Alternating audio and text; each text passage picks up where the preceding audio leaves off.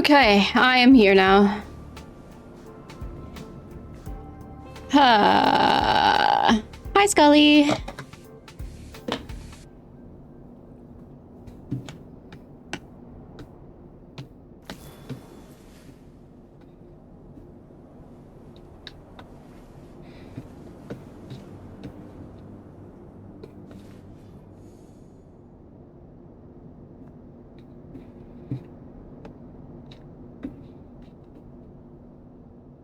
I got Blade jump scare. Absolutely.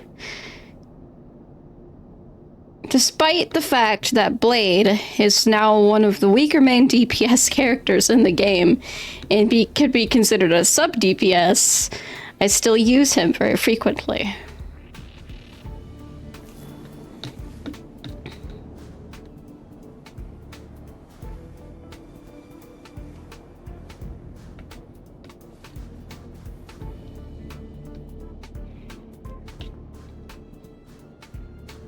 Poor Bladey.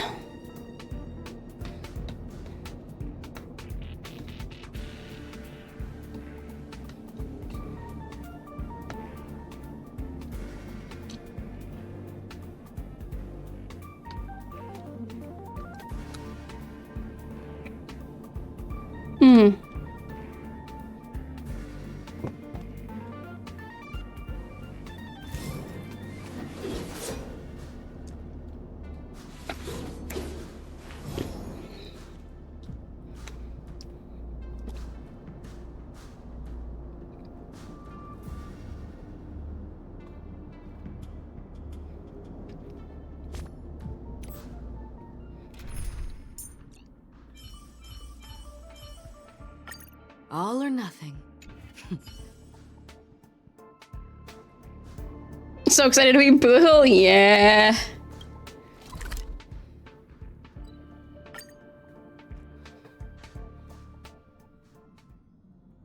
Newsflash! Penacony's Charmony Festival has entered its countdown phase. Accompanied by Pocky's TikToks. After 12 system hours, this grand celebration will commence with much fanfare.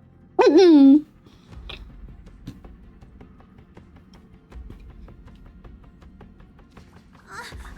already told you. We can talk things out. I'm sorry, Fluffy. I really have something urgent to attend to, so I had no choice but to resort to asking this favor of you all. Since you already know what you're doing, I'll also have to remind you of its risks. Hey, partner, what's with the hostility? I thought pulling this thing out was just a way of saying hello. For the last time, state your identity and purpose. How did he get aboard the train? My name's Boot Hill, and I'm a Galaxy Ranger. A Galaxy Ranger? You look like you seen a ghost. Did you think we all went extinct? Well, that's the price you pay for being off-grid for too long. The righteous heroes of the hunt would never hijack the Astral Express. I ain't hijacked anything. What, chatting with someone while holding a gun is considered a hijacking? It probably is. Pardon my frankness, but No, there are what's the fact he plenty of does? rumors in the cosmos regarding the Galaxy Ranger's current status, and none of them are pretty stories. It's very subtle. I have a hard time believing you. Oh, this is hilarious. The tale that this bunch of fools spin is getting out of hand. There's even a bit about the Galaxy Rangers being turned into gibbons by Dr. Primitive, and they're in some valley screwing around on swings. Of course, I know you won't believe me, which is also why, similarly, I have a hard time believing that you're the real Nameless. See the bullets in this gun? 9mm, an eternal classic. I may need the Astral Express's help right now, but if you're an imposter just like that one, then this bullet might just end up in my head. Like that one. I can't allow myself to be exposed to danger. That's just the way it goes. So, you all have to first prove yourselves, eh? Huh? Where are you going?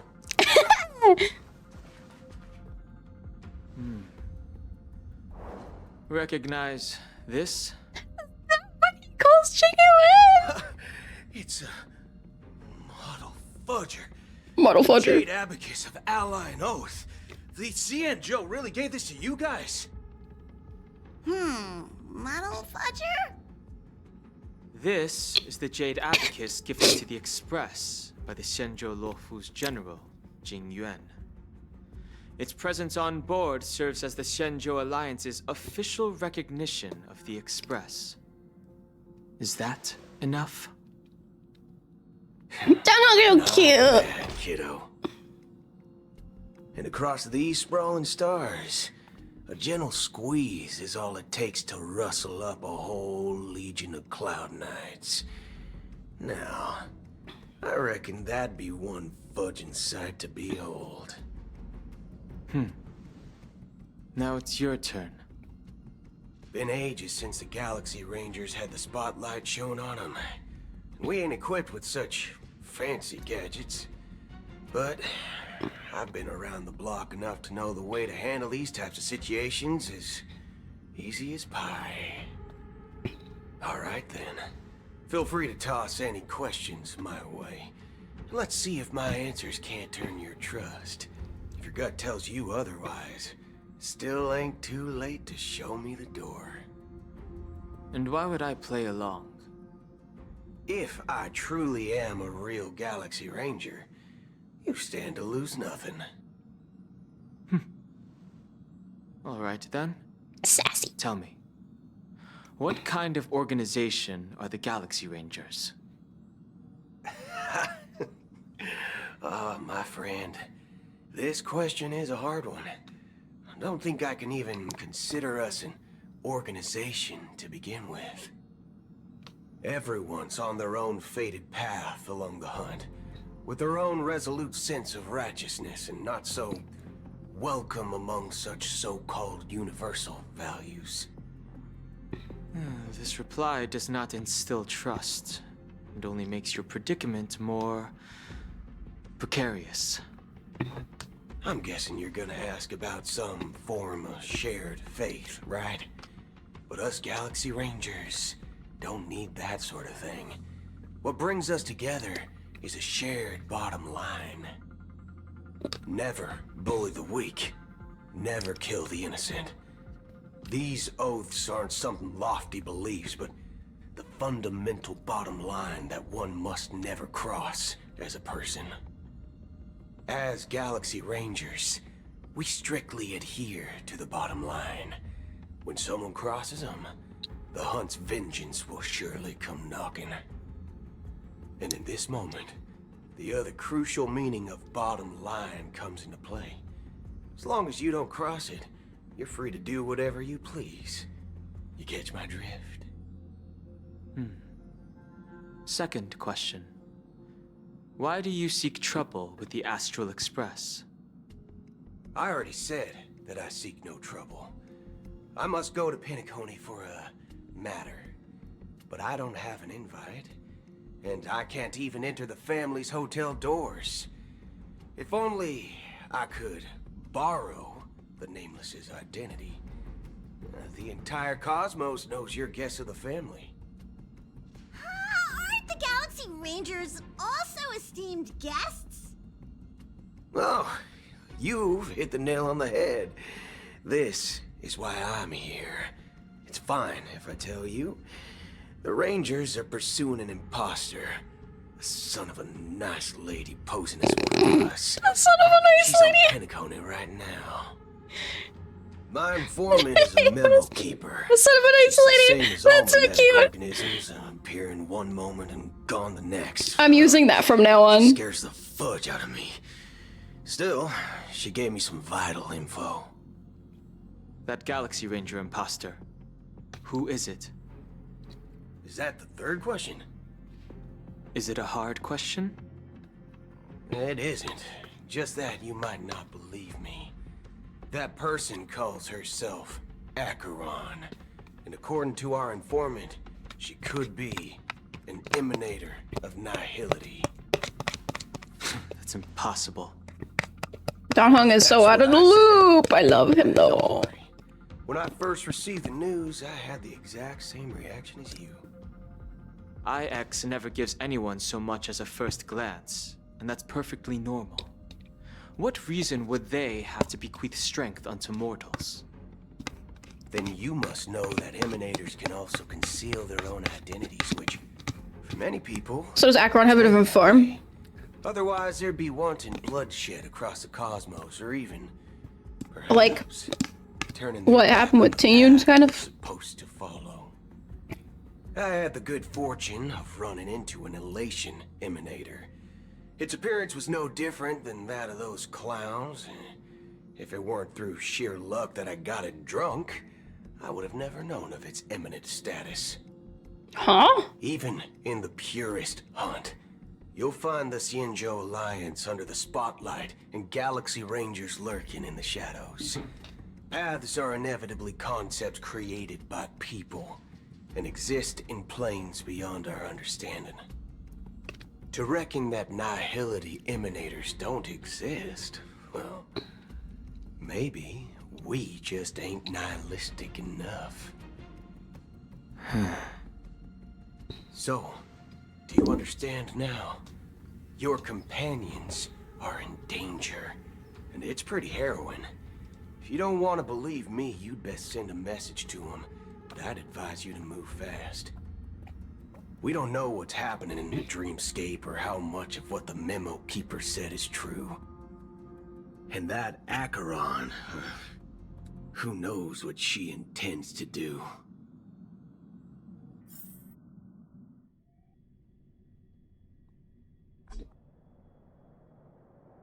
I don't intend to do anything.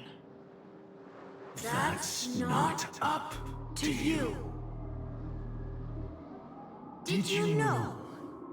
People who come to the land of dreams for the first time, they'll subconsciously stop to reaffirm that they're still walking on solid ground. And then they will unanimously raise their heads to gaze at the sky. Be it reality or dream, staring at the sky is instinctual for humanity.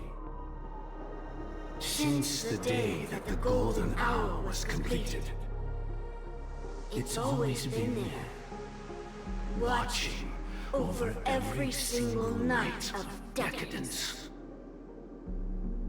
But now this night sky has been mercilessly severed, dyed with the mist of nihility.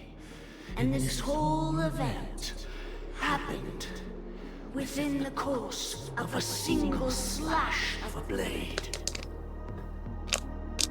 A single slash of a blade isn't really accurate. It was actually 2 blades, just that the second one was faster. That's not the point.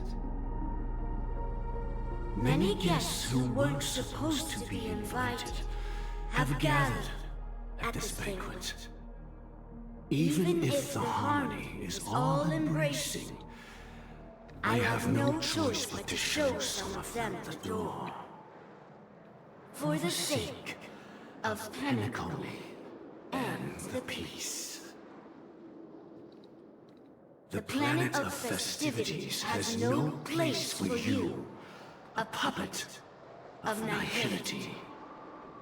Those who live in the shadows do not bear the right to tread the illuminated stage. Speaking of living in the shadows, there's probably not much difference between us. It's only polite to reveal your true self, at least when speaking to others. Penacony's Dream Master.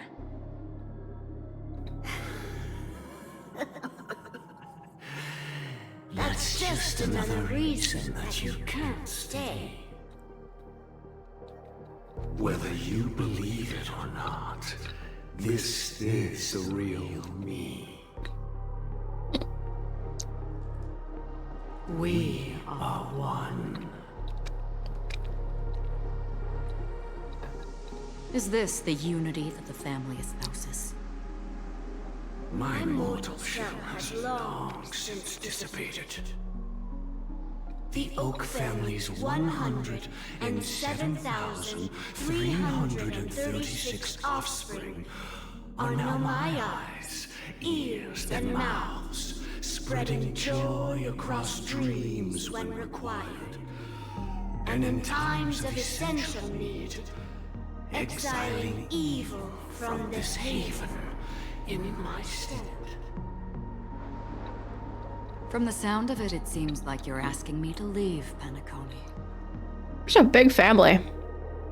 I am glad that you're an understanding one. Alas, I'm not asking. If you think you can. Are you threatening me? I ended it with a period. It was a statement, not a threat. Knowing who I am and still showing such malice. You're not the first, nor will you be the last. This scene played out many times before. And usually, when faced with my questions, most people retort, "Why can't I?" The result has invariably been that they can't. You are confident. But be reminded, the family is forgiving, but not weak. The cords of the harmony extend across worlds. If you do not comply, when the blade is unsheathed for even a hair's breadth, you will never be able to escape the eternal Centurion's wrath in all of your lifetime. 137 individuals. That is how many heathens I have exiled since I became Dream Master. Among them were those who once severed my wings, and those who immolated my body. And here I stand again, about to add another mark to the tally. And you will die. I mean, all of you will.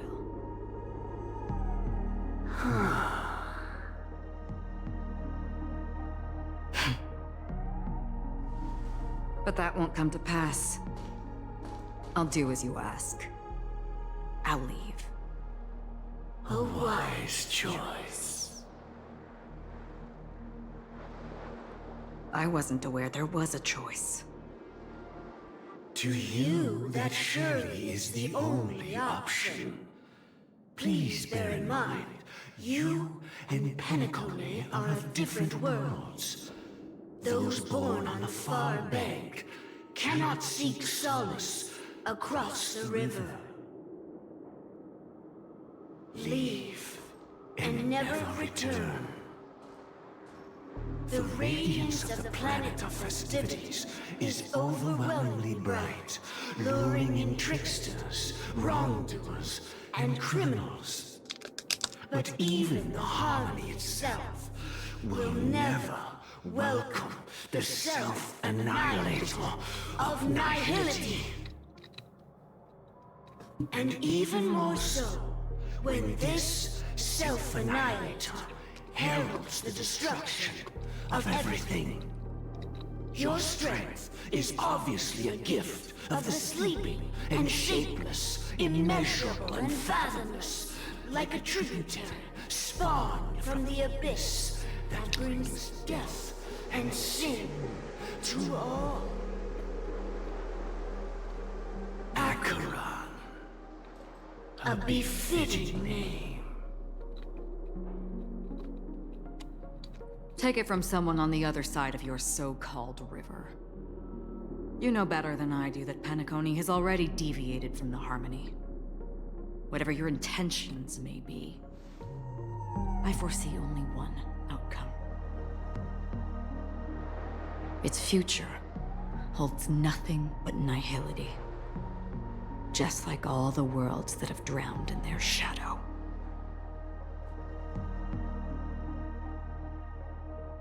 Robin's POV. Huh? Attention, please. The unusual event that occurred moments ago was due to a technical malfunction at Clock Studios theme park. The family has promptly responded to secure the area, and we're happy to report that there have been no injuries. Oh, I swear that was no movie shoot. So many chips fell from the sky, and I even caught one of them. But it vanished in an instant before my very eyes. No, Aventurine. Are you talking about the Clock Studios theme park incident?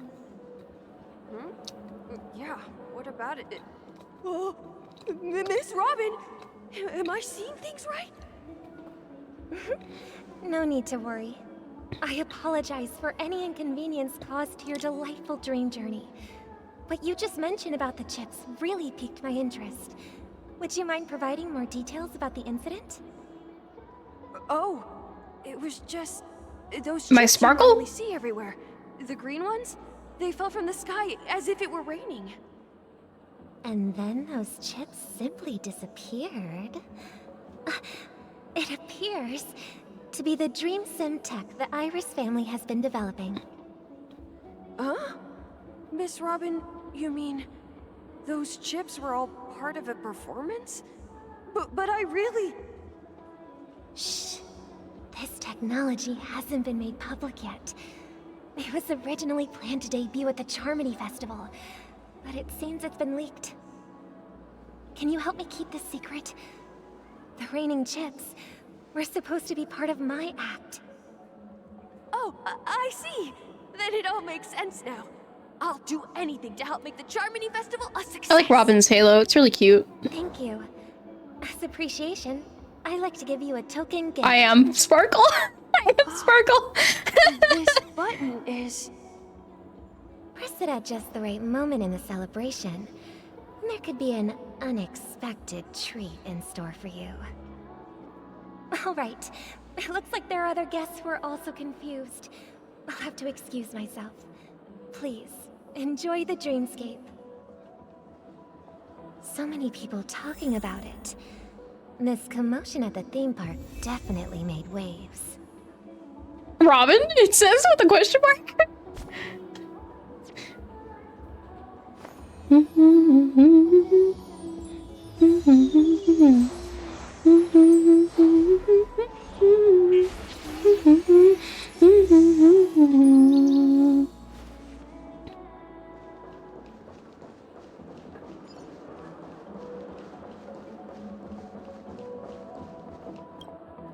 The family promised they would protect the guests within the dreamscape, but I witnessed a group of organic life forms making their way to the theme park.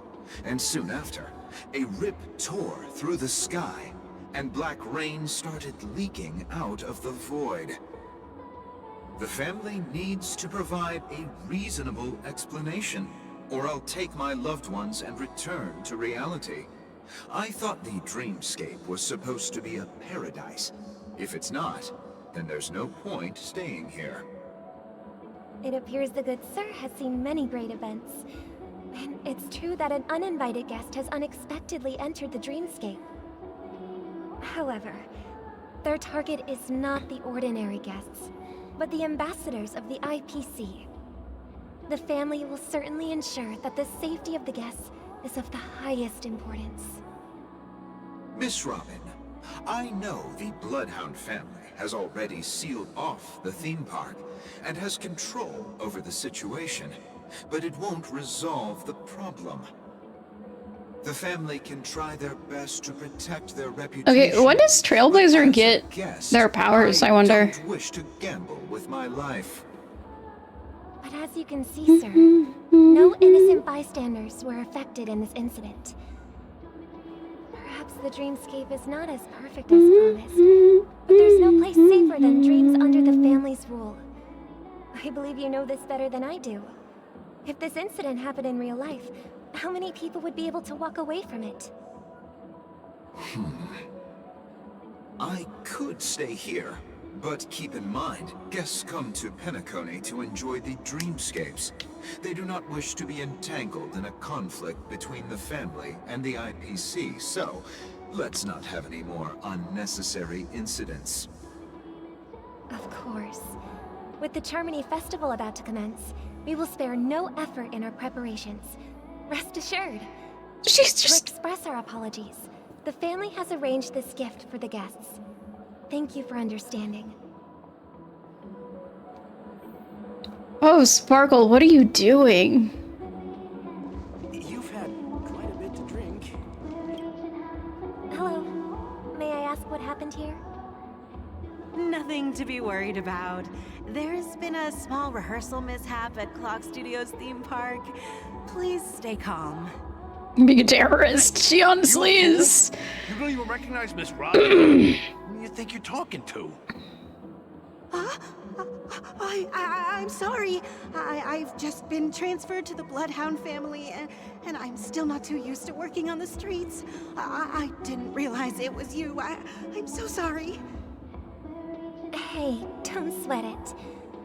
You guys have a tough job. I know how it is. How's the situation looking? Oh, we've sealed off the theme park.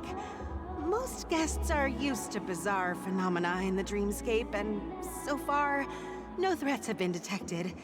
We can expect order to be restored soon. Rest assured, Miss Robin will intensify our patrols to ensure that no incidents occur. I trust you guys. But regarding what happened in the theme park, what do you hounds think about it? It's okay. Feel free to speak your mind. Well, Actually, I was there shortly after it happened. Is it true that the IPC's ambassadors came with ill intent? And that Galaxy Ranger who easily cut through the sky? Miss Robin, tell you the truth. Where's Dr. Ratio in all of this now? Myriad factions on Penacony have already been causing unease for everyone. Thank you all for your loyalty towards the family. The planet of festivities has indeed run into some trouble. The representative from the IPC, he's trying to regain Are you about his ownership of boyfriend? Penacony and is Honestly, preparing for yeah. a hostile takeover. Of course, the family did not agree. The result of the failed negotiations is as you see it now. No wonder. So this is the main reason why the IPC staff are banned from entering the dreamscape. Did they apprehend the troublemaker in the end? Don't worry. Mr. Sunday is currently tracking his whereabouts, and he'll have something to show for it soon. However, given the situation, the IPC surely won't let this go easily. Therefore, we are relying on you hounds to maintain the order and stability of the dreamscape. Please be assured, Miss Robin, we take our orders seriously. We won't let those IPC cronies get away with this. Thank you for your hard work. If there are any other members who still feel uneasy, please tell them on my behalf that protecting the dreamscape requires everyone's help. This is a small gift prepared by the Iris family for the guests. There's one for you too. Please, open it at the Charmony Festival for an unexpected surprise. I can't believe I received a gift from Miss Robin. It feels like I'm dreaming. Wait, I am in a dream. Okay. Comes knocking on our door, we're not afraid to go to war. Rest assured, the dreamscape's peace will be protected by the Bloodhound family.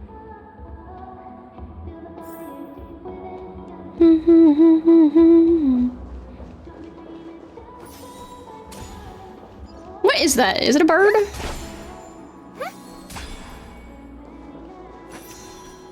Looks like a bird.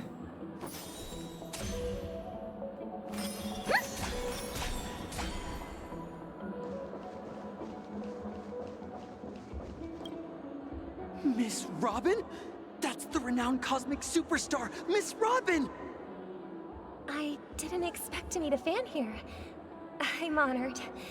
Welcome to Penacony, a world filled with wonderful dreams. I can't believe I'm actually meeting the real Robin! Shouldn't you be preparing for the Charmony Festival? Preparation is important, but the ceremony is fundamentally about sharing the Great One's harmony with everyone. If there's a chance to sing with everyone, I will not refuse. Regarding the recent mishap, I understand it negatively impacted some of our guests.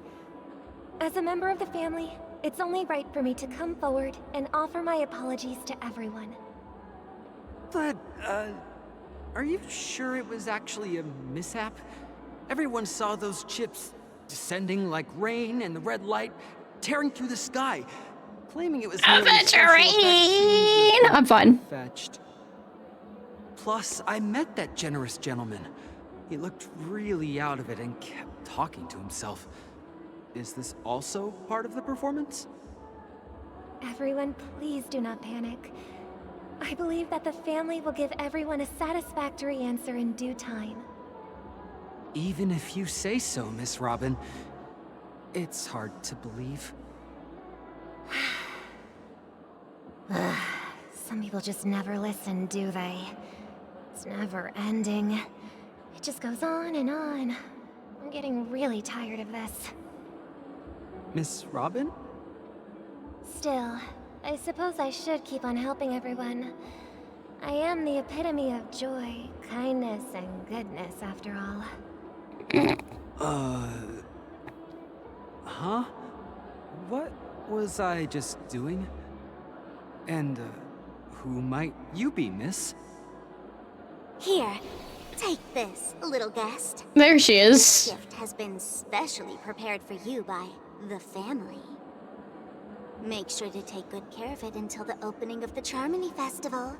Then, when the show reaches its climax, press the button together with the others around you. You never know. Something very exciting might happen. Oh, okay, bye. We're back to where it all began. You entered the golden hour from this place. And it is also from here where you will enter the true Penacony. It is a pleasure to journey alongside you once more. But it's time I laid bare the entire truth before you. As you might have heard, I also go by another name. Stellaron Hunter Sam.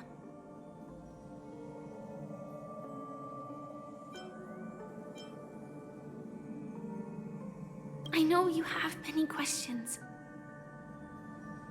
Do you remember when we encountered death in that strange dreamscape? When I was caught by that meme? In that instant before it killed me? I saw the reflection of another dreamscape in its ghastly pupils. So, following the clues in the script, I came up with some theories about the meme. Meme. That's why I instructed Silverwolf to issue invitations, drawing everyone to the Dreams Hotel.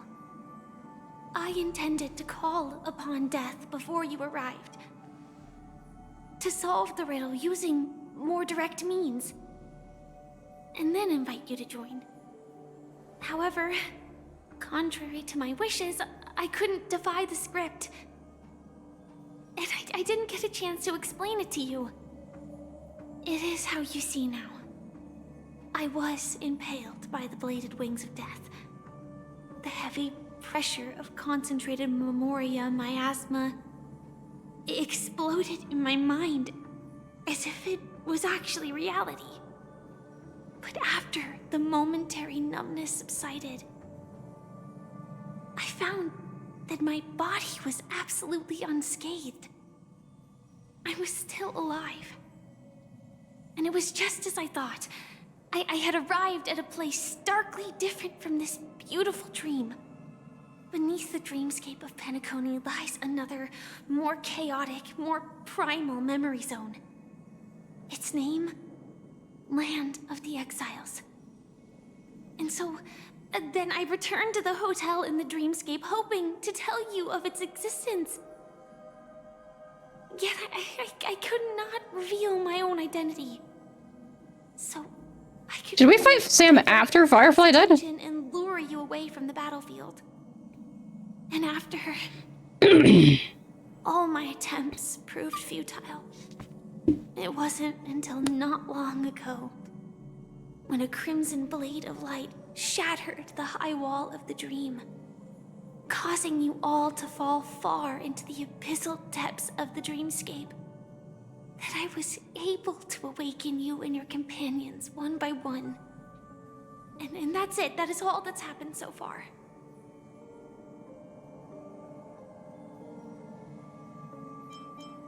I know it's tough to believe all this without reservations.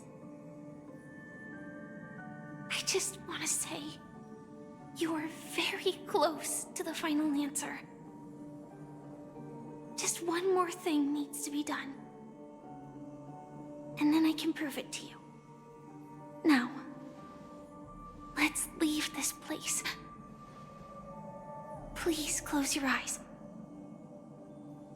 Take a deep breath and visualize the dreamscape's outline in your heart. And remember, you must not open your eyes at all times. 3, 2, 1. Don't be afraid. The one who has come to greet us has arrived.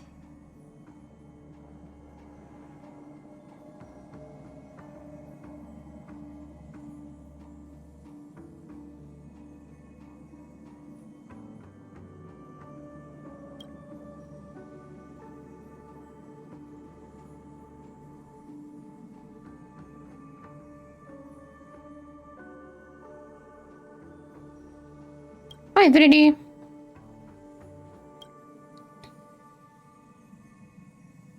I never knew you could do this. Bladey! Do you have a driver's license? I do. That is... surprising. Why? Because this is Japella, the city of sins? No, it's nothing. I'm just thinking that you haven't slept in 20 system hours. Are you sure you're okay? I'm fine. I'll survive. Same goes for you. I'm not so sure about that. Slow down a bit. Infiltration is over. Feel free to activate Sam anytime you like. There's still some time before the next part of the script unfolds.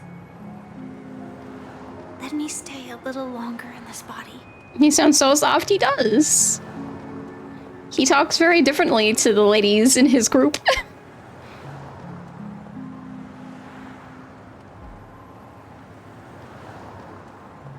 Such a long tunnel. Didn't feel this long when I set off. And he's in a In suit. half a system hour, it will lead us to Kafka. And then comes the downfall of the Japella Brotherhood. Is that also part of the script? It's in your script too. Sorry. I didn't notice.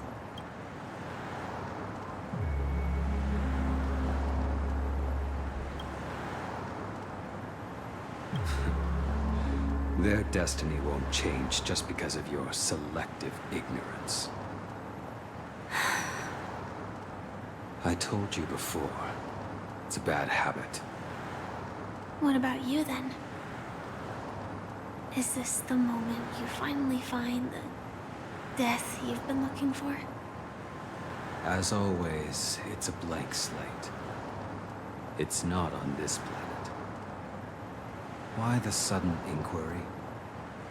Because I'm currently in a car with a sleep-deprived driver. I just want to get there in one piece. This car has full self-driving capabilities. I'll just put my hand on the steering wheel. Will that do? Hey, don't take everything so seriously. Elio would always say there's only one type of destiny. The inescapable type. He can see the future, and we, likewise, are aware of our predetermined end. But before that moment arrives, we can still choose what we do.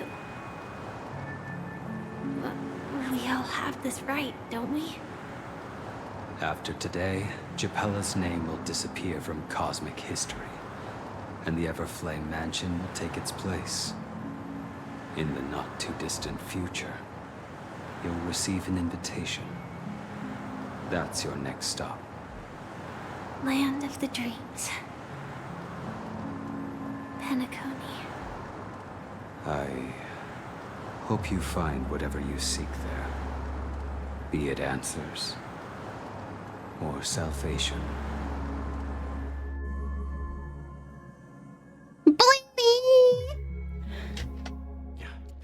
Glad Oh, to see hello. you're safe and sound. Ooh, look at this place. Close your eyes. This is the answer. Isn't it incredible? The monster that we have always known as Death is actually the guardian of the land of the exiles. Oh, so hi, Welt. Where's everyone else? Abides by a certain rule. Abducting people from their dreams and bringing them here. The question that has been perplexing us, does death really exist in the dreamscape, appears to be a cognitive trap. It was laid by those orchestrating events from the shadows to cover up the truth behind the disappearances and the existence of this fortress known as Dreamflux Reef. Every emergence of that meme is related to I like the music down here. Watchmaker. Since Dreamflux Reef is where it brings its captives, it's likely that many of our long-standing questions will be answered in this place. The atmosphere here is starkly different from the beautiful dream. There are no regulators here like the family. And they all look like they're mildly dazed. But from the whispers of the residents, they've heard a familiar name. Gallagher. It's that man again. Always in the right place at the right time. Though that does save us the trouble. He's of looking for 13. him. Himiko and March have already made a move. Get ready. We're about to set off. The real dreamscape. The land of the exiles. Oh! Before we go, should we speak to everyone first? Wrong button. Too much Genshin.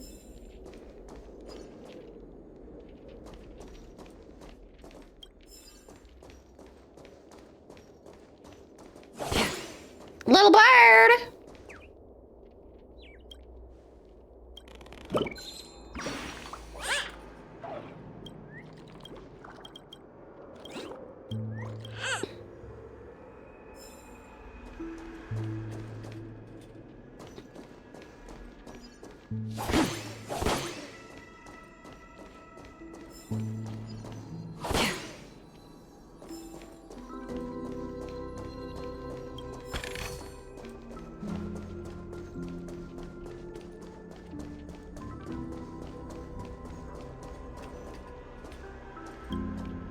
I'm really sorry for waiting until now to tell you everything.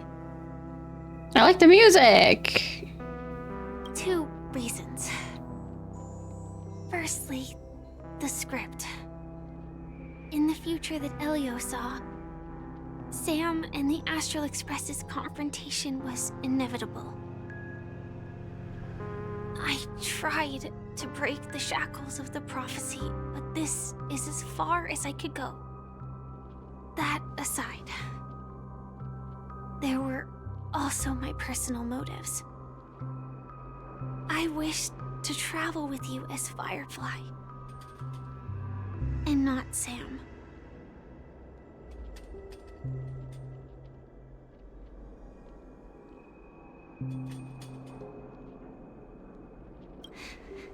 Thank you. Elio only gave me one instruction. Allow the Astral Express to pursue the Grand Legacy. It means that the Watchmaker's legacy holds great significance to trailblazing. And to you. Elio's scripts used to revolve and expand around certain specific Stellarons. But with your appearance, this condition has apparently ceased to be appropriate. Perhaps he also saw the impossible in the future. Do you still remember that medical cabin I told you about?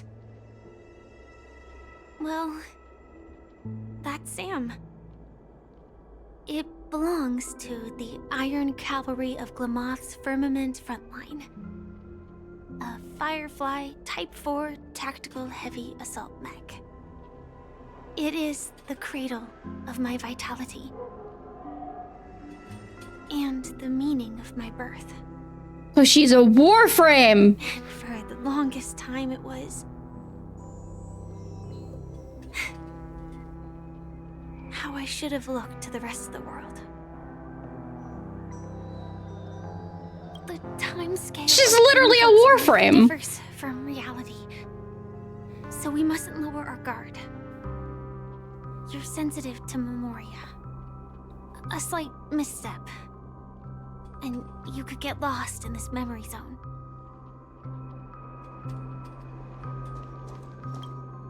Something on your mind? Let's talk about it. No wonder Miss Acheron is so averse to drawing her blade. It's hard to imagine such terrifying power. Has who kissed? Who you talk about? Ordinary sheath. If it weren't for the fact that Aventurine's power originated from the preservation, the entire dreamscape would have been affected. Aventurine? Don't feel burdened by this. Even without that Stellaron inside you, Aventurine would still have found other methods to accomplish his goal. Let's just believe in Miss Acheron. And given her prowess, I don't think we've got anything to worry about. Trailblazer and Firefly? No. During your investigation, he shared a vital piece of information. Mikhail, the former watchmaker who collaborated with the family to construct the Penacony we're familiar with today, had a falling out with the family for specific reasons. But this is precisely where the problem lies. You were clearly investigating a murder, so then why, as a security officer, is he changing the subject to talk about his past with the watchmaker? And now, with Firefly mentioning his name again, it's hard not to be suspicious. Before we found you, she'd already revealed her Stellaron Hunter identity and shared a lot of information. Who would have thought that the Molten Knight's true identity was actually a young girl? For her, this is a secret that she cannot allow others to know. That being the case, I think we can believe she's willing to cooperate. But she didn't reveal all her secrets. I just can't shake the feeling that her situation is different from that of the typical dreamer. And I hope that doesn't lead to any dangerous predicaments. I hope you've regained a little composure. We'll move out when you're ready. Okay, Dad.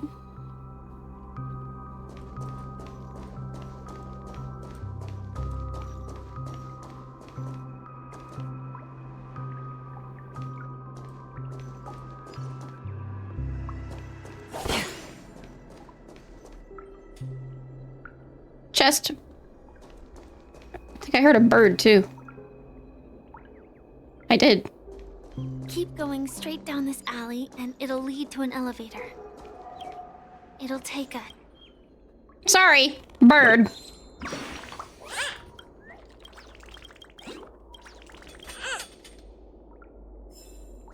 You were saying... You won't continue because I interrupted you with the bird. This has more space inside than my own house.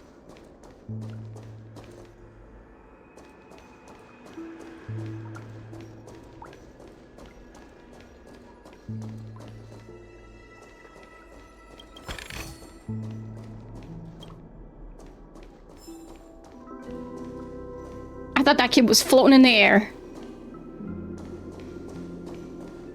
What a huge clock heap. Looks like the watchmaker also left his mark on Dreamflux Reef. That's not creepy at all. Bird.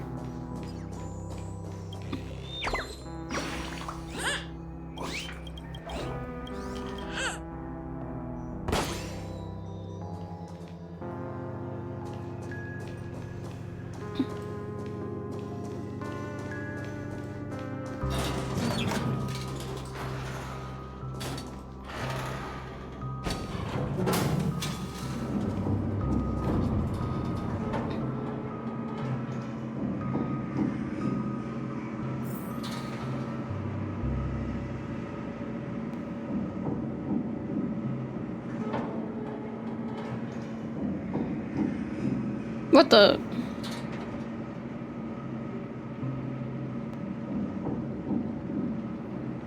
Unbelievable. To think there's a settlement of this size within the dreamscape. And all beyond the family's reach.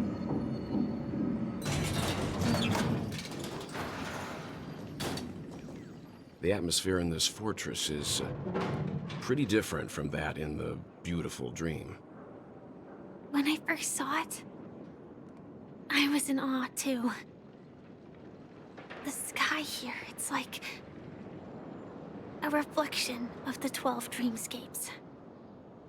What's even more bizarre is that this place is also separated into trade and residential areas. The layout may be simple, but the facilities are very comprehensive. It seems that there are quite a number of people living here. Though both dreamscapes have distinct styles, the architectural designs are quite similar. Works of the same hand, perhaps. Hard not to speculate on the connection. But there's no point in overthinking things. Let's meet up with Himiko and the others first.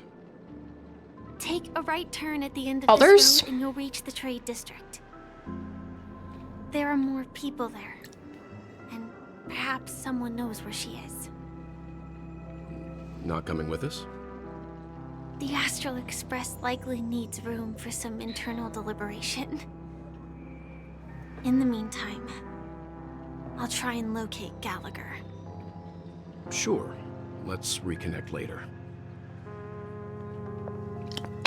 Letting her go was the right decision. Further observations are needed before we decide whether to trust her. But first, there's someone I need to talk to. Let's go. I'm sure you've already noticed him. Mm-hmm. He's right over there. The Reverie Hotel's bellboy. How did he end up here? And right after Miss Acheron severed the beautiful dream. We'd better check, just to be sure. It is perfect for me, and perfectly legal for me to stay in. Uh-huh.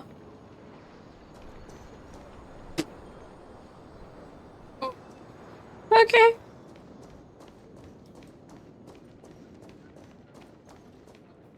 Huh? You're the guest from before. We meet again! And a new friend. Clocky. Forgot to introduce myself. I'm the hotel's bellboy. I see a bird in the background. Hello, Misha. I'm Welt. We met in a dream. Oh. And who might this be? You know who that is. Talk! Old friend and new friend! Let's high five! No, thank you. Your memory zone meme? Nope. Clocky is a good friend of mine. We all live here. How did you two get here? This dream I can well see him. to be open to the public. I wonder if it has something to do with Sleepy. So, this is your home? Yep. After my work in the beautiful dream ends, I'll go back home.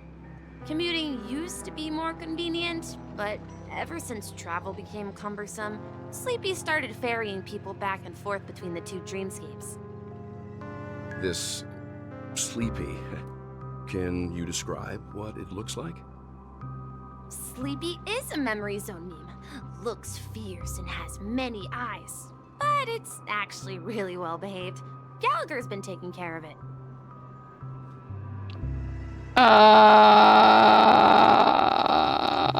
Based on the description, that meme is indisputably death. A nightmare for the family, but for the people who live here, well, that couldn't be further from the truth. Death? Not in a dream, surely.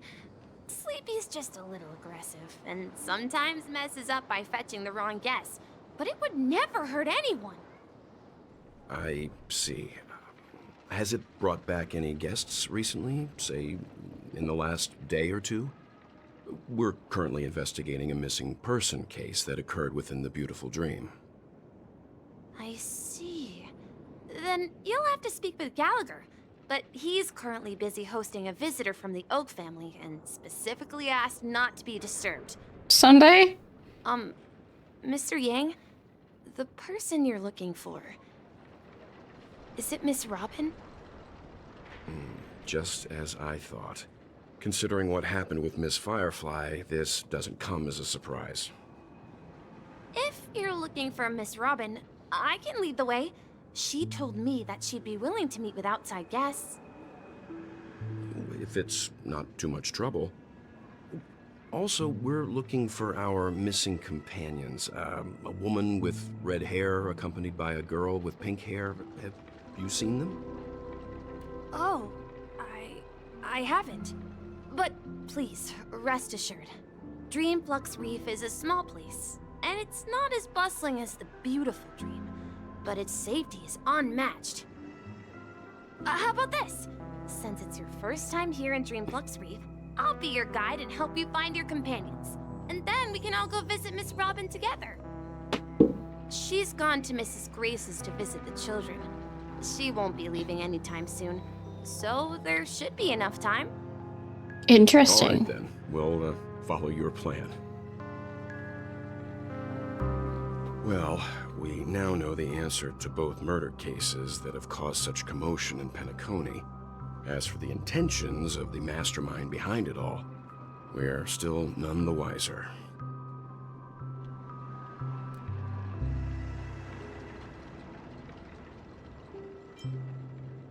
Yes, and I believe their relationship with Gallagher may run deep. Why else would they be so clandestine about their discussion? Regardless, we have to find Gallagher. Say, you mentioned before that you saw Clocky that only you could see, right?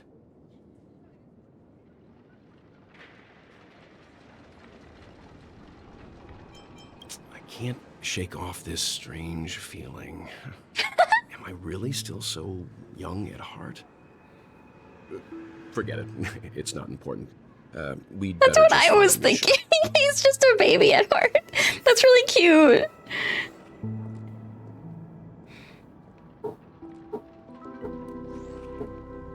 Where's that light?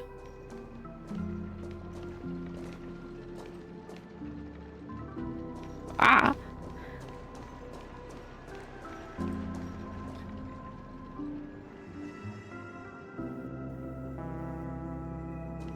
Well, I'm not gonna work. Wait, are you just? Yeah, I was open motions. Remember, I'll do it right now.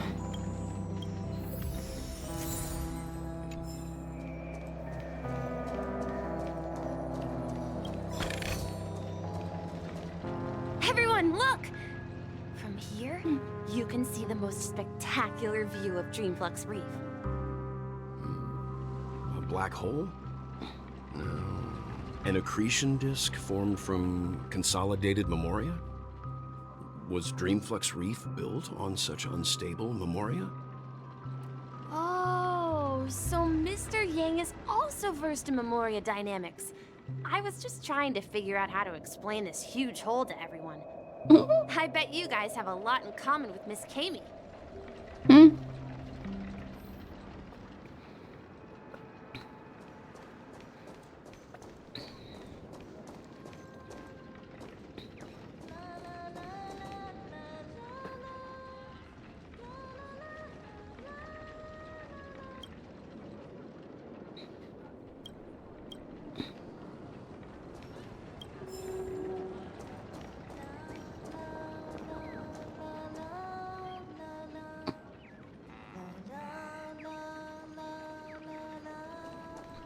Look, there she is.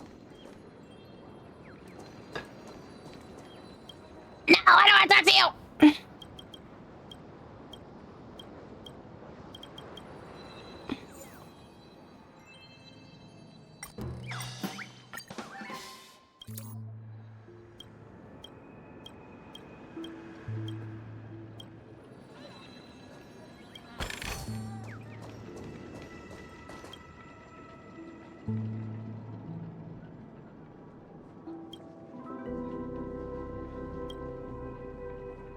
Pretty. My calculations are finally done. In another 10 system hours, the above dream will swallow the dream below. My hypothesis was correct. This place will cease to exist as the dream devours everything. Well, how the buildings are tilted and swirly. Who are you all, and why haven't you left yet? This place is about to disappear. I'm Kami, a dreamscape surveyor specializing in Memoria dynamics, and this is my life's work that I'm researching. See that huge Also a Halo fan. It was just a narrow rift many years ago, but now it's grown into a giant hole. The surrounding Memoria has been flowing towards the other end of the hole at a constant velocity, slowly but surely. But the scary part is, according to my calculations, the flow rate of Memoria has recently changed, and it's faster than ever before. It's almost Like a whale can come out of it. sucking it in from the other side. By constantly improving upon Madame Rosalina's Memoria measurement method, I've finally obtained accurate results. After 10 system hours, the Dreamflux Reef will cease to exist. Just like the melting of glaciers, everything will crumble and disintegrate. The dreams on that side of the void will fuse into one. Okay. Please don't worry. This sort of thing has happened many times before. Miss Kami isn't a bad person. She's just a bit lost in her own world. She'll probably realize she's wrong soon enough. You don't say. There was something else that piqued my interest. Who is Madame Rosalina? Oh, do you know her too? Or are you also a fan of Memoria dynamics? We're very interested in Madame Rosalina's achievements. Could you tell us a little more about them? Why, of course! She's an excellent scholar of Memoria dynamics, and the first person to apply Memoria rate measurement methodology on interstellar travelers. Regrettably, due to the presence of the Garden of Recollection, ordinary people don't pay much attention to the nature of Memoria. She departed this world without much fame, leaving only a few thin journals behind. I came to Penacony to learn more about my idol, and went to great lengths to seek out Dreamflux Reef, all because this is her final resting place. Prodigies always meet their demise prematurely. If only Madame Rosalina had more time, she would have discovered a way to reverse the flow of Memoria. I felt it. The source is in the golden hour. There is a certain anomalous presence stirring the currents of the memory zone. I must uncover more concrete proof. I must convince everyone. Okay. Does the name Madame Rosalina sound familiar to you? That's right. It seems like she did a great deal of research and calculations in Dreamflux Reef before abruptly passing away. Miss Katie regularly mentions her. I hear Madame Rosalina passed away during the prison war. She could see the Penacony of today. It's people building homes in the memory zone. I bet she'd be really happy. Perhaps. Our destination is the commercial district. That's where the largest crowds gather in Dreamflux Reef. We might be able to find the others there. Oh, wait, it's over this way.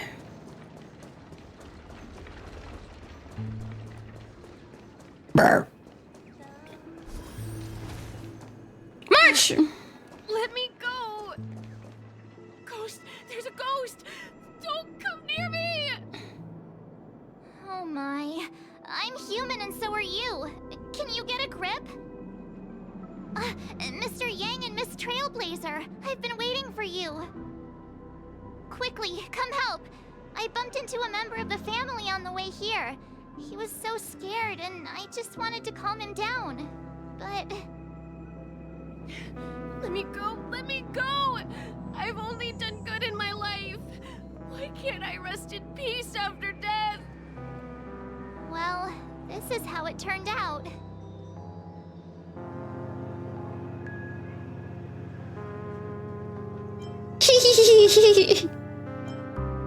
Haha, you're a regular comedian. He thinks he's dead. Although, when I first fell in, I also thought the same. Dear guest, this is not the afterlife.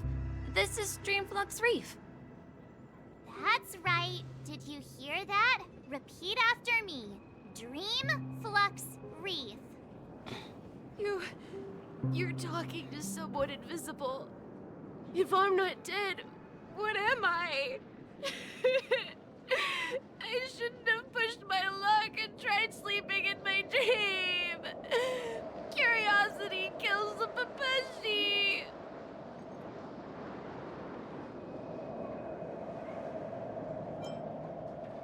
Stop asking! You'll alert the monsters! All the dead are right here. All of them! You're not talking about the memory zone meme, are you? Don't say that name! It's all your fault. They're coming!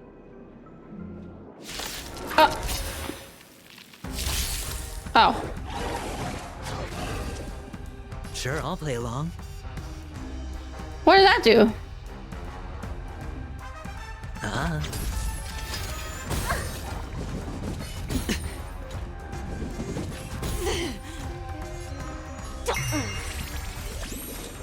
On still waters of oblivion. Oh dear. Hey! Time to twirl! I hit the mark.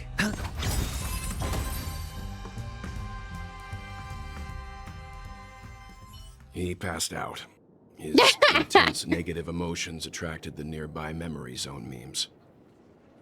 I see. But why aren't the other people around here scared? Unlike in the Sweet Dream, people here don't see memory zone memes as dangerous monsters. And even if they pose a threat, people can easily escape by forcing a wake-up call. But we can't just leave this man here. Can we take him somewhere safe? We can ask Jessie for help. I've gotten to know many locals while waiting for you guys. Everyone here is living a self-sufficient life. I don't know how to describe it, but this place feels like the real dreamscape.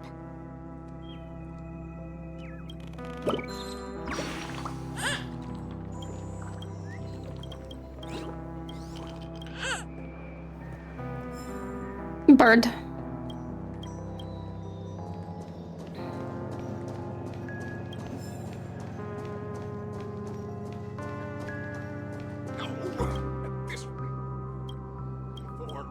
Done for!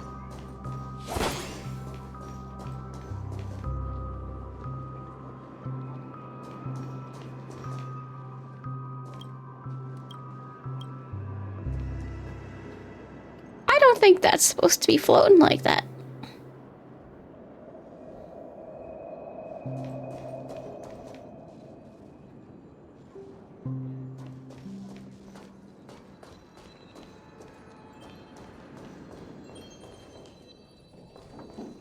Let's see how you handle a stroke. Get out.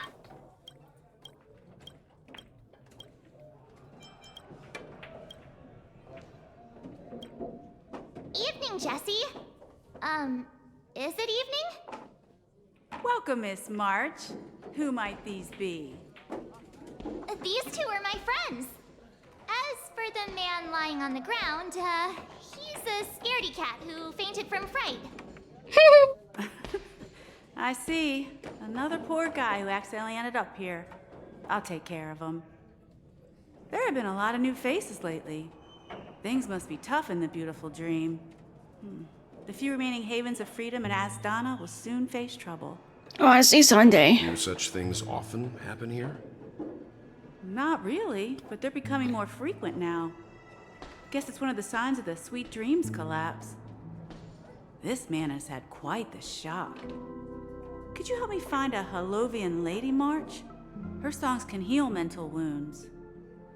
A Halovian lady? That must be Robin. She's also here in Dreamflux Reef. Huh? Robin? But I thought she... Oh, right. If Firefly is here safe and sound, then it means Robin must be okay too. Misha's about to take us to her to find out what happened. But before that, let's meet up with Himiko. You were with her earlier, right? We met some stowaways in the residential area. Most of them came from neighboring star systems. I heard that places like Dreamflux Reef are scattered throughout the memory zone of Asdana, like islands in the ocean. They existed before the family arrived. I also heard that when Dreamflux Reef took shape, it was the center of all dreamscapes in Penacony. If that's true, it's no wonder there are so many similarities between this place and the Sweet Dream. Himiko must be gathering information. Let's hurry up and get going. Oh yeah, we'll go back to Bohill and Dahong.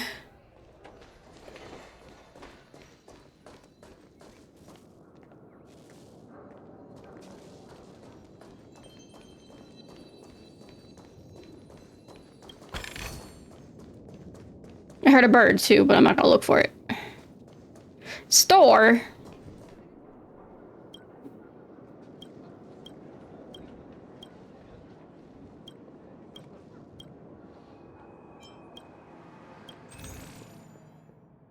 Ooh!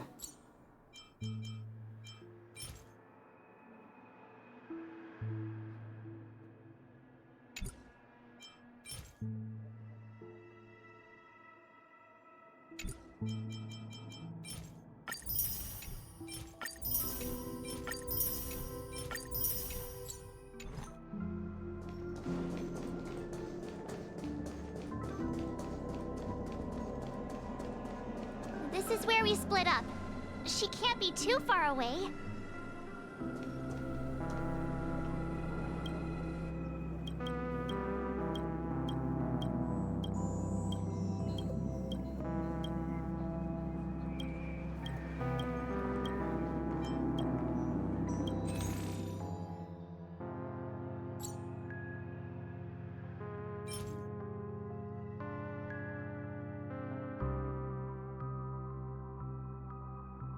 Huh.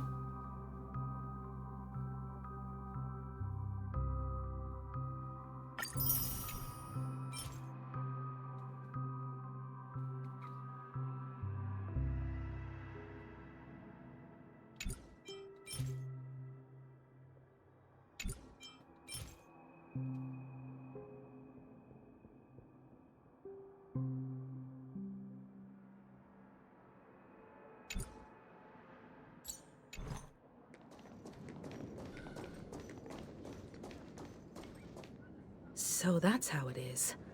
I never imagined we'd gather the remaining details here.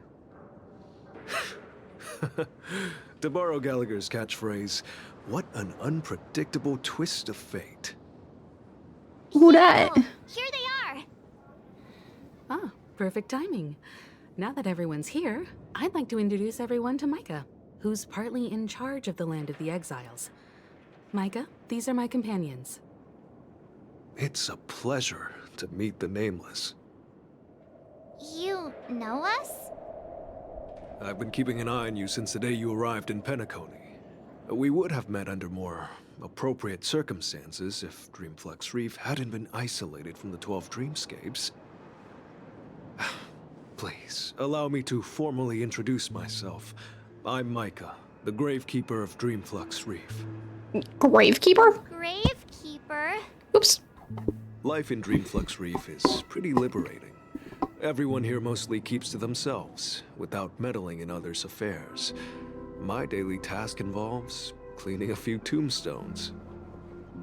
You're too modest, Micah. When lost dream chasers stumble upon this place, you're the one who takes care of them, guiding them back to the sweet dream, or showing them how to survive the wild dream chaos. So, guardian of sorts. Were you talking to me, Mr. Yang?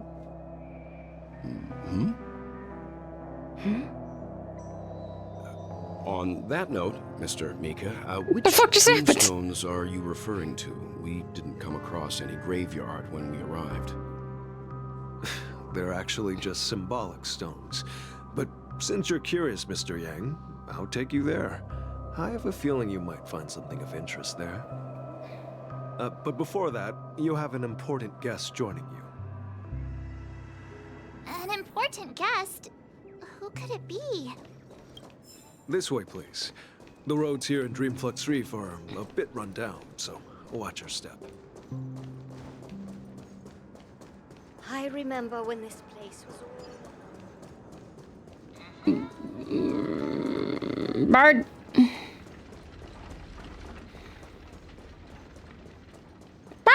Robin! There she is. Everyone sang so wonderfully. It's not often that I tried this music style, but I've gained some valuable insights from it. Oh, I can't thank you enough, Robin. Well, these kids have made incredible progress in only a few days. It was nothing, Grace. I merely taught them how to sing. It was you who brought hope into their lives. Life must be quite difficult for them in reality, I imagine. That's right. Whenever it's time to say goodbye to these kids, they're reluctant to leave. But I've explored every corner of Dreamflux Reef. Talked to everyone I met. And they all fine. tell me the same thing. This shattered dream is not worth clinging to. It seems you truly are a child of the Harmony. Emma and Andy are orphans I took under my wing. Carol there, with her blind eyes, used to work at a nutrition center in the outer ring of Penacony. And as for Gary, he's been living with autism since he was a child. They're not old enough to enter the sweet dream managed by the family. If we compare people to birds, these kids are like fledglings with impaired wings. But in this dream, well, they can fly freely. Even if they stumble along the way, well, they're still relying on their own strength. And me, an old lady with no legs. Well, without this dream, I couldn't even walk toward them. I'm glad that you found a new life here in Penacony. It's just... Don't worry, Robin. Dreams have their significance, but they aren't everything. Both the children and I understand this. No matter how long we fly through this dream, we will one day return to reality. But you know what? Emma and Gary aren't plagued by their insecurities anymore. No, and Carol is learning how to cope with her blindness. And Andy is livelier than ever. Well, even I've become more optimistic. You see, in dreams, we learn how to live. Once we return to reality, we learn how to survive. And should our feathers be damaged, and we share our wings with one another. There's no need to covet an illusory sky in dreams, because we have the right and the ability to fly towards a broader horizon. It's a relief to see you safe and sound, Miss Robin. It's nice to see you all again, Astral Express crew. I heard my disappearance caused quite the commotion out there. Yep. I'm really sorry about that. Your brother is crazy. Since you're here, can we assume that you're fully aware of the situation in Penacony? Ever since I returned to Penacony, my voice started to change, until it gradually faded away. At first, I thought it was a temporary ailment, perhaps due to having been away too long. I thought maybe it just takes some time for my body to acclimate to the high concentration of Memoria and Asdana. But now it seems the root of the problem goes way beyond me. There are elements around me that don't align with the harmony. And losing my voice is just one of the signs of the Sweet Dreams collapse. The Sweet Dreams collapse. That memo keeper mentioned the same thing. So it's real. While I was away from Penacony, the boundaries of the 12 dreamscapes kept expanding outward. But whenever I mentioned the anomalies in my dreams, all the family heads refused to talk about it. Only my brother was willing to respond. Later, I discovered the secret letters from the IPC ambassador, which further convinced me that there are hidden secrets beneath the surface of Penacony. So, following the clues in the Oak family's dossiers, I found my way here. The land of the exiles, concealed by the family under the guise of death. A dream within a dream, where Penacony's past is buried. Hearing you speak, it sounds as if your voice has made somewhat of a recovery. I hate to admit it, but the harmony in this place resonates more broadly than within the Sweet Dream. It's regrettable, but the family has experienced betrayal. The traitor, or traitors, abandoned their original principles and, using the name of harmony, exploited people's weaknesses to turn Penacony into the planet of festivities, trapping everyone in the illusion of the Sweet Dream. This is not the strong defending the weak, but rather the strong exploiting the weak. A world without equality won't ever be favored by the harmony. Look at her little grumpy face. And naturally, those voices blessed by them have lost the ability to sing. Could there be another force influencing the family's shift in philosophy, Miss Robin? Considering what happened with Acheron, it's difficult to conceive of another entity within the realm of the harmony capable of influencing everyone. Unless a power surpassing that of an emanator is involved. I'd heard about what happened to the Xianzhou Alliance, but as far as I'm aware, the family hasn't faced any such external interventions. Who knows? Perhaps I've just been away too long and missed something. Regardless, I cannot accept my home is moving towards the very opposite of what the harmony represents, while still claiming to uphold it. I must uncover the reason why Mikhail cut ties with the family, and who exactly it was who betrayed us all. Do you remember our arrangement, Mr. Micah? Well, here's my answer. I've decided to forgo my role, and never step foot on the Charmony Festival stage again.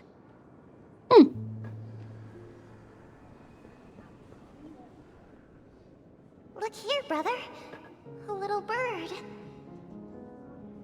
Looks like a fledgling Charmony dove. But Charmony doves don't live here. So how did this little bird get here? Maybe its parents abandoned it? It looks weak and frail. Why don't we find something soft and make a nest for it? This place is too dangerous for a fledgling. Let's take it with us. We can put it on the wooden shelf in front of your window. Okay. A bird like that must have a beautiful singing voice. But where will it live? I'll ask the family head to build a cage for it. A cage? But then it won't have the freedom to fly, right? Let's see. What is it that has captured the attention of the two best interpreters of the Great One? To the point that they've forgotten how to enjoy their dessert. Oh, poor little thing. Doesn't look like it's doing well. Do you want to rescue it? I do. But I don't want to lock it up in a cage. Why? Even if it's small and not fully feathered and can't sing, it didn't come into this world just to be locked up in a cage. Birds, they should be flying free in the sky. That's quite the romantic idea. And what about you, a young scholar? Do you agree with your sister? I think she's right. But if we leave it out in the wild, it won't survive for more than a few days at best. Ah, I see. It seems our little scholar is still a bit unsure. Well, let me tell you youngsters a story. As you probably know, Charmony doves can fly through the air. When they fly really high, the friction caused by the flapping of their feathers against the atmosphere creates amazing lights, so that they look like shooting stars. We've seen this spectacle so many times that we think it's just something they can naturally do. But that's not the truth. Their radiant display is the result of countless struggles against nature over generations. Their ancestors were too weak to survive on the ground, so to escape predators, they started seeking new opportunities in the air. After countless attempts by many generations, one of them finally figured out how to fly. It soared into the sky and never looked back at the ground again. So, you mean birds aren't born to fly, but they find a way to do it through their determination, right? Well, that's an idealistic way of putting it. So, what are your thoughts, Sunday? I think people believe birds are meant to fly because they've never seen those birds crashing to their death. That's an interesting perspective. So, have you decided what to do with the bird now? For now, I'll keep it in a cage until it can take care of itself because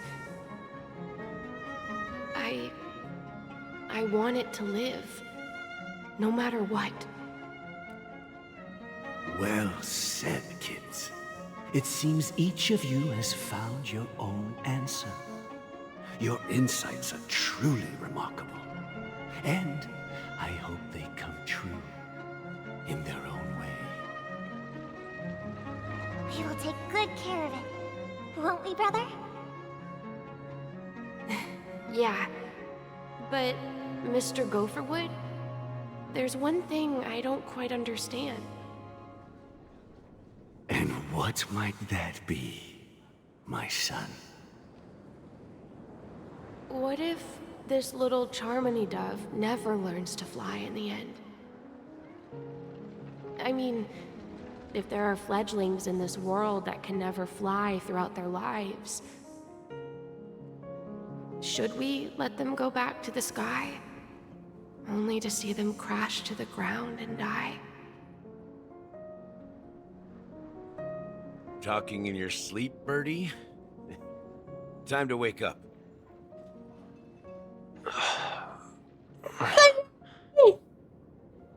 Huh? Need a hand?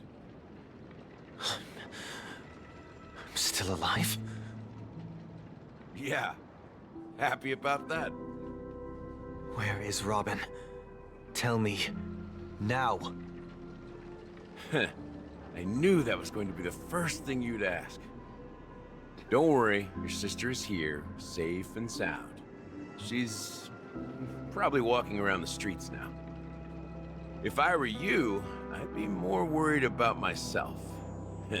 After all, right in front of you is the guy who just stabbed you in the chest with a dagger.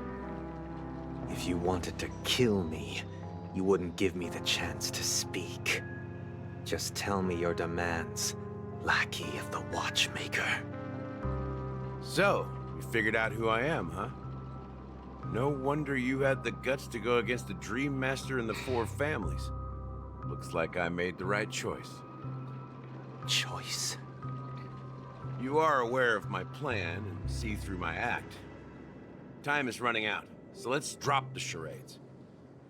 I'm suggesting we cooperate. Cooperate?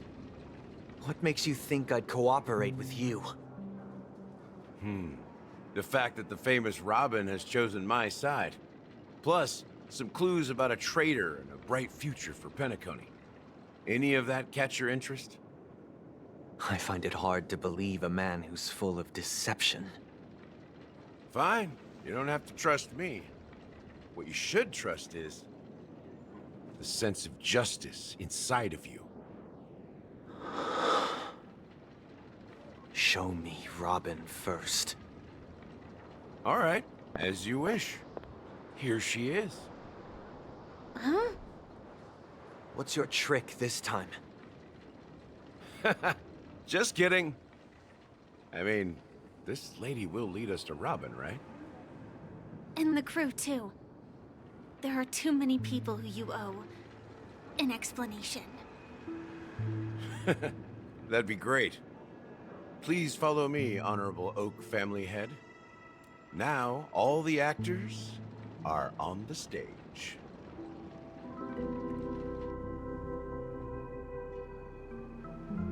This is the monument I mentioned earlier. The names inscribed on it should be familiar to all of you.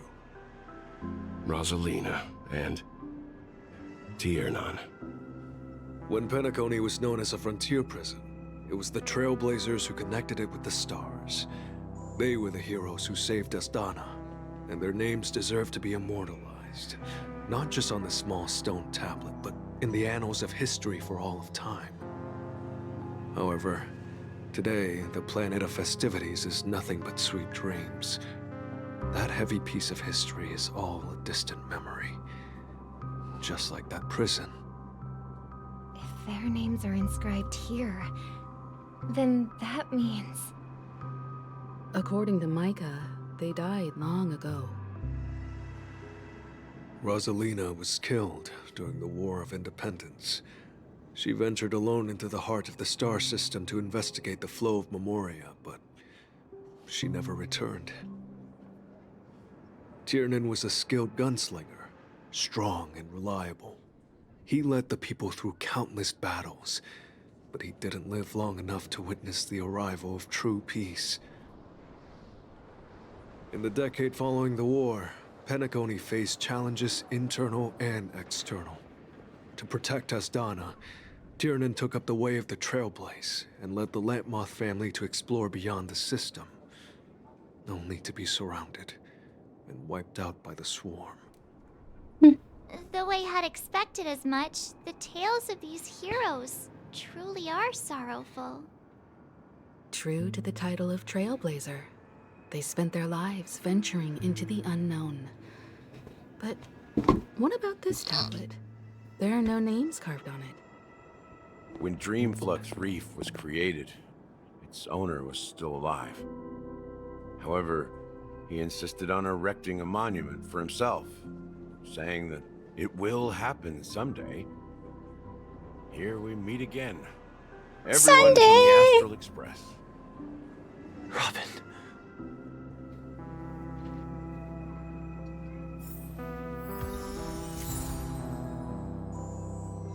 Sleepy hams.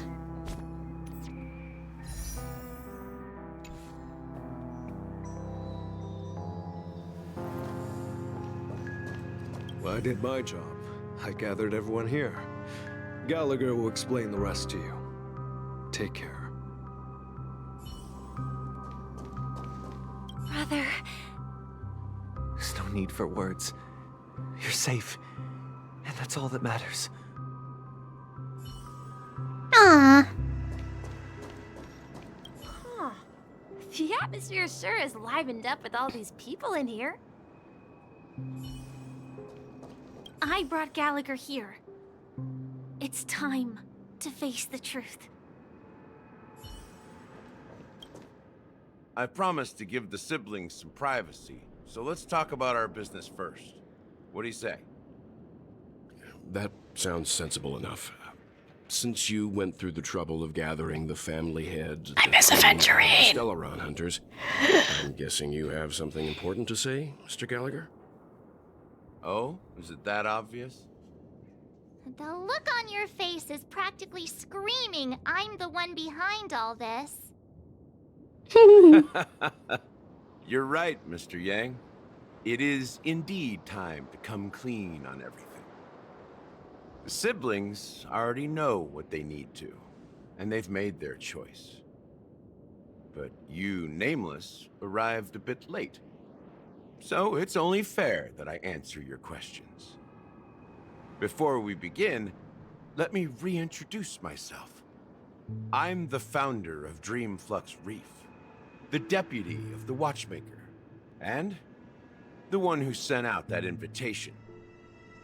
As Gallagher, the history fictionologist, I humbly extend my greetings to you all. History fictionologist? History fictionologist? So what? Everything you told us was made up? Well, don't worry. Look at March's everything face. I shared was true. Well, except for the part about the family accepting me back. I double-checked with Micah, and everything he said about the family, the Watchmaker, and Mikhail is true. Thank you for your understanding. Now let's get down to business. I'm sure you're all wondering why I went through the trouble of setting up this battle for the legacy, inviting different factions, stirring up a ruckus all over Penacony. Well, it all boils down to something very familiar to all of you. The Stellaron. The Stellaron? But how is that possible? Penacony is a free-flowing interstellar hub. There are no signs of contamination whatsoever. You're totally correct. So, care to take a guess at what that means?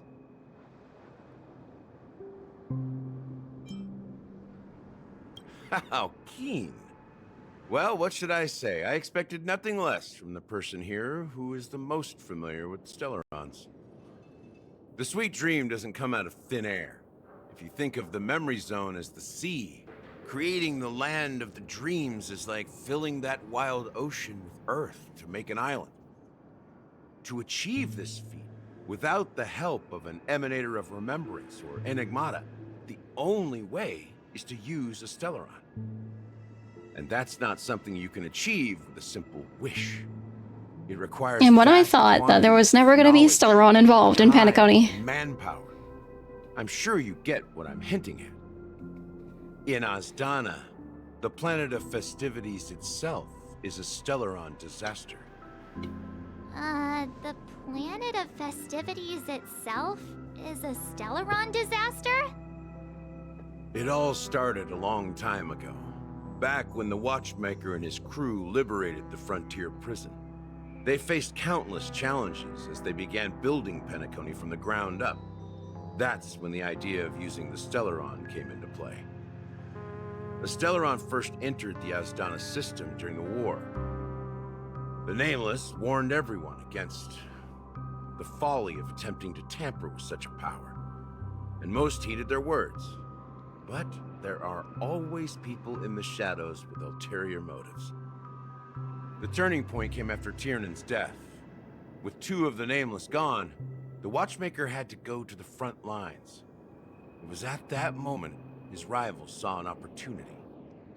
By the time a representative from the Montour Systems family arrived at the Watchmaker's call, the Stellaron had already been activated and was seeping into the primordial synesthesia dreamscape. And I suppose the family happened to possess the knowledge to seal the Stellaron? Not just that. They knew far more about the Stellaron than the average person. They helped Mikhail swiftly quell the civil unrest and played a part in building Penacony under the disguise of the Harmony. Those 3 eras were known as the Age of Dreaming.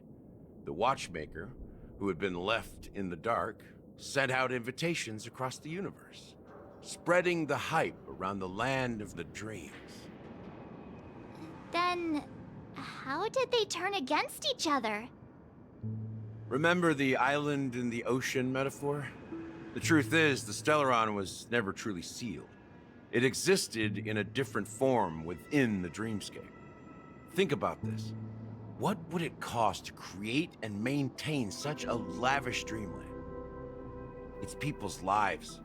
The opulent dream is built upon the decay of spirits, with a toxic elixir called pleasure flowing through the dreamscape. It tempts people to indulge in the dreamscape, and gradually their minds succumb, becoming nourishment for the sweet dream. Confusion, laziness, and cowardice, weaknesses that plague humanity, were magnified and nourished by the family. Penacony became a new kind of prison, even more impenetrable than the previous one. Sadly, we realized this far too late. By then, the family had a firm grip on Penacony, swiftly quelling any opposition that arose. At my wit's end, I had to use the power of the Enigmata, and sought refuge in this chaotic realm. Over the years, I created a meme within this dream for our use. Dormancy. That's its real name. We exploited a loophole. You see, regular people can't fall asleep again while they are inside the dreamscape. So this is the true meaning of the impossible. You sent out invitations in the Watchmaker's name to find forces capable of resolving the Stellaron disaster and draw them into Penacony to uncover the truth. It's not just that. Above all, I wanted to see what happens when the major factions engage in a struggle for the legacy. Since this is the Watchmaker's first announcement in decades, the traitor within the family is bound to reveal themselves. So, the legacy is just a facade. If you want to consider the Stellaron as the legacy, I'm totally fine with that. If that's the case, where is the Stellaron now? That's a question for Mr. Wings. The Stellaron is still under the family's control, and as the head of the Oak family, I'm sure he holds all the answers. Mr. Wings!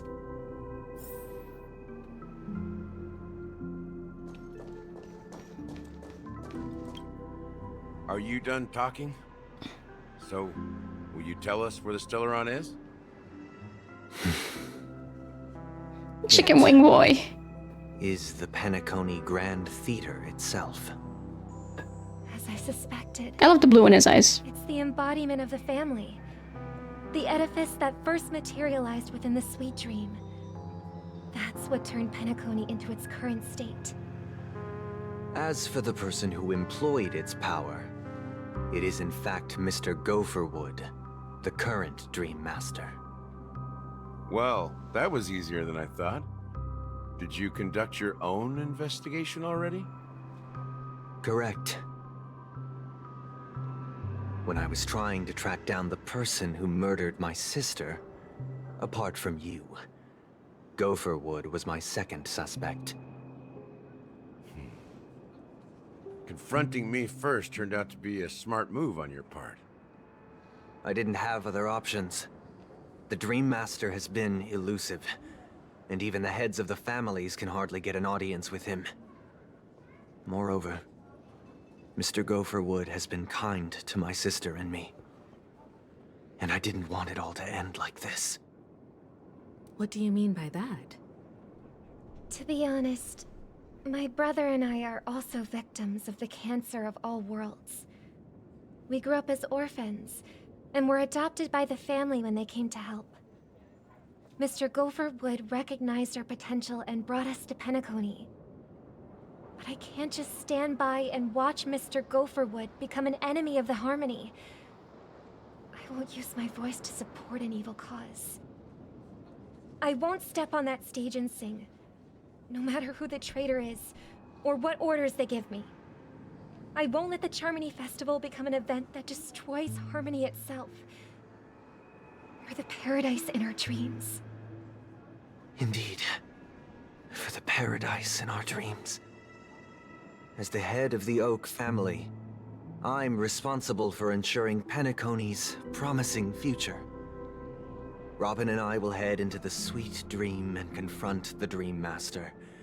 And if it turns out that the family has truly strayed from the Harmony, I'll fight alongside you. We'll put the Charmony Festival on hold and make sure Mr. Gopherwood pays for his blood debt. The enemies you are about to face aren't like this old dog here, who can barely even bark. Since our interests are aligned, why don't we team up? Maybe, just maybe, we'll have a shot at success. I just want to know how Trailblazer ends up with the power of Harmony. Nameless predecessors. And there's no reason And imaginary. Yeah, we Nameless won't back down from a challenge. Isn't that right, Miss Trailblazer?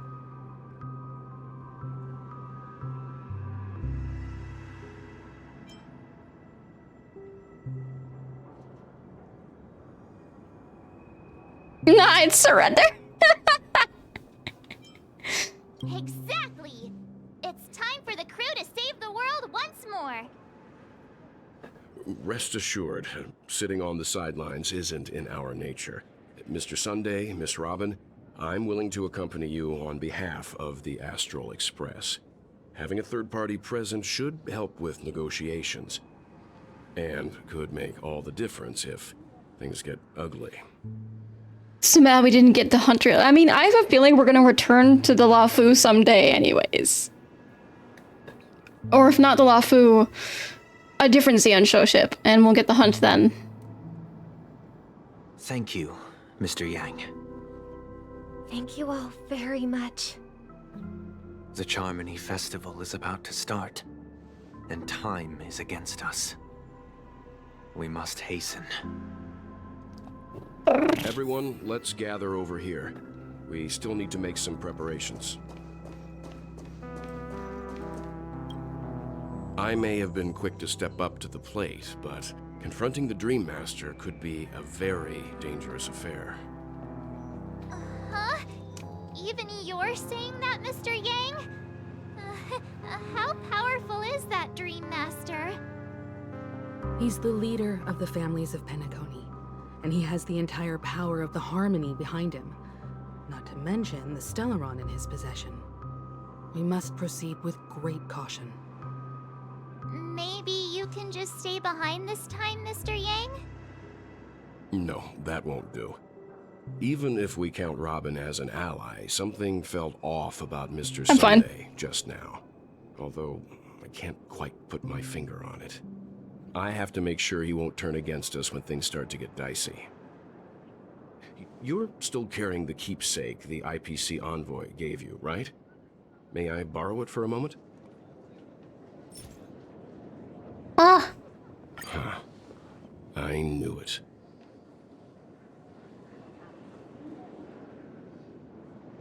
As I suspected, this chip Aventurine gave to you is actually a miniature transmitter. If I'm right, he intends to use it to track your location or contact you when needed. As it so happens, this may actually be of some use in the current situation. Aventurine? Is he still alive? And what does he have to do with our mission to confront the Dream Master? I'm gonna eat him. Remember what I said earlier? Working with the IPC is a way to keep the family in check. If negotiations go south and the family show their true colors by going after the Stellaron, I'll use this transmitter to send a message to the IPC. It'll be just the opportunity the IPC ambassador was hoping for. The only question mark in all of this is Aventurine's current status. But the IPC is always listening, especially senior strategic investment department heads like him. Getting the message across shouldn't be a problem. Good luck to you, Welt. Well, Walt's gonna go look for Aventurine? too.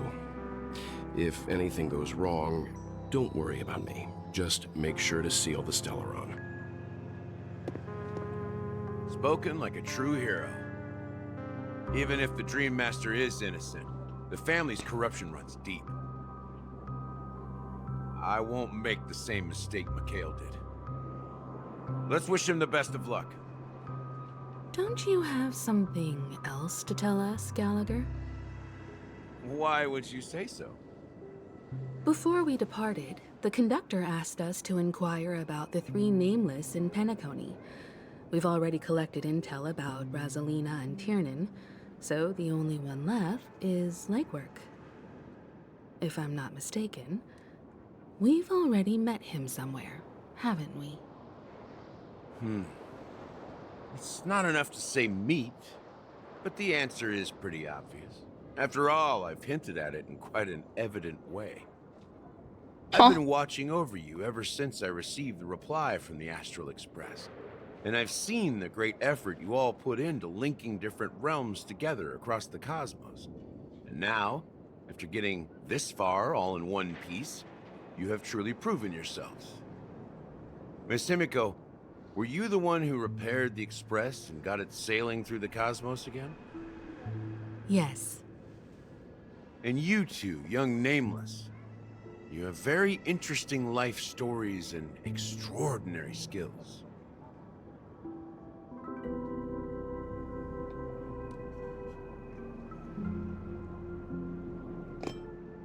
What? Hey, you can't just make up titles like that. You're full of energy. Please send my regards to the conductor, Pom Pom.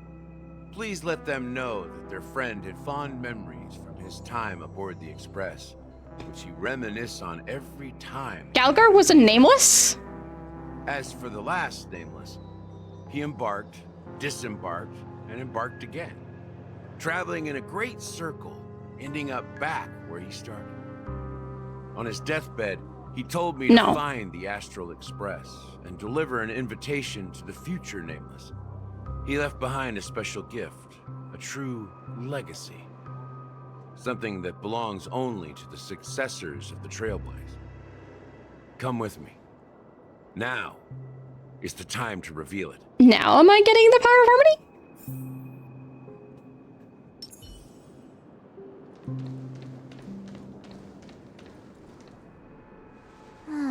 Back here again.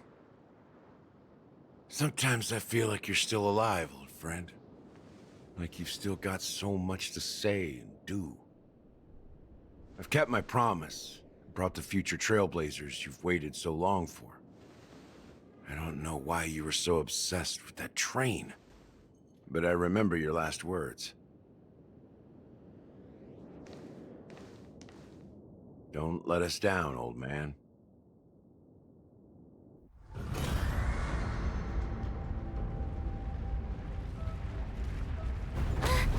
What's happening?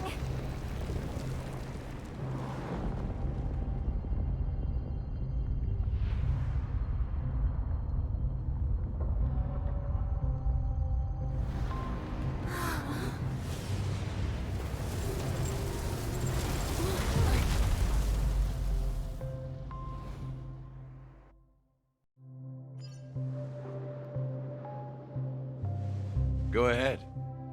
His resting place lies in the garden up ahead. Ooh. First and last Nameless of Penacony. Mikhail Char Legward, the watchmaker.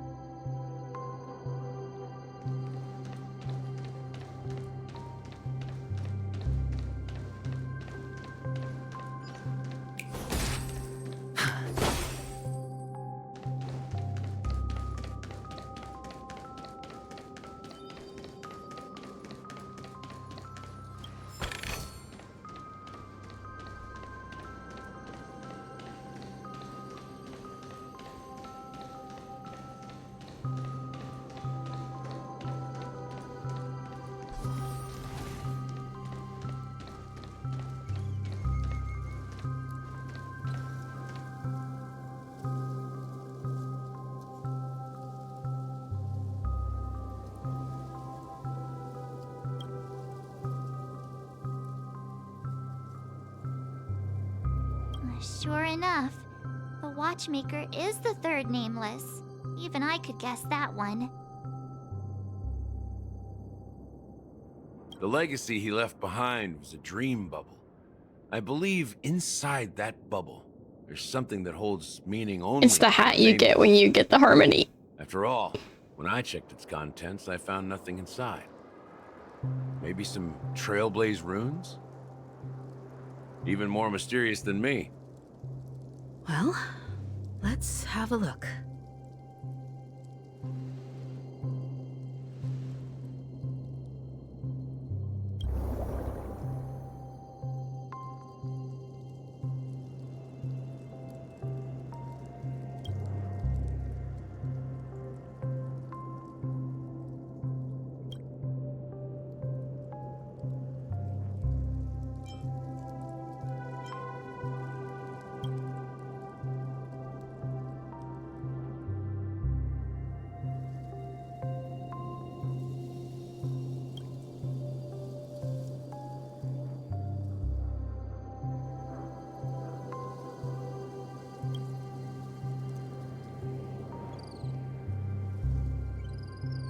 Wait, what's going on? Seriously? There's nothing inside this dream bubble? How could a dream bubble be empty? Just as I suspected. That old man always had this strange belief in the Nameless and the Trailblaze. And I never understood where he got that confidence from. Especially since he never managed to get in touch with the Express while he was alive. I could never figure out what was going on in that old man's head. But this empty dream bubble is so typical of him. He was always full of weird fantasies and incomprehensible romanticism. That mischievous old man. Well, I didn't expect him to leave anything concrete behind anyway. Don't think that's the case, Gallagher. I'm sure Mikhail has left us the most precious thing of all. Don't start getting all philosophical on me, all right? Just as Mikhail believes Burp, in the yep. nameless of the future, we unconditionally believe in the nameless of the past. How could they leave with regrets for the future when they were ready to dedicate their lives to the land they loved? There must be something contained in this dream bubble. It's just we haven't figured it out yet. You also have faith in the Watchmaker, don't you, Gallagher? Well, I'm a follower of the Enigmata. My philosophy forbids me to have faith in anything. That's why I understand what faith means in the path of Trailblaze.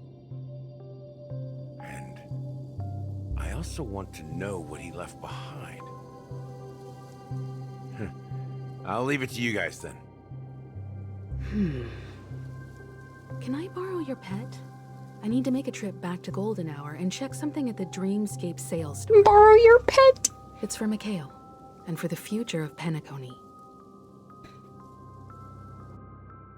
Boot Hill! Do I get to play as Boot Hill? Welcome to the Reverie Hotel. How may I help you? Greetings. We're the Nameless from the Astral Express, and we'd like to check in. The Astral Express? But I thought... Yes, my companion's already checked in. My name is Dan Hung, and I believe my personal information is recorded in your system. I see, but your companion said you wouldn't be coming due to a change of plans. Now the plans have changed again. And you are... Me? I'm Pom Pom, a new Nameless who's also with the Astral Express. He's my fellow Trailblazer. We responded to the family's invitation before he boarded the Express, so he wasn't registered in your system. Is it possible to accommodate him as well? Oh, I see. A Another one of the Nameless had a similar situation. Seems like a lot of people are Don joining Hong sounds so trailblaze done these with days. him. Since there's a precedent, Why I got triangle? it He's shouldn't got be a pointy problem. teeth. Just give me a second to contact your companions. I'm sorry, dear guests, but it seems I'm unable to reach the other members of the Astral Express. What do you mean by unable to reach them? My apologies. This is the first time I've encountered a situation like this. However, the system indicates that those guests are still in the dreamscape. How about this? Give me their room number, and we'll go check on them ourselves. I'm afraid that's not possible. I need to verify both of your identities before I can share any guest information. How about you just wake up someone? Let's say, Welt? I'm sorry, but there are strict rules regarding forced awakening. It cannot be done without the proper clearance. So nothing works, huh? What's your solution then? Are you saying we sleep here? At the reception? Please be patient. We need to contact your companions in order to confirm your identities. And now it seems you need to confirm our identities before you can contact our companions. It seems so. Fudge! Look, nothing personal, but if you can't handle this, go find someone Boot else hell, don't who be a can, Karen. okay? Please calm down, dear guests. I do recall that Mr. Sunday, the Oak family head, personally handled this issue earlier. Oh, please wait a moment while I contact him. I don't think she's trying to give us a hard time. She really just doesn't know what to do. I have a bad feeling about this. You tried to contact them on the Express earlier, but they didn't respond. Something doesn't seem right. I need to leave for a moment. You can stay here with the receptionist. Sure thing. Just don't keep me waiting forever. Holmes seems pretty worried about his companions. I should give him some space. Stressing out about it won't help anything.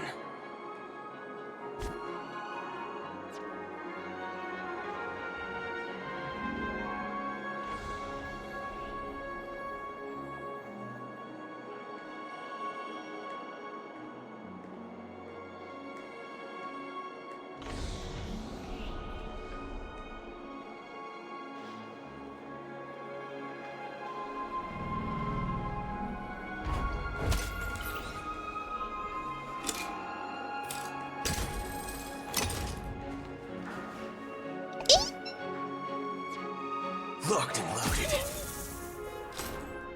Wrong button!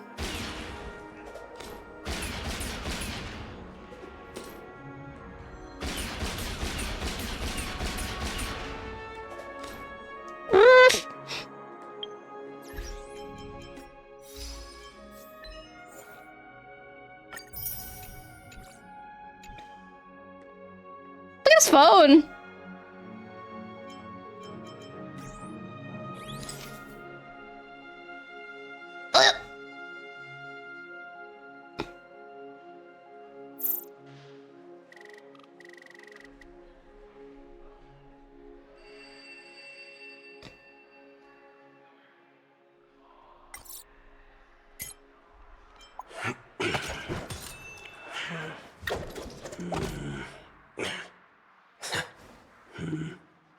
Just eats a bullet.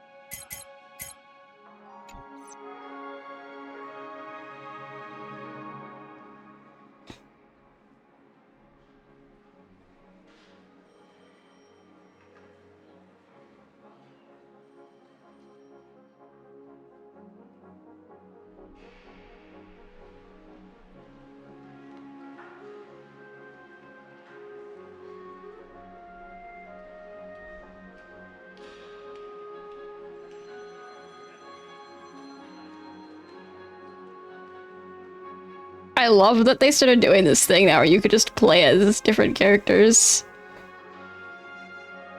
during the story. It's really cool.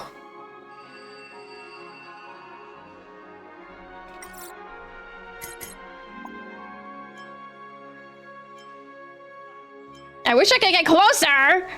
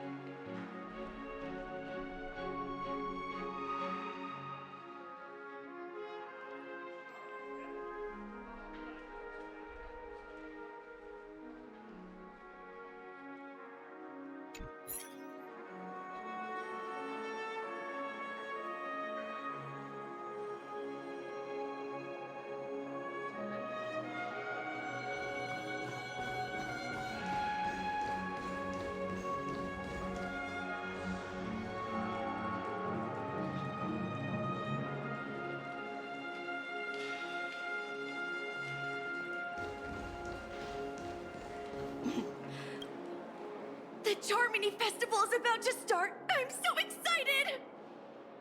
Hey, you guys here for the Charmony Festival too? Well, I didn't come all the way here specially for the festival. Honestly, I don't really even know what it's about. But I heard it's a lot of fun! Well, back in my home world, Anaria, we have festivals like that all the time. My dad threw me a birthday party one time that was just as extravagant as the Charmony Festival. Oh, come on! I want to see his expressions. I wish I could get closer! Amber Era event! How can a birthday party compare?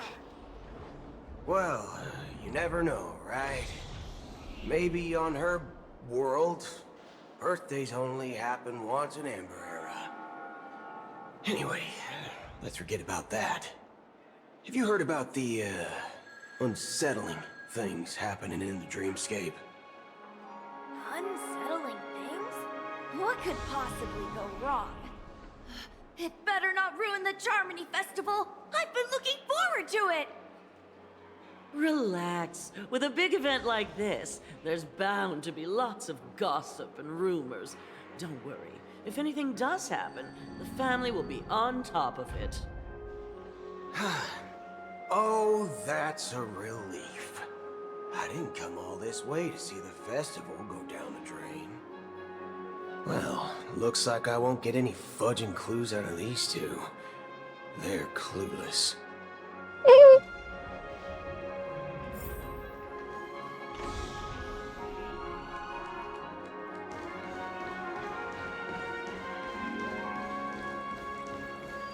You know, I'd expect he'd sound so much heavier.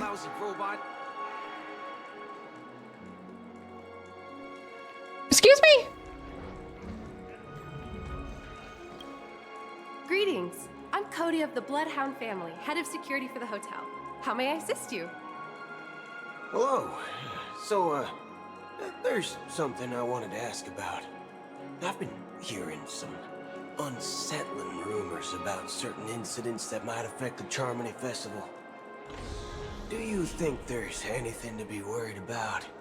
I've traveled all the way from the Hayahi Federation, and I don't want my trip to be ruined. What do you mean? Wait. You haven't heard? I'm not sure where you heard those rumors, but they're completely baseless. I can assure you, as a representative of the Bloodhound family, that everything is going smoothly for the Charmony Festival. At present, all of the families are focused on making sure the festival starts on time. Even the Dream Master himself has arrived. So don't worry, your trip won't be in vain. Ah, that's a relief to hear. She doesn't appear to be acting. So, it seems that even the hotel staff are out of the loop. Back already? Bye, Danhung. Hasn't she returned yet? Nope. I'm starting to wonder. Sending her to contact Sunday was a good idea.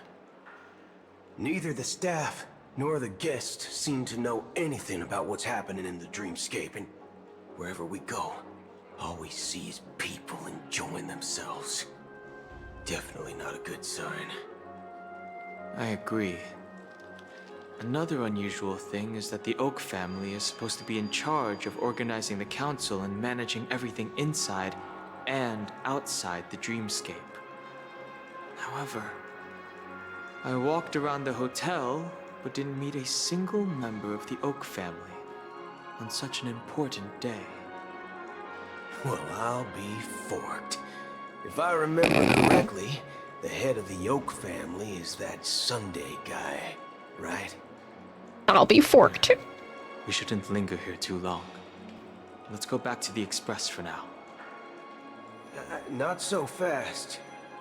Have you ever robbed VIPC, bro?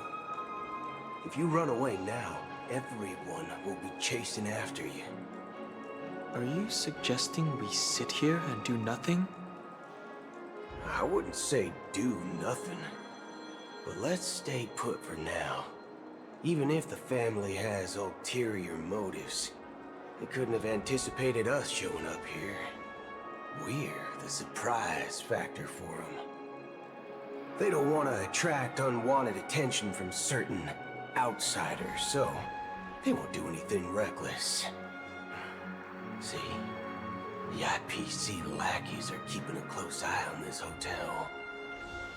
If I were a family member, I'd find an official excuse and keep the surprise factors here. If we just wait here, that would be like walking into their trap. Of course, we don't need to walk into their trap. I gave a backup plan to the memo keeper. If it turns out we won't be allowed to enter the dreamscape, she'll order a drink for me in the VIP lounge at the hotel. In reality... a secret signal. That's right. Oh, a concrete object can indeed help the memo keeper establish a connection with you. But Boot Hill, if you have more backup plans in the future, I hope you'll let me know in advance. Oh no, it's so great! I'm sorry. But it's one of my quirks. I have too many unreliable friends. And if I reveal that I have backup plans, things can go awry. And that would leave all backup plans completely useless. How do we get into the VIP lounge? This is where my street smarts come into play. You can actually book a stay on credit, and the interest is surprisingly low. Second thing is, so I can get nice and close like this. But I can't do that in the camera.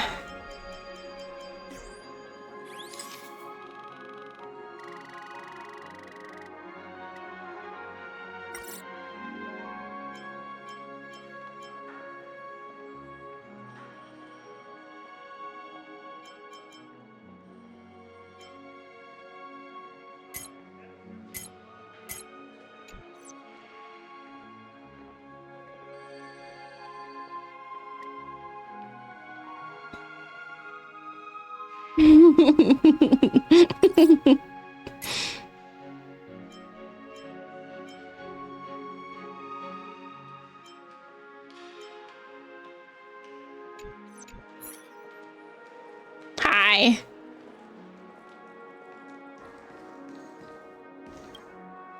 You're the lobby manager, right? Yes, I am. How may I assist you? We're the Nameless from the Astral Express. We wanted to check in, but there's something wrong with your system. The lady at the front desk said she would contact the manager, but now she's nowhere to be found. Now, we've been waiting here forever, without any food or water. You're a cyborg, you... Man, is this how the family treats its guests? Is this your idea of street smarts? Starting an altercation? It's called standing up for your rights. He doesn't need food and water. Unless he does. Apologize for the inconvenience. Please wait while we try to contact. Oh my god, he Mr. does have Sunday. USB ports on his head. I'll arrange 2 premium seats in the VIP lounge so you can rest there while you wait. See? Just like that. Just don't call yourself nameless next time. This bar's something else. Certainly worthy of the planet of festivities. One Peach Soul Glad? Good evening, gentlemen. Hey, I have an order for a bottle of Donna's White Oak. Can you help us find it? Donna's White Oak? I think there might be a misunderstanding. We don't serve that here. Bro, no way. Are you sure you're not mistaken? If someone had reserved such a beverage, I would definitely remember it. It sells for hundreds of thousands of credits per bottle, after all. I couldn't afford to cover for such an item if it were broken or lost. That's strange. Well, could it be that the memo keeper couldn't afford it? Then what should we do now? No need to rush. Well, let's grab some drinks first. Maybe I arrived too early and she hasn't come yet. Now, let's see what kind of juice malts you all have here. Well, give me a glass of Heenum Valley, 40 years. I'll have it neat. No ice. Wow, that's the most expensive one on the list. You have a taste for the finer things. It's on the house, anyway. What can I get for you? Anything you recommend is fine. Then I would recommend today's special, Glass Village. It's classic Soul Glad mixed with Laboom juice. It's refreshing and suits your cool demeanor. Just 1 minute. That was the sound. Thank you for that. Dynamite barbecue with rocket fuel. Ooh, really hits the spot. Truly the finest sherry cask-aged malt juice in the cosmos. Dynamite barbecue with rocket fuel. Is that really something that humans enjoy? Hey, this guy doesn't know anything at all.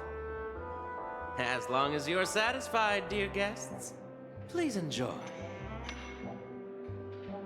Let's give the memo keeper another half system hour. If she doesn't show up, we'll need to come up with a new plan. In the meantime, let's take stock of the situation. What do you think? The situation is unclear. Something must have happened on the planet of festivities, but the public is unaware of it. Someone in a position of power within the family must be covering. That still drinks for robotics and intelligence, yeah. For the followers of the Harmony to invite other factions, let alone the IPC and the Masked Fools. If what you said about the Emanator of the Nihility is true, the situation in Penacony is a little complicated, to say the least. I missed Dunhong so much! Actually, there's something else I'm concerned about. Regarding Acheron. As you know, the faction that follows the path of the Hunt are some of the most dangerous folks in the cosmos to mess with. I mean, who in their right mind would impersonate the Cienjo Alliance or the Galaxy Rangers? It's like asking for a death wish. I don't know why, Boot Hill makes me have a craving for tamales. Isn't there a saying among the Cienjo people that the Rainbow Sect lets their lugs arrow do all the beating? Talking. Do all the talking. Well, you know what I mean. Even though the Galaxy Rangers have been out of sight for years, we've been keeping an eye on this region. He makes me want to play Red Dead Redemption 2 as well. Gang, much less the Rangers. But that Acheron lady, she doesn't seem like a lunatic at all. On the contrary, she's highly logical and organized. She knows exactly when to hold back and when to strike without mercy. And do you believe that someone like her would have an ulterior motive for impersonating a Galaxy Ranger? I'm not entirely sure. But I do have my suspicions. Maybe she knows a Galaxy Ranger, or perhaps she's trying to lure us out for some reason, which I can't figure out. Anyway, what worries me more are the anomalies within the family. They've summoned followers from various paths for the festival. No matter how generous such a gesture is, this move seems highly unusual. Unless the invitations weren't sent by them. If that's the case, it's even more intriguing that the family insists on organizing the Charmony Festival, despite the chaos. Maybe it's Shipei the Harmony pulling the strings. You find it beyond human understanding because it wasn't arranged by humans at all. People do stupid things out of irrational impulses. They abandon their principles when self-interest is involved. They believe in things they know they shouldn't, and fudge, they even break their own rules. But Eons don't. They stick to their determined path and never turn back, even if they reach a dead end. You think Shipei's will is behind all this? It may not necessarily be Shipei. There's definitely some higher entity involved. I know it may sound pessimistic, but if human free will were reliable, why would we even need Galaxy Rangers? It's much simpler when you boil it down to the eons and paths. Like how Lon always follows the path of the hunt, or how the Express stays true to the Trailblaze despite Akavili's disappearance. But in my opinion, Akavili's fall holds significance for the Nameless. Oh, so you're saying the Nameless now have to take responsibility for their own choices because their absolutely right leader is gone? Exactly. I believe the purpose of the journey isn't just about following a path that's always considered absolutely right.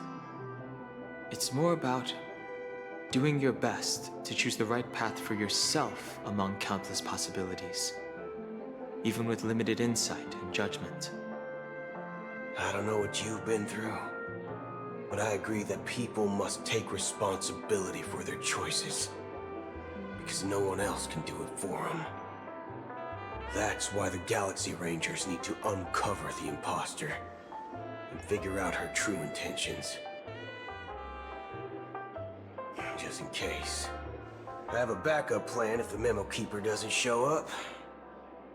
This is my final backup plan. I promise. You sure have a lot of cards up your sleeve. Well, going back to my old career would make things a lot easier. By the way, when you were walking around the hotel, did you happen to see any important-looking guests? What's your plan? It's simple. We just grab some hostages and use them as bargaining chips with the family. Or maybe we can even take their identities. No need for that. We'll return to the Express now. Wait. Are you getting scared? Draw your weapon. Let's make a big scene. Are you leaving, esteemed guests? Would you like to cancel that Asdana's White Oak you just ordered? Huh? Asdana's White Oak? But didn't you just say... Ha ha. Looks like you are a bit intoxicated, esteemed guests. You ordered a bottle of Asdana's White Oak just a moment ago. Looks like your memo keeper friend has finally arrived. Oh, right. Sorry, my memory's not the best. You know, too many modifications and all. Anyway, let me check. Well, fork me. It says Donna's White Oak, all right. And there's a note. I'll be waiting for you on the Astral Express. No mistake. That's her message to you. She knew the hotel wasn't safe, so she suggested we find another place. Well, looks like we took a detour, but now it's back to the Astral Express. So, what are we waiting for? Let's go. He's so stupid. I love him. You're back? 2 guests just boarded saying they were looking for Boot Hill, so I told them to wait in the parlor car. 2 guests. Just in time. 2 guests? Yeah. Yeah, or 2. Look, we welcome all passengers on the Astral Express, but sneaking in like that, you have no regard for etiquette. Pom pom. My apologies, conductor. It was an oversight on my part. I assumed you were already acquainted with the garden. Given the chaotic situation in Penacony, the Nameless are the only ones we can truly trust right now. You are the memo keeper. Pleased to meet you, Dan Hung. I've seen you in others' memories. And as for Boot Hill, this is our first face-to-face meeting. I hope you enjoyed that bottle of Astana's White Oak. You sure have a refined taste. Who's the other guest? Finally, memo keeper. Well, let's cut to the chase. Spill everything you know. That's precisely what I intend to do. But before that, please allow me to introduce myself. My name is It is Acheron! I serve the Garden of Recollection as memo keeper. As for Acheron's story, I'm sure she knows it better than I do. Greetings. I'm Acheron. What? You Garden of Recollection shirtbag! You betrayed me! I apologize, but she did that at my request. Due to certain reasons, I have been exiled by the family. Thankfully, this memo keeper came to my aid and helped me escape their surveillance unnoticed. To be honest, it was more like stalking than helping. And the process was far from unnoticed. But we did escape. I asked her to guide me to a place beyond the family's reach and to contact a few trustworthy individuals, namely all of you. Trustworthy? Son of a nice lady. You think I'm dumb or something? How about this? I'll put a few bullet holes in your head and see what secrets spill out. Then, we can talk about trust. It doesn't have to be like that.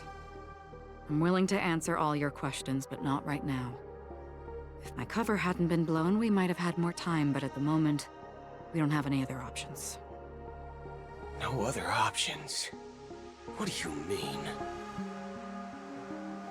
This is the only way I can ensure everyone's safety. I kindly request an immediate warp jump out of the Astana star system. Dan Hung doesn't like it. This passenger is requesting... As far as I can tell, she's not a threat and seems to be telling the truth. I've briefly traveled with your companions and know their whereabouts, Dan Hung. Please rest assured, your nameless companions are safe, but they need our help. As for Boot Hill, you may have guessed. Oh, you go pick up G1. I'm waiting for you. Galaxy Rangers are known for their elusive nature and limited contact with each other. So this was the only way I could reach out to you. Only by doing this can I find a true Galaxy Ranger and fulfill a long-standing promise. To return his relics to their rightful owner. Someone once told me that every rainfall is like a gift from the heavens, a sign of their mercy upon the world. Raindrops are said to be the tears of the gods, shed in response to the sorrows of the world. Their constant pouring is a reminder that the gods haven't abandoned us yet. So, how long has this rain been going on for? I used to believe, just like you, that it would eventually stop. Years and decades passed. And in the end, such hope faded away before the rain did. Looks like the god you mentioned doesn't exist after all.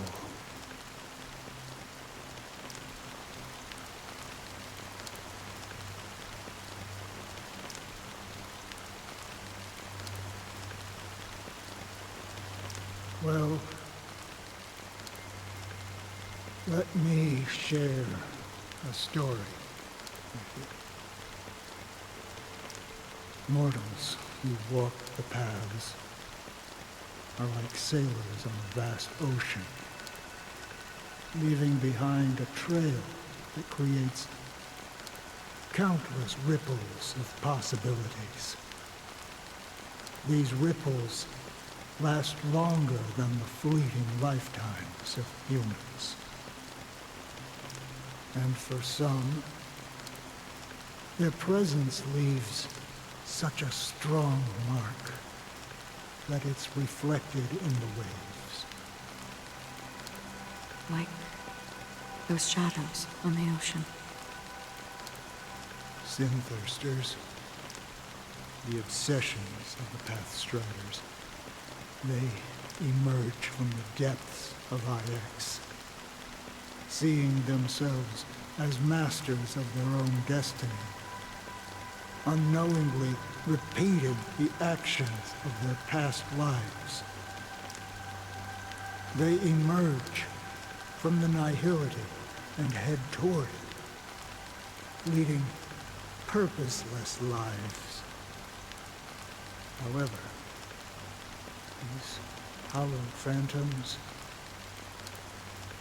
they were once my dear companions. A group of Galaxy Rangers. Are you watching over them? Watching over them? No. I'm guiding them toward transcendence. It was a brutal war. A crusade that shook the universe. The universe witnessed the fall of Zulo, the Lord Ravager, but it came at a price. A price so hefty that only those who were there still remember. The unwavering determination of the Hunt followers persists even in death. So someone must guide these lost souls to their life beyond. They were heroes in their time, and they shouldn't be reduced to mere puppets of nihility. As for me, I've suffered too many losses on that battlefield to advance any further. And that makes me the most fitting person to carry out this task. But you know, these sin-thirsters, they're not who they used to be. Does this seem pointless to you? Well, some tasks have to be done even if they are pointless.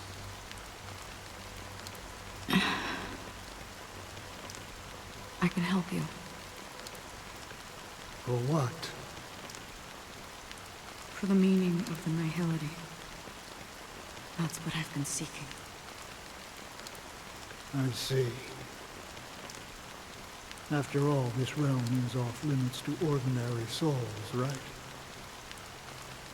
Thank you, stranger. I wish that you find what you seek. Before we part ways, I have one more question. It is true that their actions and even their entire lives may seem pointless from our perspective. But if, and it's just an if this is what the departed ones expected, should we try to change it?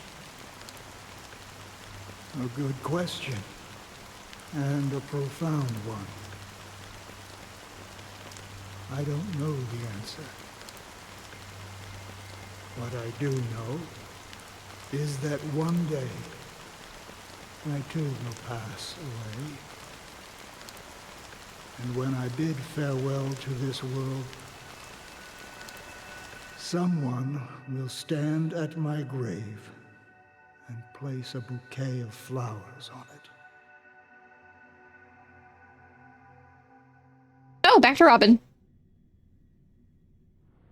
Is this actual Robin now? When I appeared as a child, my speech, mindset, and soul reflected immaturity and innocence. As I grew into adulthood, I left behind my childlike side.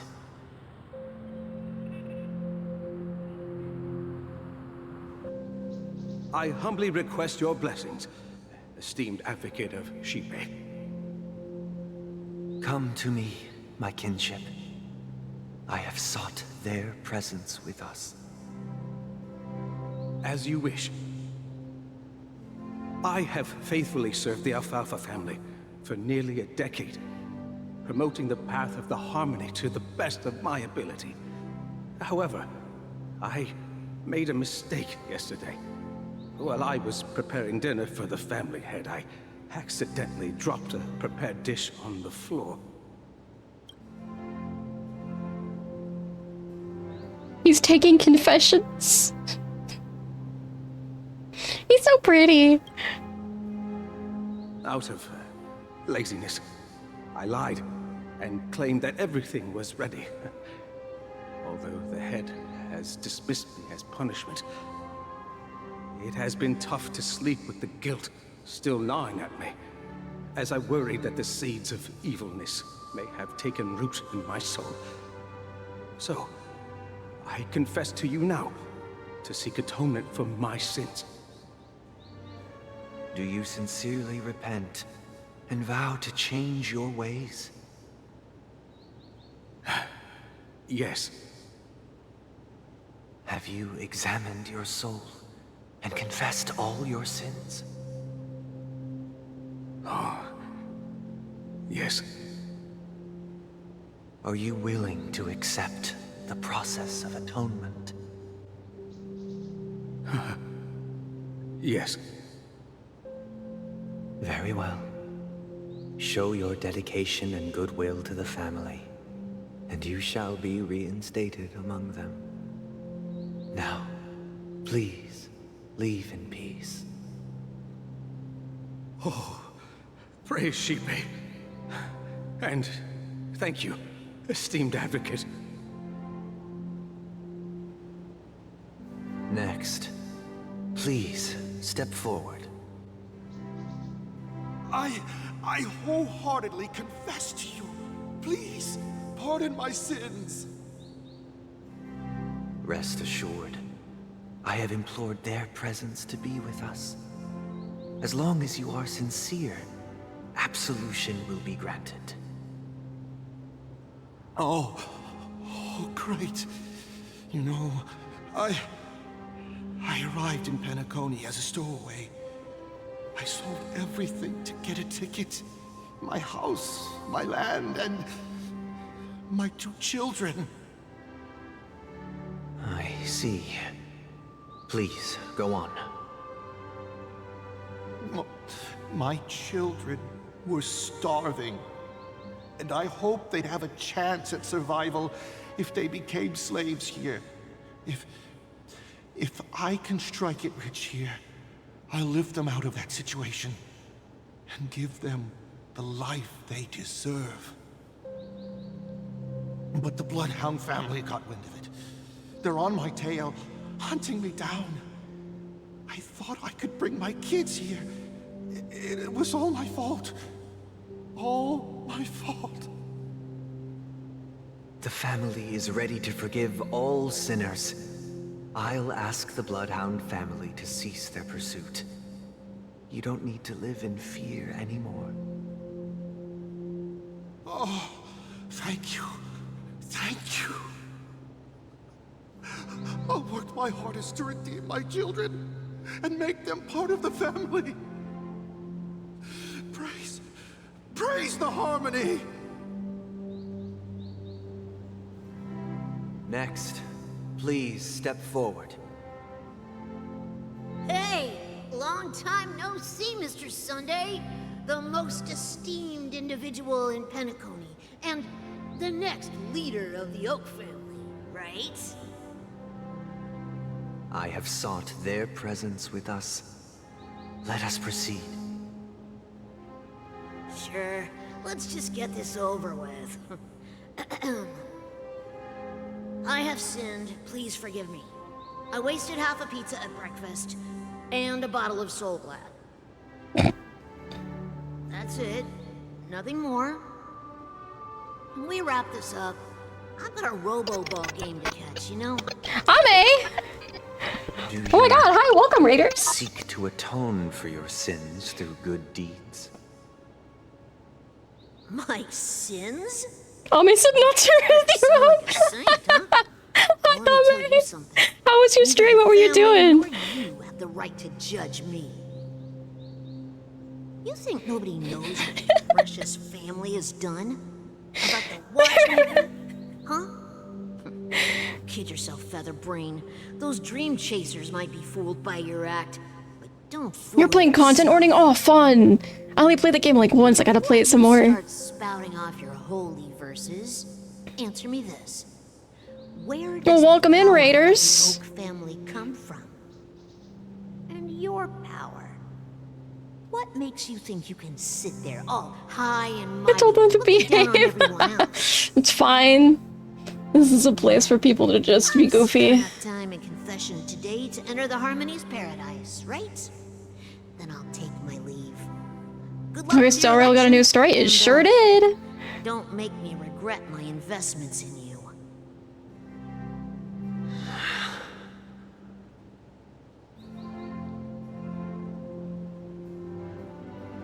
Oh, I thought he was gonna do another one. Fear, triple-faced soul, hear my doubts. Who can judge the strong when their power hides their crimes? Who can vouch for the weak? You have very lovely horns. Thank you. Who can comfort the purest I got to the point with Aventurine. I love Aventurine. He's my favorite. If the strong defending the weak is truly the foundation. Your model's cute. Thank you. I'm actually in the process of getting a new look for it made. A new outfit and a new haircut. Suffering and anguish in this wretched world.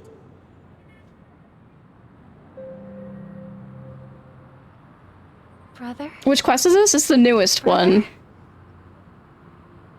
Brother, are you alright? Oh, hi, Welt. I thought you went off to go find Aventurine.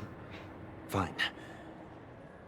I've been working long hours, and I just made a trip to Dreamflux Reef and back. So, I'm a bit out of sorts. But it'll all be over before we know it. You've been working non-stop on the German. Someone already spoiled the whole thing to me for no reason. Oh no. Predicted this incident. Even if the Stellaron does pose a grave threat, I still feel sorry for all the trouble we've caused you. Thank you for the follow. No need to worry about troubling anyone. the Charmony Festival was meant to spread joy and harmony across the cosmos. But now that we know Poor the Sunday. truth, I'm afraid we'll have to cancel it. It has always been our wish to make everyone happy, so... we'll do our best to explain everything to the Dream Master. I'm sure he'll understand. He's so tired, he is. It does not go smoothly. I'll refuse to go on stage.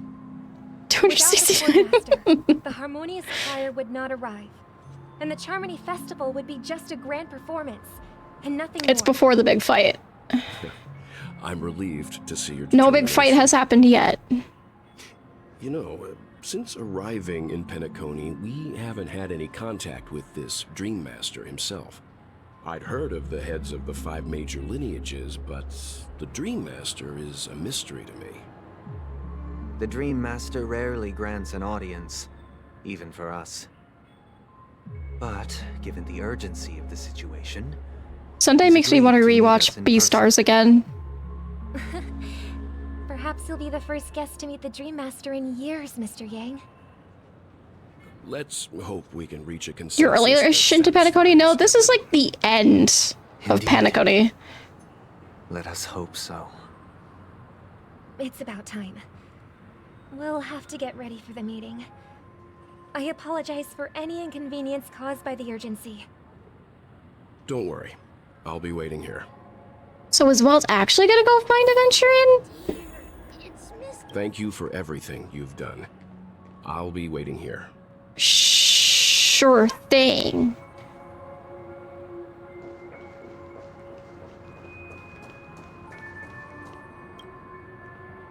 Mr. Sunday. Hey there! Okay, see the moon in the sky? It's about the size of the cap on my Soul Glad bottle. If I just reached out my hand, I could grab the moon, couldn't I? This little guy's drunk. The moon? You mean the Grand Theater? Yeah. Drunk 7-year-old? It's actually a grown-ass adult. It just looks like a child. I must be missing that moon. But it's no big deal. The Grand Theater here looks much The little Pepsi guys are adults for some reason. magnificent. I hate them. They told me not to sell everything I had just to come to Penacony. How short-sighted. Selling everything you had? Why would you go to such lengths?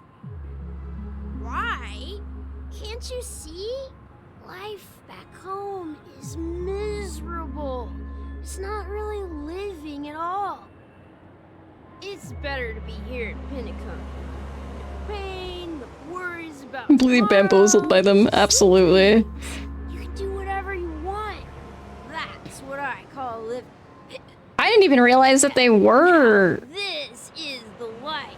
like adults, because I didn't even realize that children are allowed in these areas, and I was like, but these are kids. Then I realized, oh, they're not children at all. Is this truly living?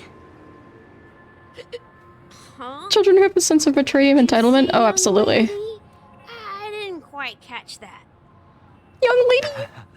Oh, it's nothing, sir. You see, the traffic on Glock's Avenue can be dangerous. How about I ask a Bloodhound family member to escort you to Ideen Park over there, so you can continue enjoying your sweet dream?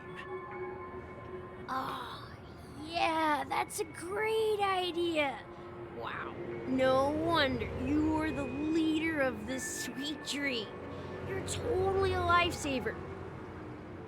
Bro's See you around, drunk. Mr. Sunday, and it was nice chatting with you.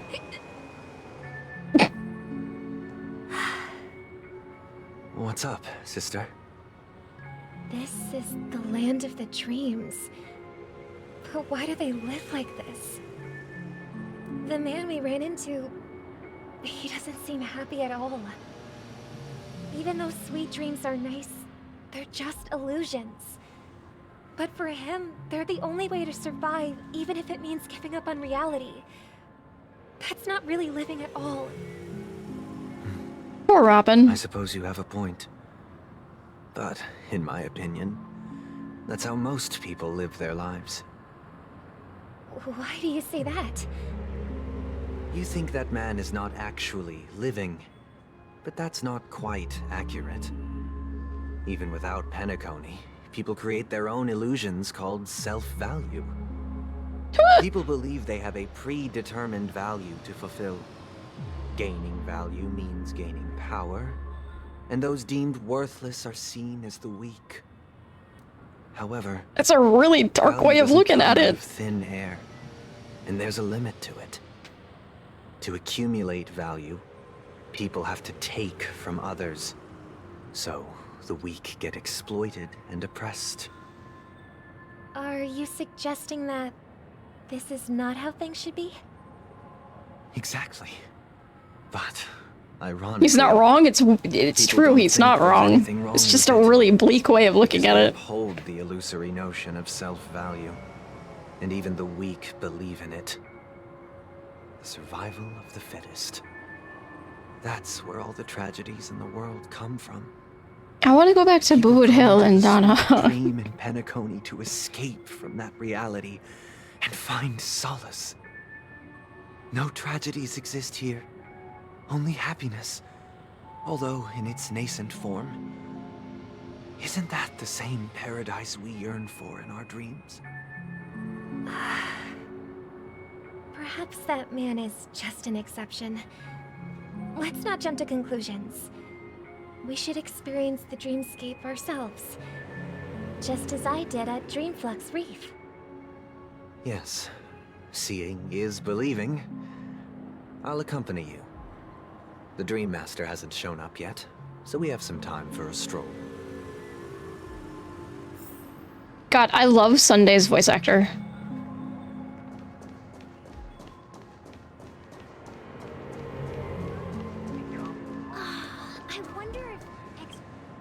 Glad to meet you again, Robin.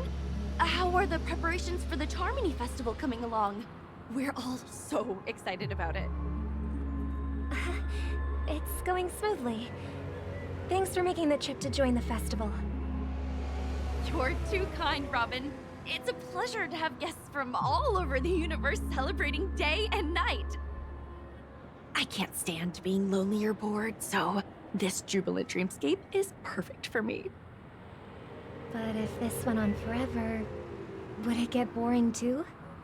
Nah, not at all. Who would get tired of having so much fun? I guess it depends. You get to wear fancy clothes. That's not fun. Or all sorts of dream bubbles. Indulge in delicious food. That's fun. Without gaining weight. And you never get old or sick. As long as you can afford a room, this place is the ultimate paradise. But yeah. You know that only a few things can be brought back from the dreamscape to reality, right?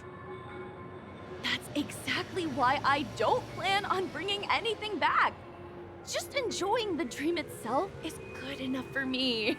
I mean, I'm not one of those long-living species. I only have around 60 or 70 years in this lifetime, and there's so much to worry about. Being happy here is pure bliss. Affordable things impossible. In this sweet dream, can I truly feel like I'm in control? It's like trying to go to an amusement park. Amusement parks are so ridiculously expensive. I guess the difference between Penacony and amusement parks is that you could live in Penacony. You can't live in an amusement park. I wish you all the happiness in the world.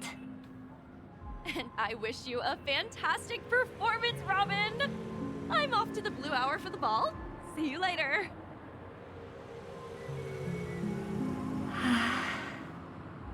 Seems like that guest's perspective didn't resonate with you. You could. I would love to live in an amusement park. I could sense her genuine if I didn't have to pay for it. It's just that... And then I get a funnel cake for breakfast every day. She thinks she's in control of her life. But in reality, she's just escaping from reality and seeking solace in this sweet dream. Once she steps out of this sanctuary, everything will be lost. Well, she did make mention of being able to afford a room. Be founder of one, make your secret home on site. However, the paradise in our dreams, it doesn't have to end. No. And the paradise we yearn for shouldn't be just a fleeting dream either. I can see that the siblings' views are starting to askew from one another.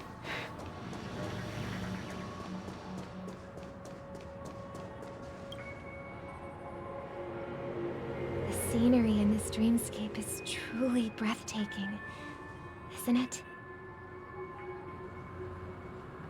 Oh, Robin. Can't believe I'm meeting you in person here. What an honor. You're right. Even though time stands still in this dreamscape, it always feels fresh.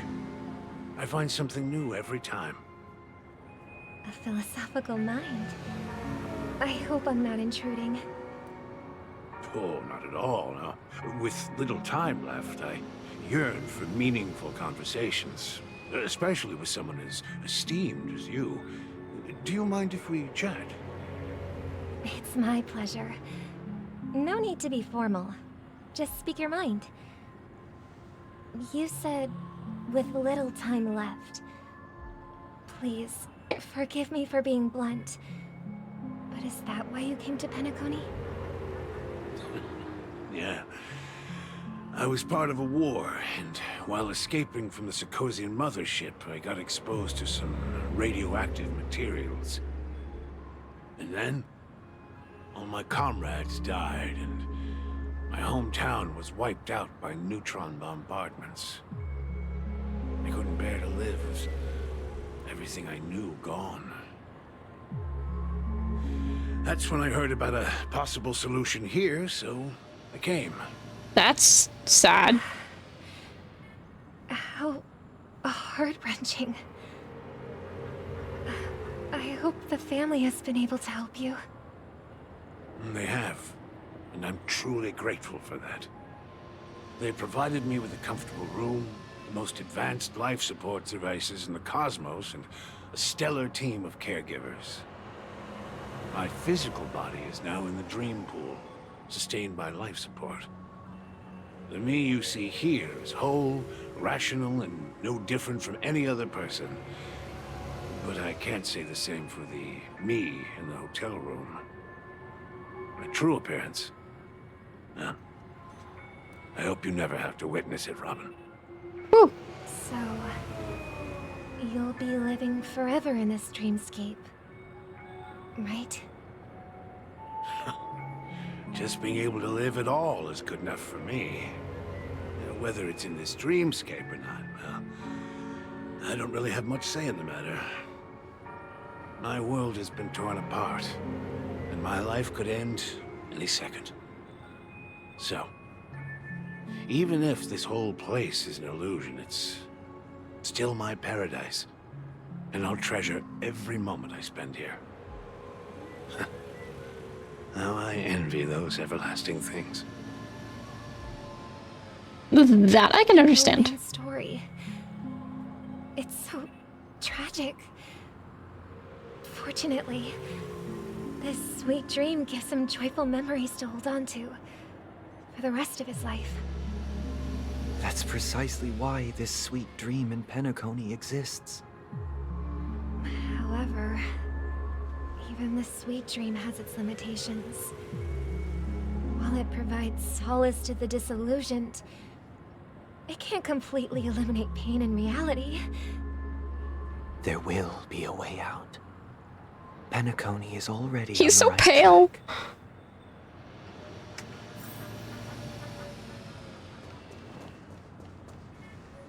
Is that Robin? It is. It's Sparkle. Look what we have here. A lovely young lady. Wait, is that Brother, what a surprise to see you again. Show yourself. Your trick won't work on us. I've heard that a skilled mass fool received an invitation too. That must be you, right? Sparkle! Did you enjoy yourself? Barely. The people here are way too gullible. A little bait is all it takes for them to buy. Look at that. That stoplight has blue and purple on it. Hint of danger. And orange. In other words, they're naive and cowardly. Now that you've had your fill, it'd be wise to leave before it's too late. The music of the harmony doesn't tolerate discord. What? Now that you have the real Robin, I'm useless? Oh, how disheartening. I've done so much for the family. You should be thanking me, because if it weren't for me cleaning up this mess, Penacony would still be in shambles. Don't you think? That was a personal request from the head of the Iris family, and it has nothing to do with us. Step aside and stop causing trouble for the Charmony Festival. The Charmony Festival? You think you can scare me? You think I have no idea what you're planning? I don't care what you're thinking, chicken wing boy. But I'm pretty sure our lovely Robin won't be appearing on stage. After all, you're well aware of what a sorry state this dreamscape is in under the banner of harmony.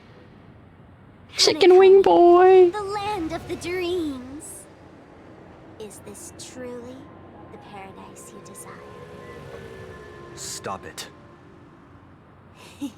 What's the rush, chicken wing boy? Did I get to you? Our paradise is none of your concern, Last Fool. Leave now, or the family won't. Is Sampo still here, or did he leave and go back to Bellbug? I'll go. But Robin, I suggest you seriously consider this. Do you really believe those living in dreams can escape pain and find true happiness? Well, I've done my part, and now I'm simply waiting for the fireworks to begin. Here, the last 2 gifts for both of you. And don't lose them. If by some unfortunate chance the Charmony Festival starts against all odds, remember to use them during the show. And it'll be thrilling. Bang! I heard a raven cawing in the distance. It seems the Dream Master will arrive soon.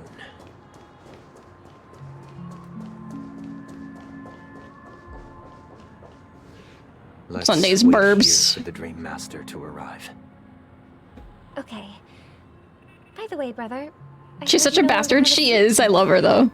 Back when we were kids, you used to steal my desserts. You no longer have a sweet tooth! Seems like a lot has changed during my absence. What exactly happened?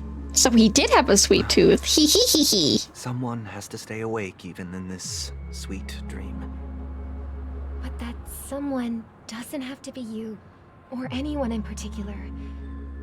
You're carrying too much on your shoulders, brother. The paradise in our dreams. It shouldn't be like this. Penacony is nothing more than a dream. It can't erase the worries and pain of reality, or bring true happiness. It only offers an escape from reality. Nothing more. Remember the old man we met earlier? Without this dream, he might have completely lost himself. That might be true, but even without Penacony, he could have chosen another path. As far as I know, the Intelligentsia Guild has been promoting their rehabilitation techniques for a long time now. That path may have been more ordinary and challenging. Intelligentsia, isn't that what Dr. A shows involved He's with? receiving hospice care in a comatose state, and his fate is sealed. Is Penacony granting these people a future? Or is it taking it away from them? Well, don't forget this. I hope he makes an Not appearance. everyone really has a future. The future for humanity is like the sky for birds. People mistakenly believe that flight is inherent to birds because they've never witnessed those birds crashing to their death. Do you remember how we took in that little Charmony dove when we were young? Yeah. We took care of it. Provided food and water, groomed its feathers. And later, when I decided to leave Penacony, I opened the cage and set it free. Well, I didn't mention what happened to it in my letters, because I didn't want to upset you. Shortly after you left, it crashed to its death right in front of your window. I had surmised as much. I knew you wouldn't have avoided mentioning the bird for no reason. Despite that unfortunate outcome, I still believe it was the right decision. Birds aren't meant to spend their lives in cages. They belong in the sky. It's a metaphor for herself. Fly. But here's the thing. If there are birds in this world that can never fly, can we really assert that they belong in the sky? Are you implying that the same goes for humans too? Let's take the Astral Express as an example. The Nameless made tremendous efforts to bridge worlds, gaining fame across the universe. However, only a few extraordinary individuals can endure such a perilous journey. That's because the pursuit of the Trailblaze exceeds the capabilities of ordinary humans. Otherwise, why would this path be filled with broken rails, an abandoned express, and even a fallen Eon? That's just sophistry. If that were true, then only the powerful would have the right to determine the future. Unfortunately, that's exactly what happens. Another name for the future is self-value. While this world has its fair share of heroes who inspire people and garner admiration for their heroic deeds, the majority of ordinary people will never become heroes in their lifetime. Some are born weak and vulnerable. Some find themselves trapped in unfortunate circumstances. Some fall victim to malice and cowardice. When it comes to survival, everyone is equal. And the weak can only watch as their value gets constantly diminished by external forces. Damn, okay. That's why we should care for the weak and support them as if their suffering were our own. That's what the Odes of Harmony have always taught us. While the Harmony holds noble aspirations, the strong will always be strong, and the weak will always be weak. Even in this carefree dream. Human nature contains Why does the greatness, quality keep doing that? but it also harbors inherent weaknesses that can't be eradicated. In the end, if people can't even secure their own survival, they won't care about the illusory future of equality. As long as the law of survival of the fittest prevails, there will always be fledglings crashing to their death. But if people don't live for the future, do they merely exist for survival?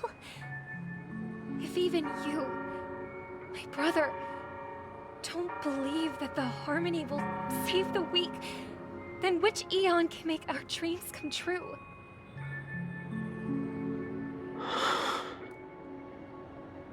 People often forget that when the first bird took flight, the entire world envisioned a future where no more fledglings would ever crash to their death. Are you reading, sister? What are you reading? Mr. Gopherwood gave me a picture book. It's about the story of the harmonic strings. If I could become a chord master, I'd like to summon Dominicus, the harmonious choir. I want to sing with everyone and spread our wishes so that all can feel happiness and joy. I see. Then, I would summon the harmonious choir too. Ooh. Have a wish of your own, brother? Of course I do. It's just that it includes your wish and everyone else's. I long for a true paradise where everyone can find peace. Then Little boy. let's build a stage there and invite everyone to our performance, so that both our wishes come true through the power of the harmonious choir. It's a deal then. Yeah, it's a deal. But how can I become a chord master?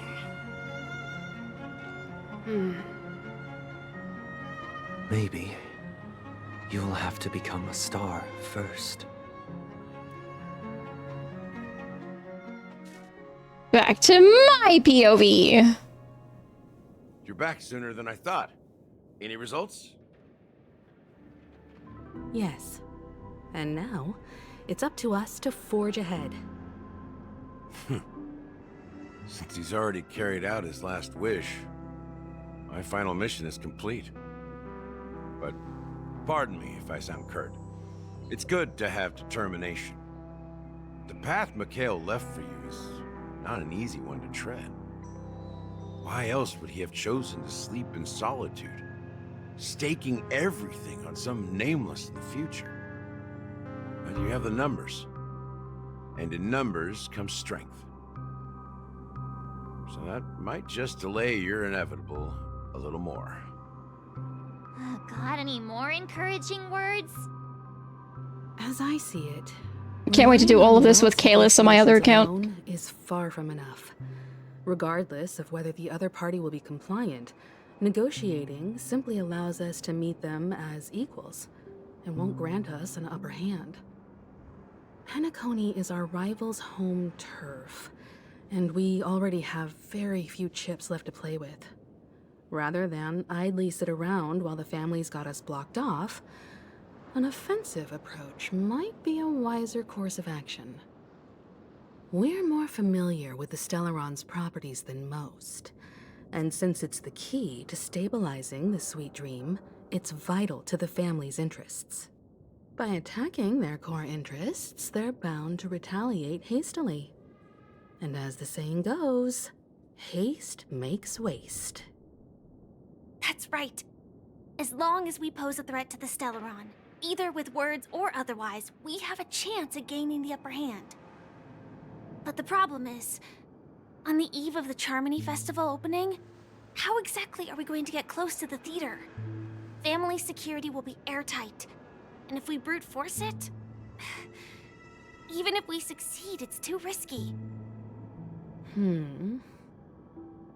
So, no one's gonna say anything? Then I'll raise my hand. I know the answer to this question.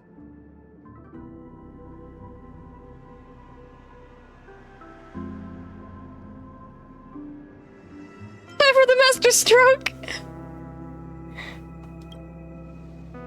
Why are you speaking like the General of the Luofu? Because I can. I heard that before the Charmony Festival begins, there'll be a pageant to kick off the festival. It's called the Soulglad TM Festivity Auditions, or something, and it's going to be held in the moment of Scorch Sand. As long as we clinch the top spot, we'll be able to attain the title of Festive Superstar, and be able to personally bask in the graces of Miss Robin. Not that that's important. What's crucial is that we can enter the Grand Theater before the audience arrives. So, how do we go about participating in these festivity auditions? I've already procured special invite tickets from Miss Robin's fan club. She's so cute. To tell you the truth, I had been preparing to join the auditions all along. But now it looks like even if I scrape through, I probably still won't have the chance to shake Miss Robin's hand. So they're still running this thing, huh? It was originally just a publicity stunt, set up by Mikhail to drum up attention. But it looks like it might be worth a shot. We'll follow March's plan. Mr. Gallagher, will you be joining us? I'm afraid I won't have the time. As a virtual character, I've already completed my final mission. Whether Penacony can awaken from this dream is all down to you. Should we ever cross paths again? I'd love for you to visit the Express. All right. I'll have to add to that data bank of yours you've got on the Express. And Miss Firefly, we thank you for all your support. We're faced with a formidable enemy. As long as the Astral Express and Stellaron Hunter's objectives are aligned, we're willing to cooperate with you. We've already come this far together. I'd like to join you for the rest of your journey on Penacony. I'm pleased that we can finally fight shoulder to shoulder. I couldn't ask for a better ending. This is also the spirit of the Trailblaze. Now everyone, let's prepare to move out.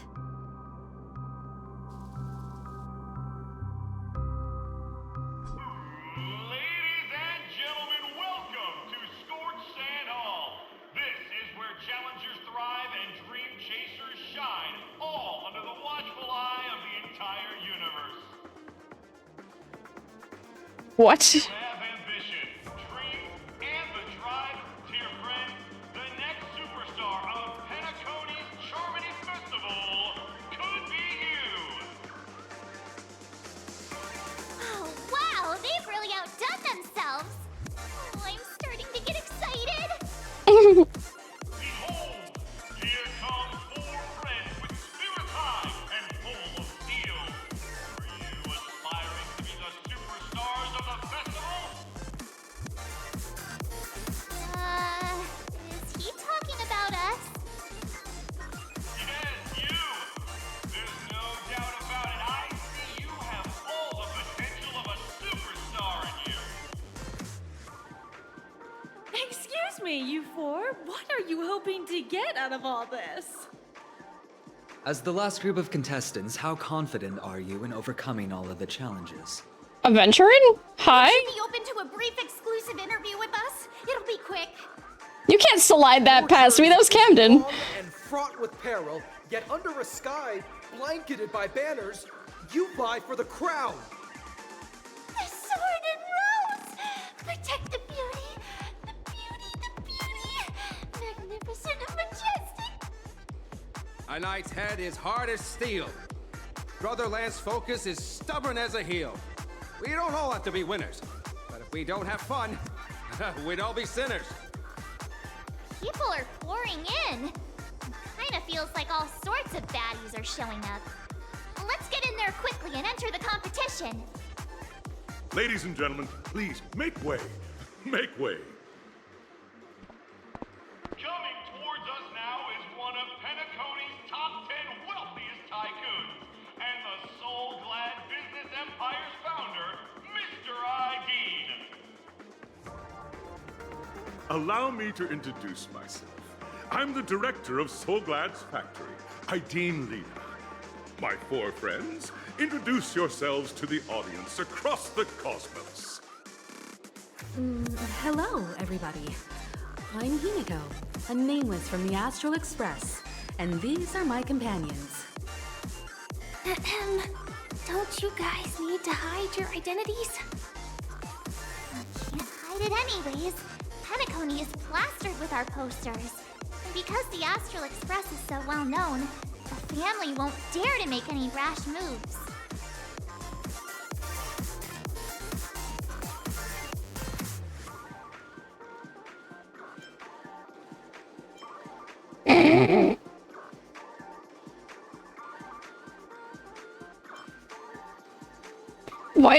Why are you looking directly at me?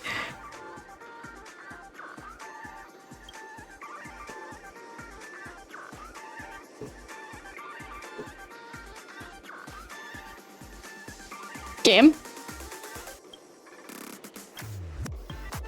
Wrong button. That's what happened. Given the situation, this is our best hope. But let's just get it over with quickly.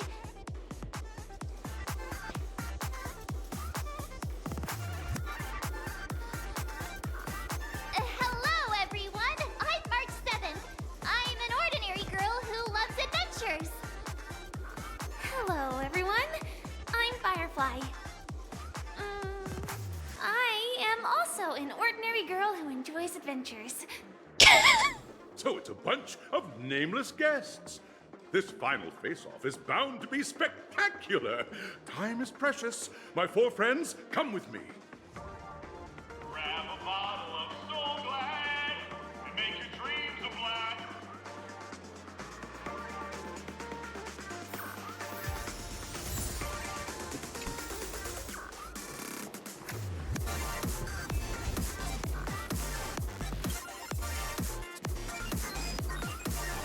This place is buzzing. That's right. This venue is a miniature representation Bird. of that time known as the era.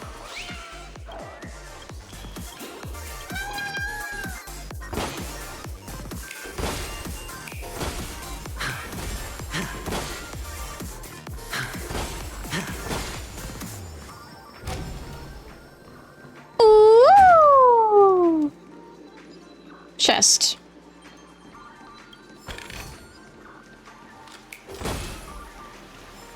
Grab a bottle of Soul Glad and make your dreams a black.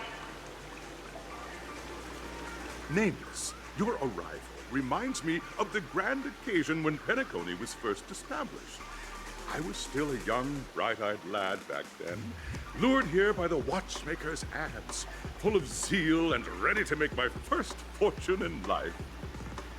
Once, during a particularly grueling day, I passed out and was resuscitated by a drink from Mr. Sousa.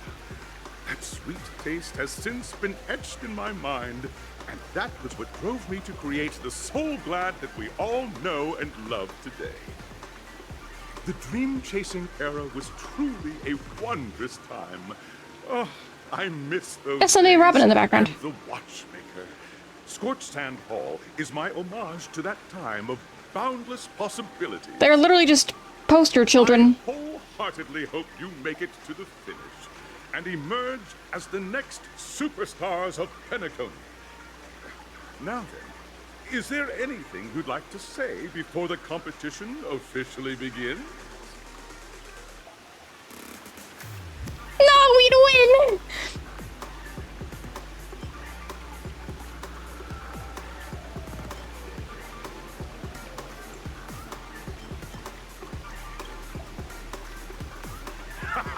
That's the trailblazing spirit.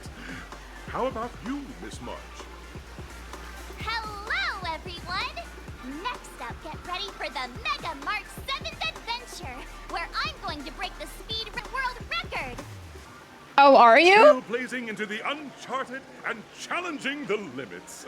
That's Miss March 7th for you. How about Miss Firefly? I hope that by the end of this journey, everyone will have achieved the outcome that they hoped for. Ah, a wonderful wish. Miss Himiko, what are you expecting from your team? Safety first, everyone. Simple words, but full of warmth. Waiting for you are 3 stages, each connected to that era. The first 2 stages offer 2 distinct paths to choose from, with unique challenges on each route. And in the last stage, you will face off against a champion who has defended the title to this very day. A beloved contender whose noble virtues are unrivaled. Those are the rules. Simple. Everyone clear? Now then, I hereby announce that the 33rd Scorched Sand Festival of the 20th season, sponsored by Soul Glad Enterprises, has started. Okay. Everyone, as the Charmony Festival is drawing closer, we must reach the end as quickly as possible. Factoring in efficiency and safety, splitting up into 2 groups is the best choice. March and I haven't known Miss Firefly for too long and aren't overly familiar with her. It'd probably be better if the 2 of you paired up. Fine by me. Let's do it. Okay. All right. I don't have a problem with that.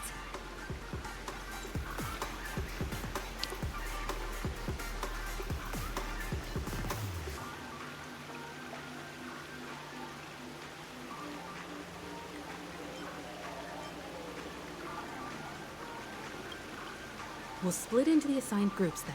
Let's not waste time.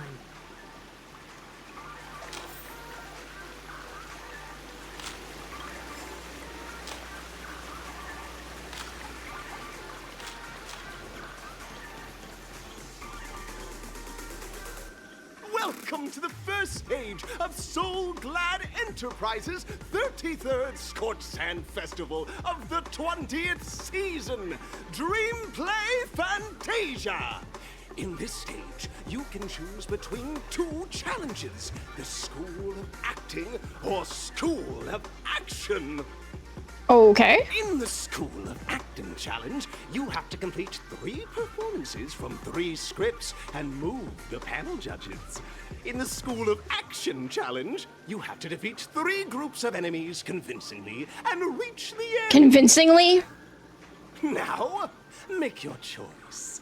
Convincingly.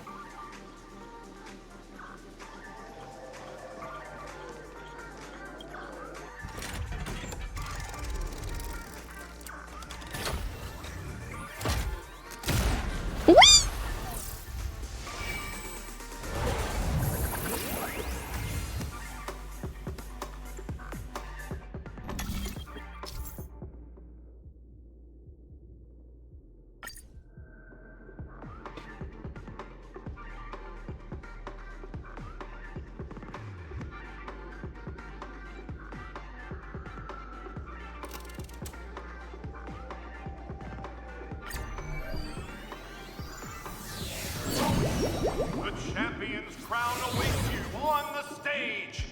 Welcome to the Arena of Action Stars. Competitors, allow me to introduce the rules of this challenge to you. Okay. There are a total of 3 stages up ahead, each with their own challenges. The enemies you will contend against are antagonists from the film Once Upon a Time in Dreams. Defeat them swiftly and decisively to set a new record. It's worth mentioning that the fastest time for this stage was achieved by a contestant with fiery red hair. Astoundingly, he overcame all enemies across the 3 stages in only 5 minutes. Fiery red hair. Essence. Let's make this quick.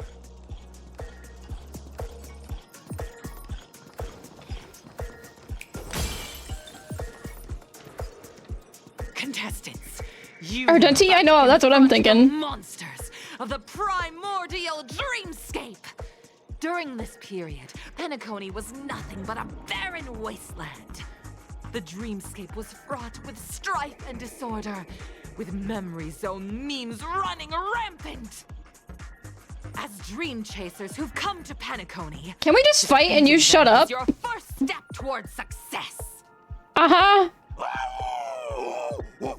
All the Soul Glad is ours. Don't even think about plundering the Soul Glad. What the hell? Okay. No dirty tricks, Lord. Oh, what are those enemies? The dice have been cast. Bust. Or maybe I'll take it all. All in. Time to twirl! Ah. Let's play for a while. Another journey from the still waters of oblivion. I weep for the departed. They're just like gumball machines. Ooh! Alrighty then. Soul Glad, my Soul Glad. Okay. Pretty simple. I just hope these tests don't take too long. I mean, we got through that pretty quickly.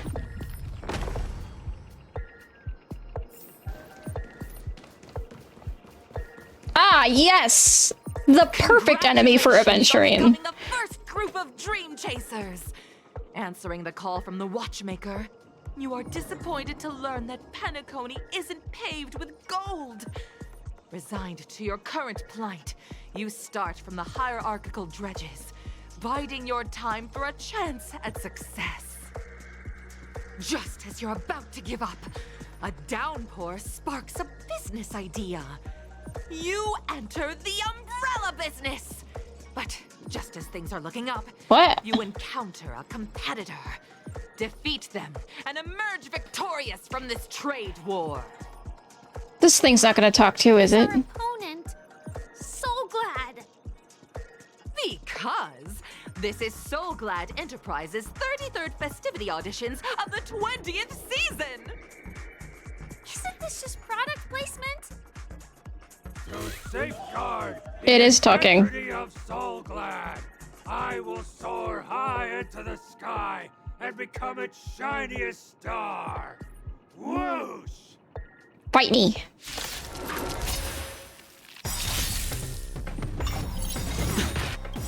Hey, stupid. It's all yours! One your exclamation mark, Tilda. Bust? Or maybe I'll take it all. Watch your head. Officially 1 year. That's kind of crazy. High stakes, high rewards. I weep for the departed. It too shall fall. Time to twirl! It gave me skill points. Cool. Free will, or was it destined for oblivion? Oh dear. Attack Aventurine. That wasn't Aventurine, but you know what? That's fine too. Spend freely. I can no dirty tricks. All in. I'll go easy this time. Feeling spiffy? On the still waters of oblivion. Honored to meet me. Attack Aventurine. That's not Aventurine. Sure, I'll play along.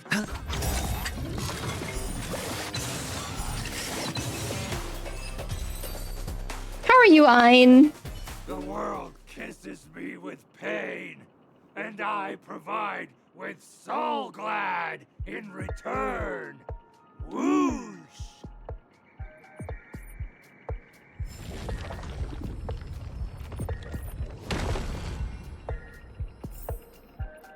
Actually, you know what you just reminded me? I need to get another, I'm fine. Hey, chest.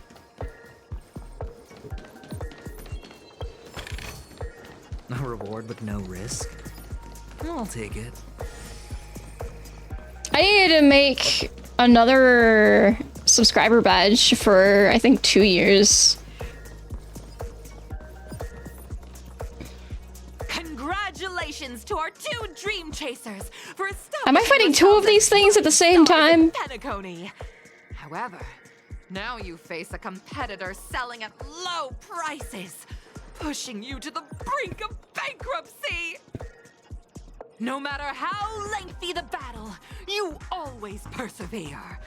Topple this powerful opponent, and the It's fine. tides Aventurine's will got this. turn, paving a way to success. None will take my Soul Glad away from me. I will use the transmutation arcanum to turn into a dinosaur! Yeah. Oh, dinosaur! Devour my enemies! Grab a bottle of Soul Glad and make your dreams a blast! Okay. High stakes, high rewards. The dice have been kept. Bust. Or maybe I'll take it all. Let's put. Can you find the answer? Do you know this big guy? I'd buy their product. They're selling soda. Feeling spiffy? On the still waters of oblivion.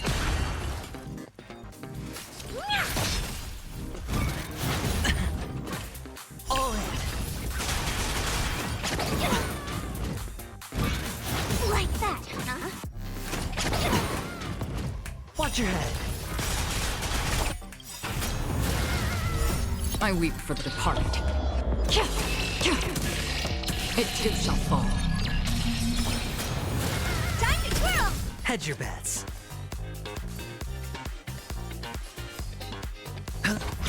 I'll go easy. The dice have been cast. Bust. Or maybe I'll take it all. To do yard work. Hope you enjoy the rest of the story. Oh boy. Well, we'll do our best.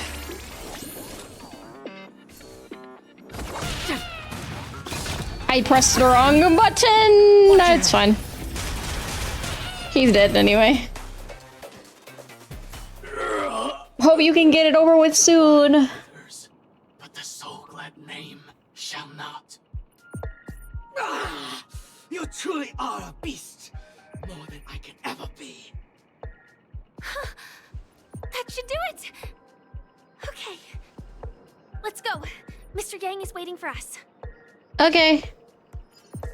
Isn't this fight way off from the actual storyline? Transforming into a dinosaur isn't imaginative enough for you? This is the sort of magic only seen on Penacony. Anyway, let's get back on track. Where were we? Oh, that's right. After an extended battle, you finally emerged victorious! But the companion who journeyed to Penacony with you chose to leave, having lost all hope. In the years that followed, you encountered each other once more on the prosperous streets of Penacony, but dared not call out to one another.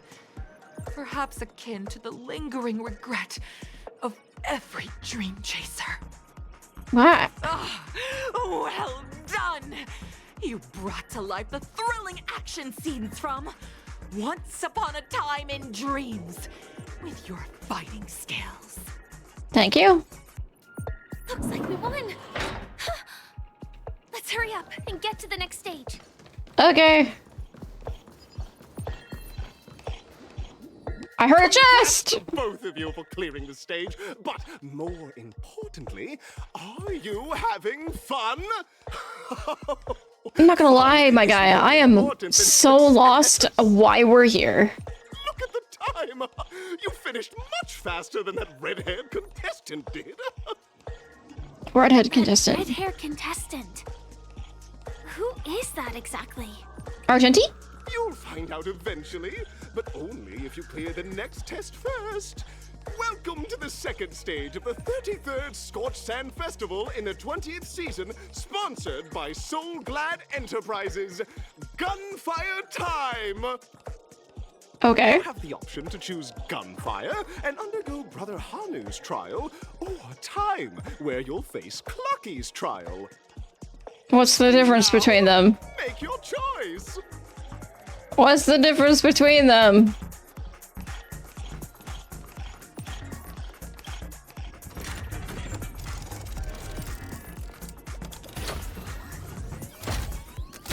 Whee! I want to do that. That's so that would be so fun. Probably nauseating as fuck, but fun.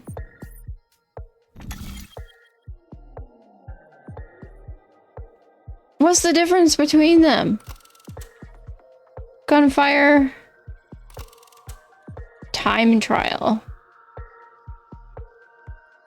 Let's do Clockies.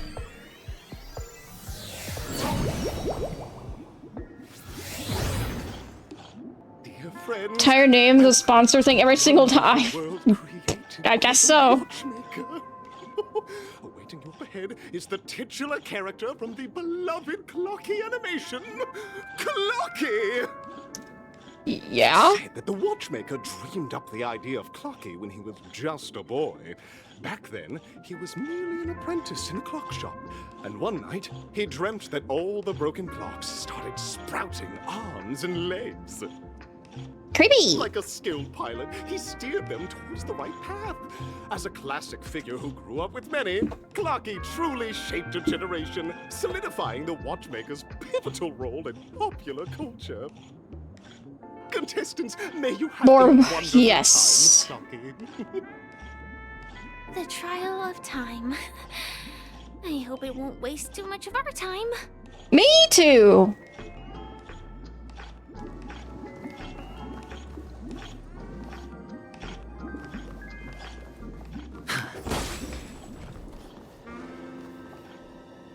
Hello? Oh. Hi there. Am I just a failed experiment? That statue. Did it just speak? Am I just a failed experiment? What? I'm just an Very big burp. failure of a clock, aren't I?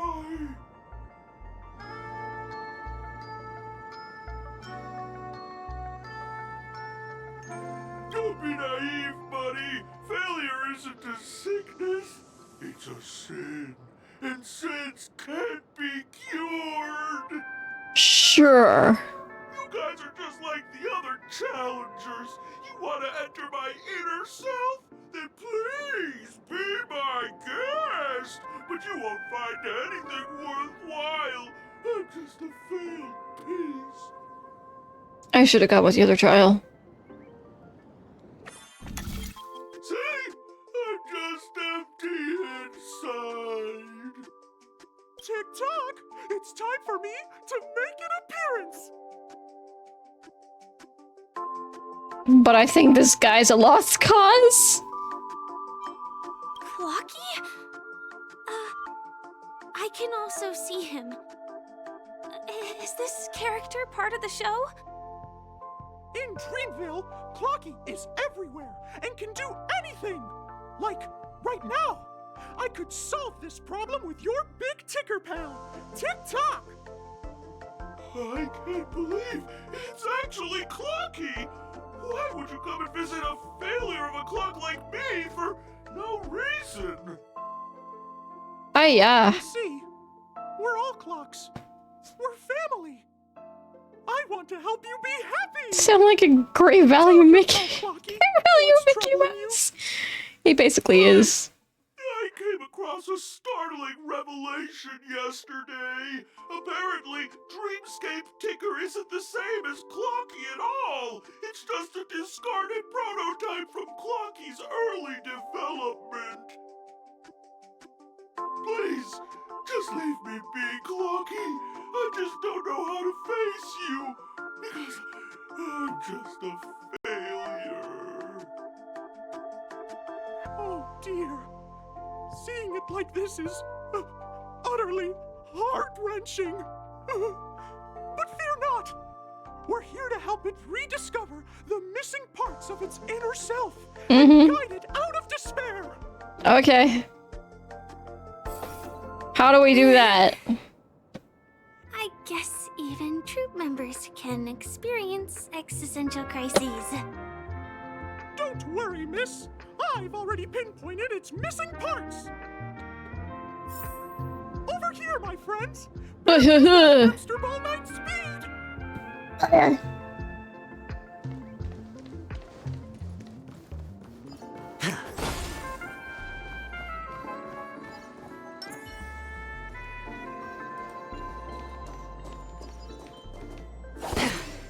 This must be one of the missing parts that Big Ticker needs. That's great! We're here! There's a missing part on the opposite side.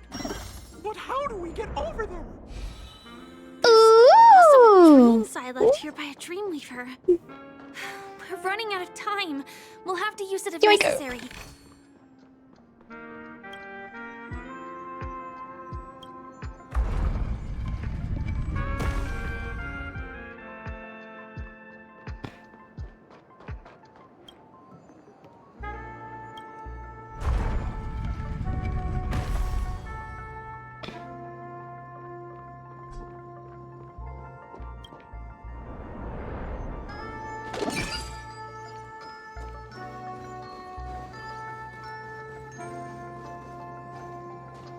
I'm gonna switch out. I heard that chest. Let's see. Let's do Sampo. Same rule as always. Help! Tick-tock! Do I hear... Tweet! Help, help, help! Tweet! This man's body is boiling hot! Tweet! Is anyone there? Tweet! I can't take it anymore! Tweet! Oh dear! It's an origami bird! What's it doing in Beyond Overcooked's tail? His name is Beyond Overcooked. Save me, Tweet! I'm being roasted alive, Tweet! A roasted bird? Oh, this is horrible! Let's save it, quickly! Sure.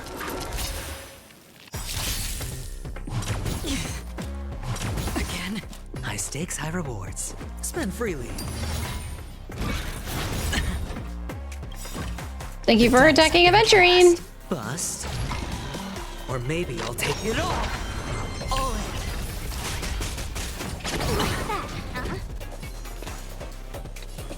Feeling spiffy? Another journey destined for oblivion. More business, eh? Let's play. Can you find the answer? You get to shadow Panaconi after this? Man, I don't know. I weep for the departed. It too shall fall.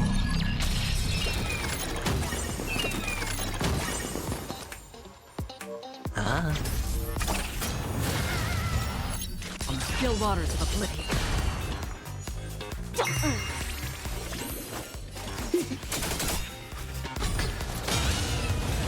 He killed himself!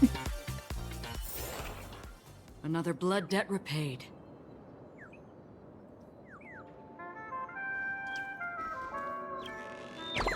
Bird. Thank you, guys. Tweet! I feel I'm about 70% cooked, Tweet! Thank goodness you're okay! But why did you burrow yourself into that fella's tail? Because that fella stole one of Mr. Big Ticker's pots, Tweet! I wanted to help retrieve it, but I accidentally got myself stuck in the oven, Tweet! Go ahead and get it, but be careful, it's hot, Tweet! Inner self fragment belonging to the Sweet Dreams troupe? This is just too surreal.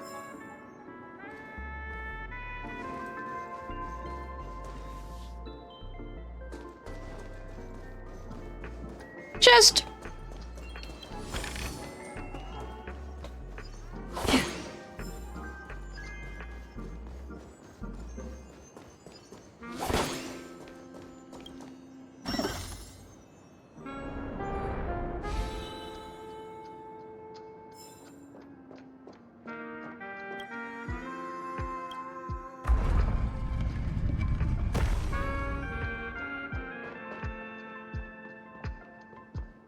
I love these, like, perspective puzzles. They're cool.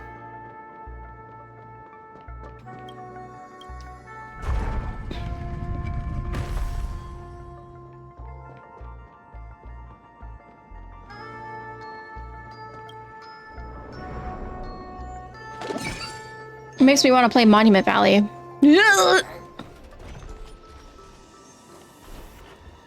Stream forth, the gleam of old blades. My little friends. Just.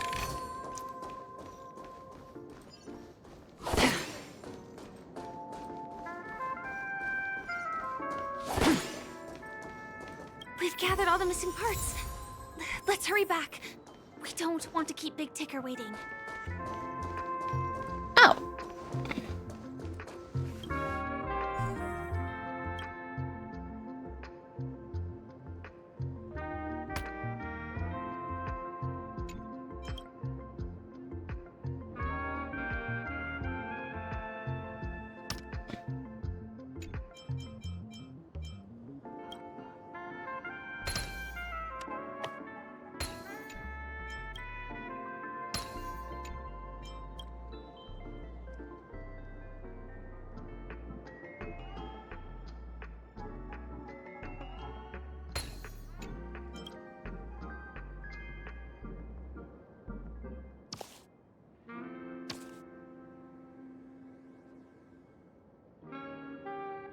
That looks like it goes right there.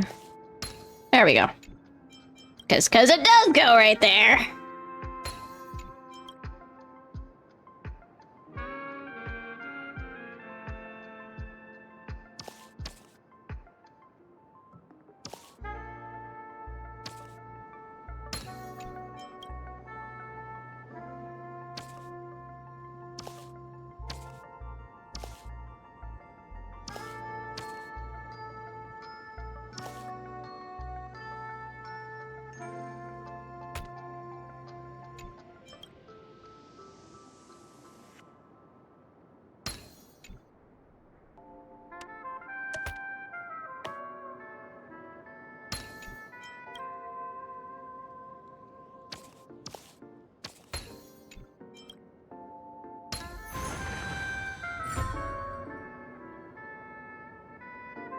granted, Panaconi. Okay, so like, I love Panaconi. It might be my new favorite place in the entire game. Might. I still really, really like the Lafu. A lot.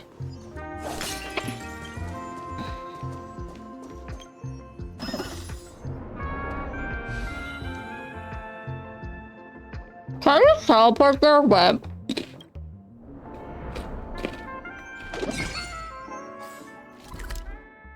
Yeah, let's just teleport there.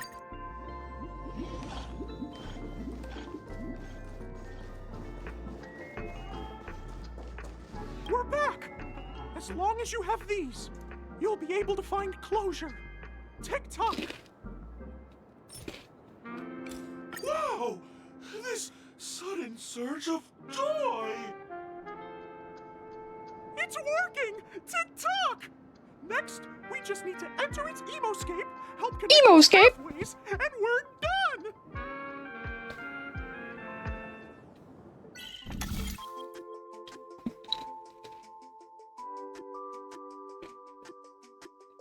I've never seen these pieces before.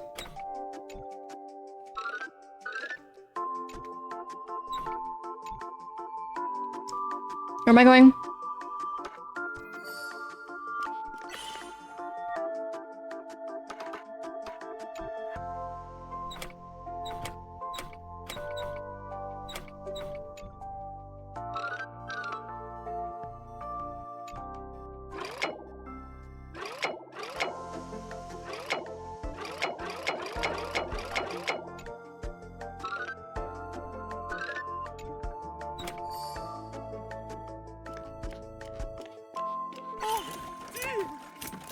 What's going on in here? Your self is a mess! I'm qualified to be the real Clocky! Just give up, Clocky! No! This is unacceptable! You have to face your fears!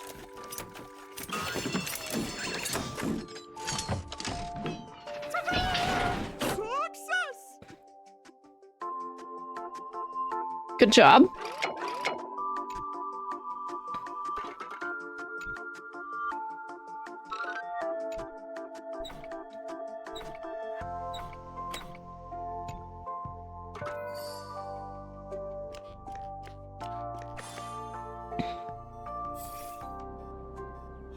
Thank you, Clocky. If not for you, I'd never be able to connect with people like this. You helped me find myself again.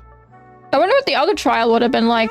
The gun one. As the guardian of Dreamville, it's what I'm here for! Tick-tock! Oh, my friends, you still have other important things to do, right? Yep. Go forth, my friends! When the moment comes, all the Dream Tickers and I will cheer for you! Thanks. It's all done! Victory's in sight! Let's head to the final stage. God, we're done? Congratulations to both of you! Oh, you've overcome all obstacles and proven yourselves! But, unfortunately, there is only one who can be Penacony's festive superstar. In the final stage, you will face the defending champion. If you fail, you will lose the Is it opportunity Argenti? to become the festive superstar. Welcome to the 33rd Scorched Sand Festival's third stage in the 20th season, sponsored by Soul Glad Enterprises, Superstar Showdown!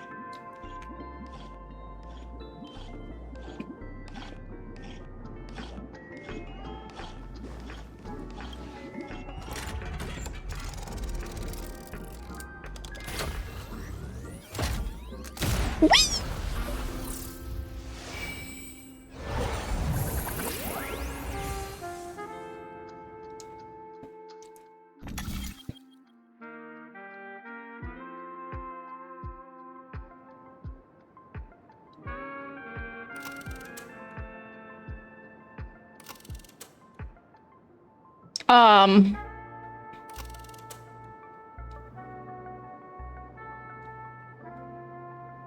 Okay.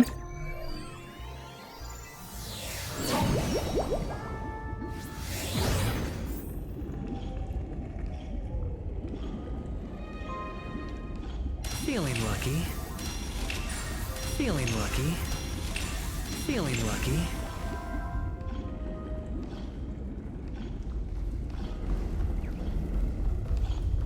It is Argenti!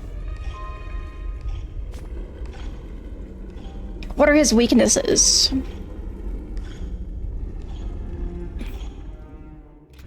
Cryo. Ice. I'll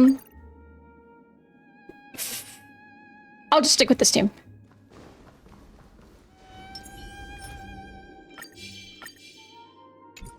Upgrade configured. No way. I think I just saw someone. Someone Argenti! extraordinary. Hi!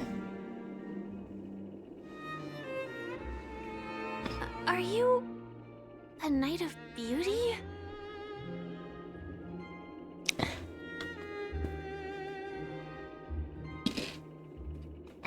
Why does she not have voice lines?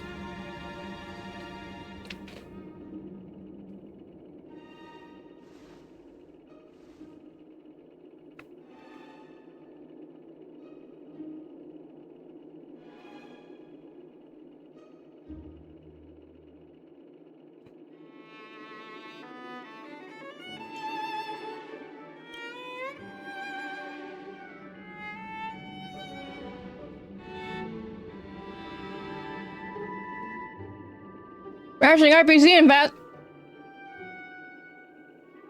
Wait! Go back! I do not deserve such praise. Unfortunately, the dashing IPC ambassador, whose radiance matches that of a beautiful peacock, remains in a hopeful state. How I wish to hit the victory!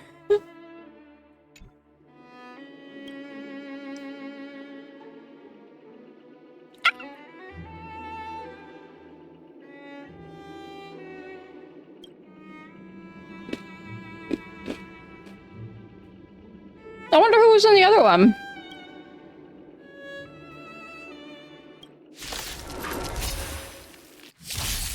Behold, this symbol of pure. High stakes, high rewards. Spend freely. The dice have been cast. Bust. Or maybe I'll take it all. I'll go easy this time. Feeling spiffy? Let's play. Can you find the answer? Still waters of oblivion. The flesh wound. Let the duel commence. Put forth all your might. Again. All in. Time to twirl! Do you know who this big diamond? It's all yours! I weep for the departed. It too shall fall. Time to twirl! Hedge your bets. Let's play for a while. Free will destined for oblivion. Watch your head. Pledge thine loyalty. Bear witness. You are fighting a gentleman. The dice have been bust. I'm so happy to see him. It's sad they don't have voice lines for him, though. Confess. How familiar. Put forth all your might. Watch your head. I'll go easy this time. Feeling spiffy? Another journey begins. On still waters of oblivion. Time to twirl! Sure, I'll play along. I weep for the departed. It too shall fall. Time to twirl!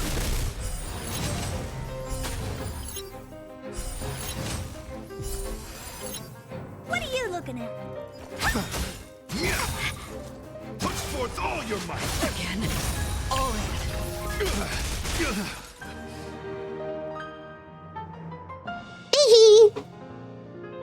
You good, buddy?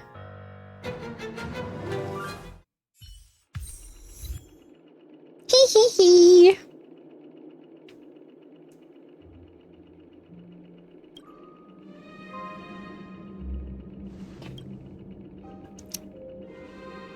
We don't have much time. May fate allow us to meet again, Knight of Beauty. It's so weird that he doesn't have any voice lines. In that case, let's make our way to the end. Can I see Aventurine? Penacony's really thronging with talent. I hope we make it in time. There he is.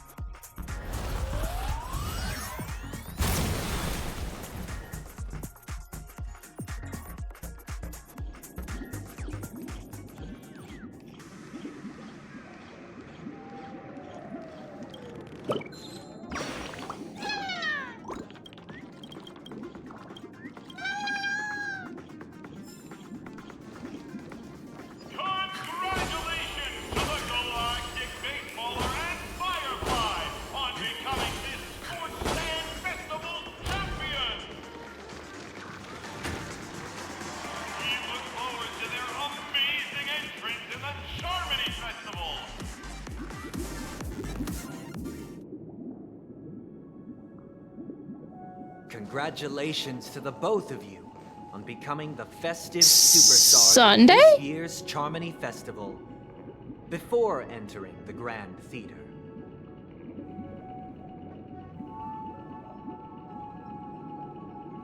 I, on behalf of the organizers, extend my sincere congratulations to you, wishing you joy under their radiance.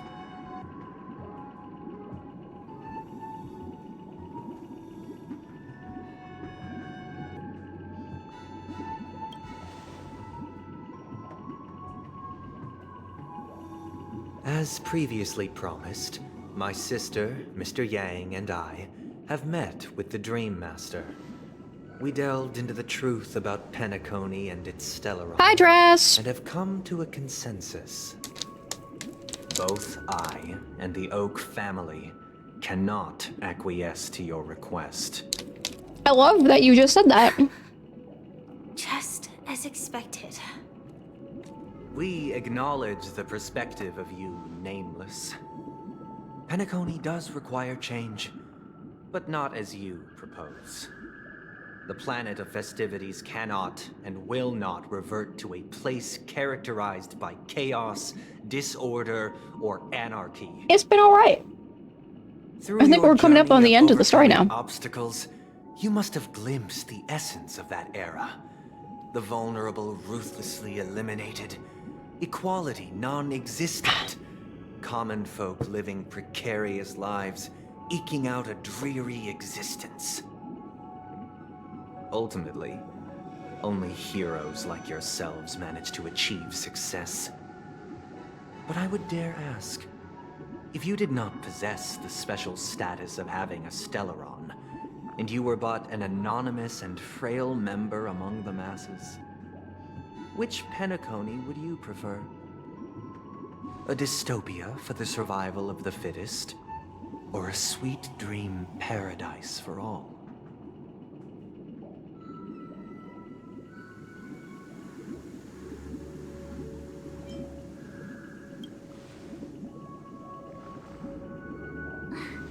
That's not the point! Don't let him mislead you! Mr. Sunday, even if the members of the Oak family can't fully agree on what to do about the Stellaron, now's not exactly the time to be holding an extensive discourse about Penacony's past and future, is it? The Stellaron issue concerns the life and death of everyone on Penacony. If anyone has a better suggestion, the crew is more than willing to listen. Also, it'd be best to tell us the ins and outs of that meeting. This way, we'll at least know what Welt and Miss Robin are dealing with, and the reason why they failed. What if that's not actually Sunday? Ah, navigator. That is precisely my intention. With all present, let's begin by discussing the details of that meeting. Let's talk about our tribulations and choices, our ideals and beliefs, and our final course of action. The only path to take. It's probably actually him, though. Also, where's Boot Hill? You mean to say that for the longest time, there have been scoundrels who would use the Charmity Festival that I have bequeathed to the masses as a tool to realize their ambition? Indeed, Dream Master. Once the Charmony Festival begins, the Stellaron's powers, along with the song, will be broadcast across the entire planet of Penacony. And then everyone... And when does Jinyu end up here? To awaken. This is indeed surprising to me. The dreamscape is maintained by the collective effort of the 5 families. If someone were to use the Charmony Festival to recklessly disseminate the power of the Stellaron, this individual must hold a position of great authority. Do you have any suspects? I'd like to ask, did you really not know of the Stellaron's existence? I would have never thought that this nameless would point the spear at me. Quite astonishing indeed. If I have offended, the Astral Express extends its sincere apologies. But the current circumstances are dire and leave no room for meticulous inquiry. We're doing this out of concern for the Dreamscape's safety. So, if you could, please alleviate our concerns. Dream Master, it's just to prove that the Charmony Festival has nothing to do with the Stellaron. If we're being overly cautious, I will return to the stage to offer tribute in song, just per the arrangement.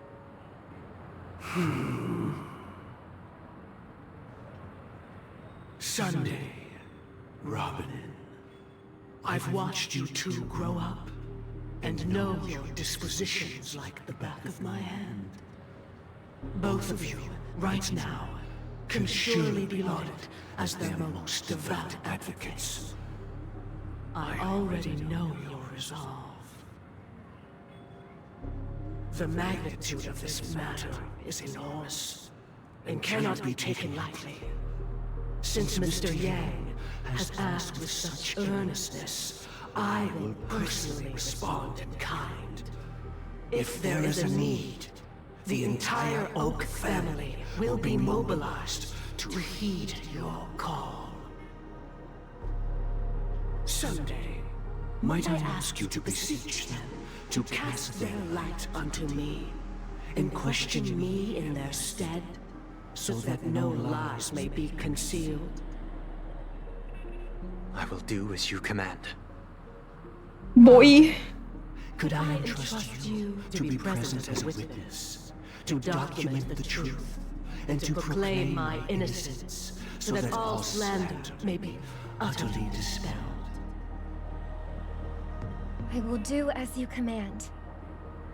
May thy will be carried out on earth, just as it is in the heavens. Oh, triple-faced soul, please sear his tongue and palms with a hot iron, so that he will not be able to fabricate lies and make false vows. Let us begin. There is nothing else to prepare. Understood. Question. Have you devoted your life to your god, never worshipping other gods? Naturally. Do you love your god as you do yourself, always heeding their admonishments? He's literally like a pastor.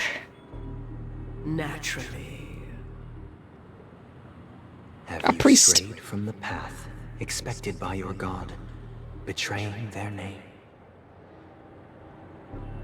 Never. Have you ever been inordinate with your asks of your god, coveting more than the foundation of the creation itself? Never. Then, a final question. Do you swear to fulfill all vows, past, present, and future? With the Eon as my witness, if I do not deliver on my words, or if I renege on my vows, may I be cursed in accordance with divine law. They have seen your faith, and have endorsed your faith. With this, it can be evidenced... Just a moment. What is it, Mr. Yang? I have another question I hope to have answered. To my understanding, the family's harmony and prosperity have never relied on so-called divine laws. The god you both mentioned, are they truly Shipe? Mr. Yang should know that those belonging to the family toil together as if they were kin, embracing solidarity and unity under their light. All duplicity is laid bare before the harmony. Such a delicate and complex symphony. Which other god could perfectly harmonize this, if not for the great one, Shipe? Perfectly harmonize. Therein lies the problem. It isn't an outsider lurking in the shadows who changed the harmony, but a dissonance that has surreptitiously emerged from within this very symphony itself. In the distant past, there existed an Eon. With one flick of the wrist, they crafted the laws of the cosmos. Their followers formed the Beyond the Sky Choir, spreading solemn and reverent hymns throughout the universe. Later, they fell. The route traversed by this Eon clashed with the harmony, ultimately being absorbed and fused into it. The chorus that once reverberated across worlds fell silent, and when it echoed anew, it was transformed into the hymn of harmony. Though an Eon may perish, paths with no masters still linger. In the all-forgiving harmony, echoes of bygone dissonance may subtly arise. Mr. Yang. Being overly astute can be a detriment. Especially when you find yourself alone and without allies. Mr. Yang is fine. He can handle himself. So this is how it is.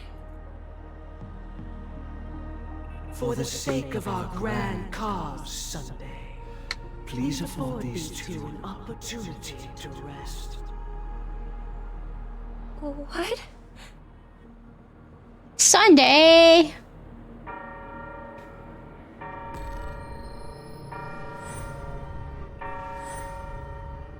Sorry, Robin. It's just you. I did not wish for you to know this.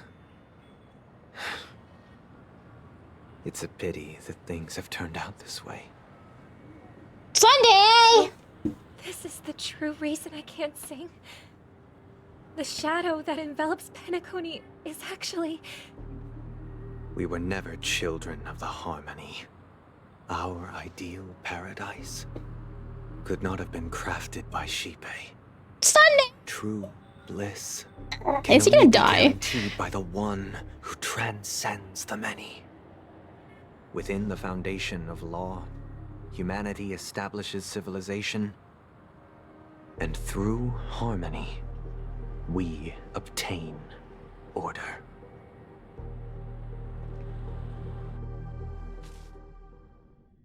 Unbelievable. To think that there would be remnants of the Order on Penacony. What have you done with Mr. Yang and Miss Robin? Don't worry. I just gave them some time alone to ponder their fates. You should know that these actions make you an enemy of the Astral Express.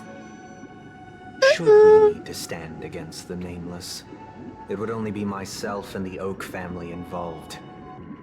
But we haven't reached that point yet, have we? Your efforts for the justice of Penacony are evident to everyone, and have been widely observed.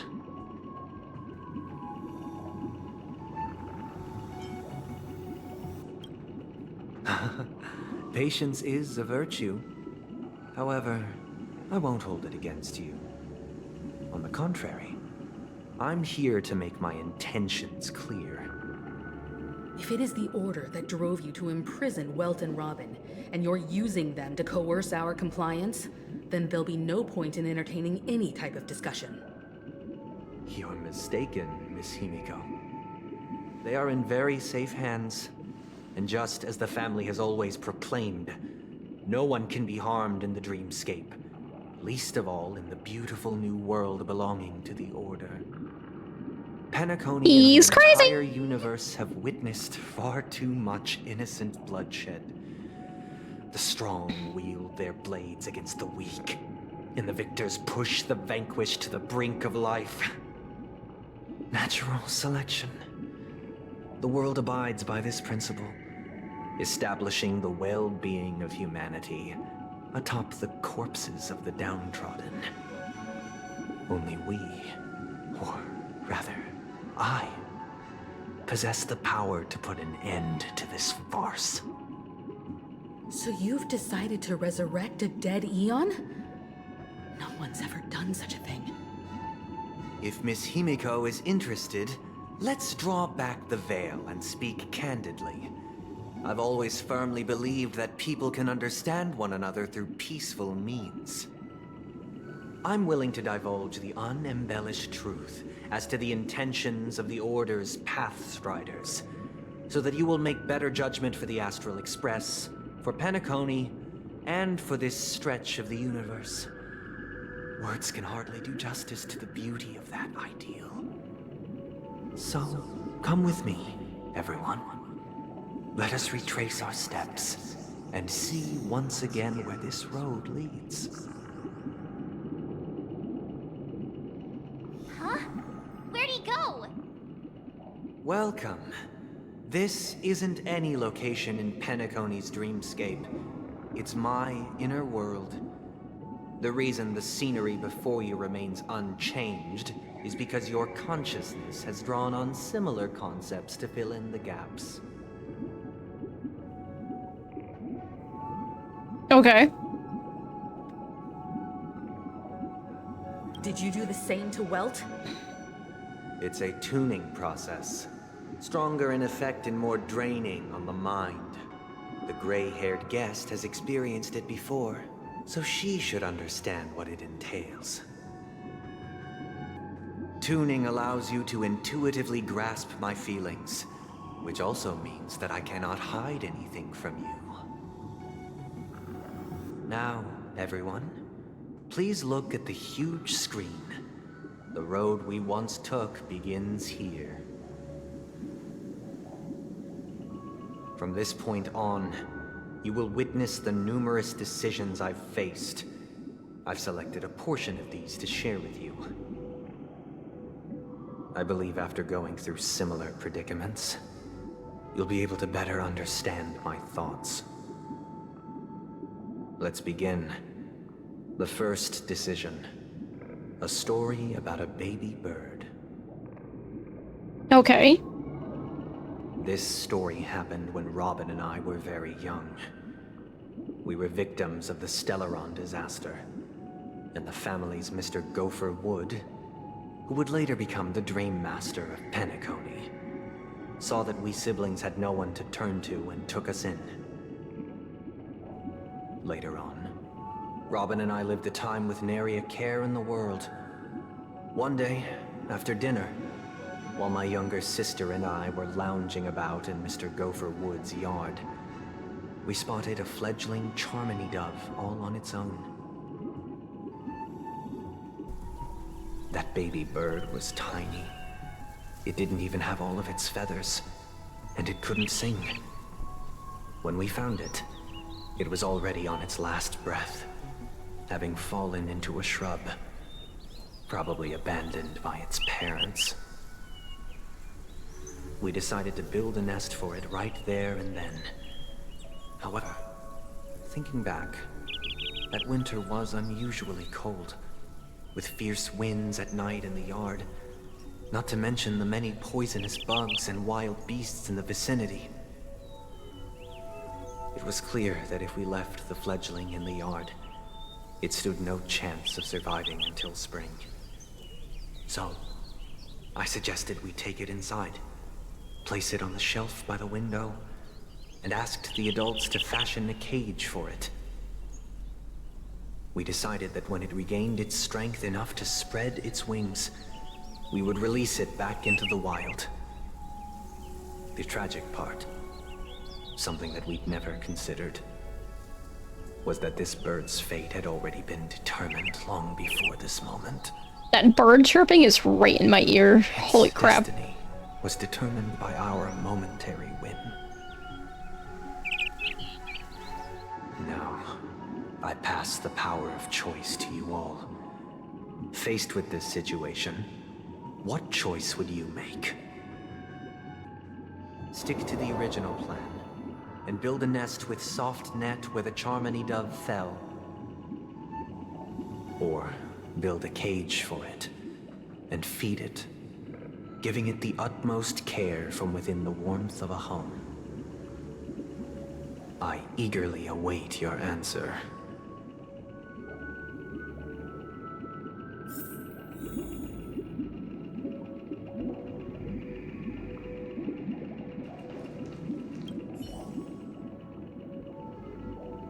I can't decipher his intentions right now, but based solely on that question, I would probably choose to build that dove a cage. Even if I was gonna release it back into the sky, it'd have to be strong enough to fly first. If I left it where I found it, I fear it'd never get the chance to fly ever again.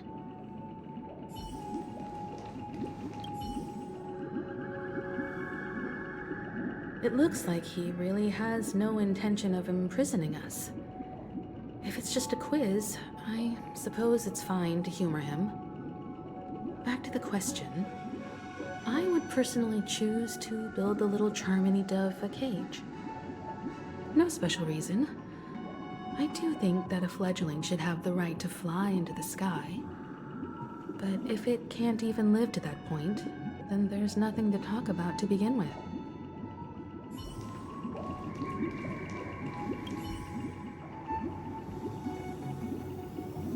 That guy just casually throws this kind of question at us?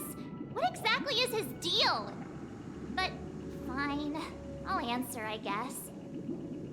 If it were me, I guess I'd choose to build a cage for the little Charmony dove. After all, leaving it there, it's bound to get hurt by wild animals or something. And that'd just be too sad. I mean, yeah.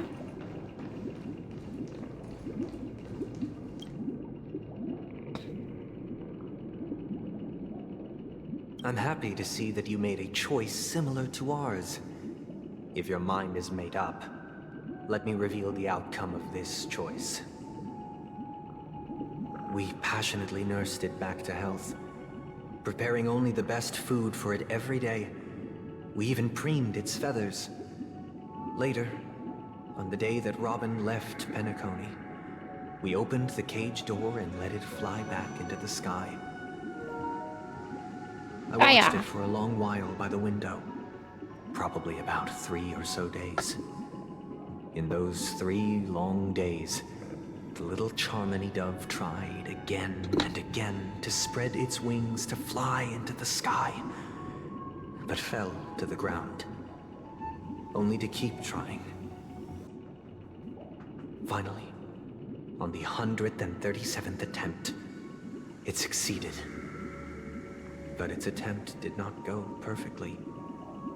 After flying unsteadily for a while, it fell to the ground, unable to grasp the direction of the air currents. The fall shattered its wings. It writhed helplessly in my embrace. But it was all for naught, finally succumbing to a painful demise. And in that instant, our tender care, our given love and hopes, they all became the inevitable push that sent it to its death. I deeply regret the choices we made. Next, let us head to the second decision. This time, it's the story of a dream chaser. Okay. This story happened when I was appointed as Bronze Melodia, a position exclusive to the Oak family, charged with listening to the problems and vexations of Dreamscape residents, and providing them with the relevant guidance. It was during that period that I had the opportunity to hear voices from all corners of the Dreamscape. Joy, sorrow, arrogance, regret. The complex tapestry of human nature that formed the world. And I was fortunate to catch a glimpse of it. He was a dream chaser, and an illegal stowaway. Just like the rest of them, he came to Penacony in search of a better life, except that, to most people, the price he paid, I suppose you could say it was everything. He told me, I sold everything I could at home. The house, the land, even his 2 children. He said he could not afford to raise them, and that at least they could eat if they lived as slaves. He had a plan in place. He would buy back his children once he had made his fortune, and enjoy Penacony's beautiful dream with them. Alas, Sunday's being crazy. His plan to smuggle himself was somewhat clumsy, and he was sniffed out by those pig-headed hounds.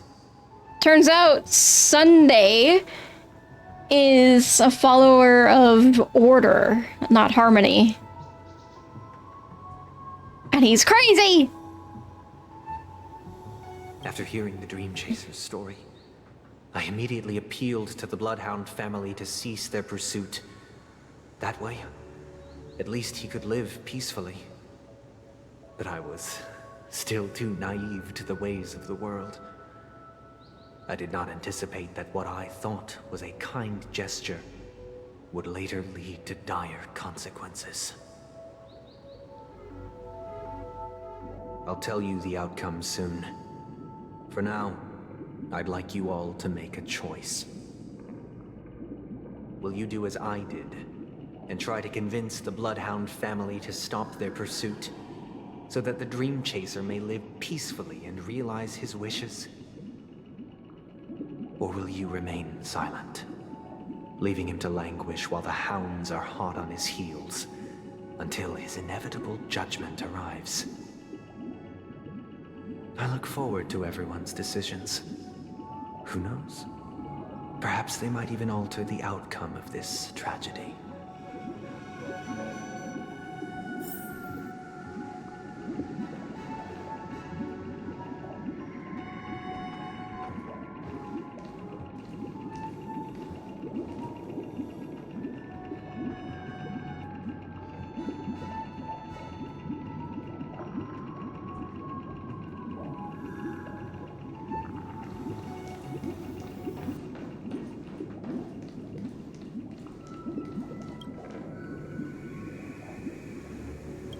I'm honored to witness you arriving at the same decision.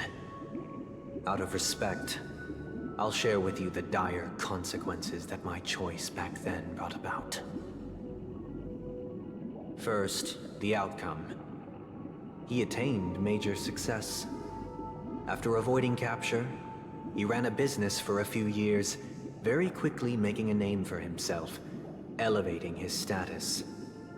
He might not have become a tycoon like old Audie, but he was considered a character of excellent repute. Now then, did he realize the wish he set out to achieve? No. The last time I saw him was in the real world, where the Hounds were going to permanently exile him, and I was the accompanying Bronze Melodia. The mission was simple. Listen to the criminal's repentance. He told me the reason he was in this predicament was because he conspired to usurp the head of the Alfalfa family. When I asked him about his 2 children, he instead responded with a question.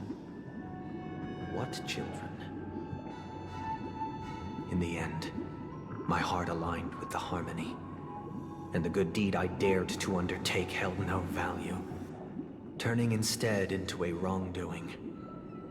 It created a lamentable oppressor and countless oppressed individuals. As to your choice, I once again offer my heartfelt apologies. Next comes the third and final decision. And the story this time is my own. This story happened the day I was appointed the Oak family head.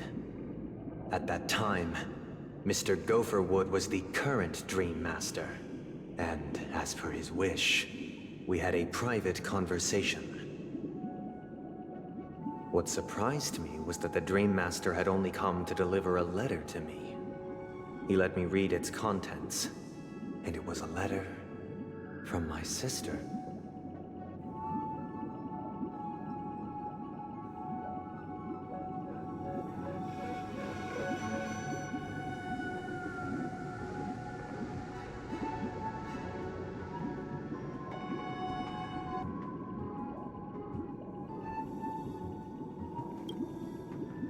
The letter contained the usual pleasantries, anecdotes from her travels. Nothing out of the ordinary. Just as I started wondering how this letter related to our discussion, the Dream Master began to speak. Do you know who wrote this letter? My sister, of course. But why would you personally visit me to hand me a letter from my sister containing mere trivialities? To help you grasp the full scope of this issue. Do you know where Robin is at this moment? From what the I was speaking. I was muted. She must be in Caspelina 8, correct? She's touring there right now. I don't know how long I've been muted for. Has she mentioned anything about a stray bullet? A stray bullet? What? A war has broken out on that planet. It is because of this very reason that Robin chose this destination. To spread the word of the harmony. And to save the lives of that planet. She personally made for the front lines. As for your question that you asked if you missed anything important, no, you didn't. You did miss the fact that Sunday can use his powers by just his creepy psychic, I don't even know what you want to call them, type powers, but he can use them by just looking at people. And he currently used them on his sister and Welt and has them trapped somewhere. Other than that, you didn't miss anything. You missed Argenti. Don't know if you heard that. Mr. Argenti, who talked about how he saved a man who had the beauty of a peacock. And that's about it. Although, Argenti didn't have any voice lines. It was kind of weird. She hoped to ease the people's suffering with song, and was willing to brave mortal danger to deliver the IPC's medical supplies.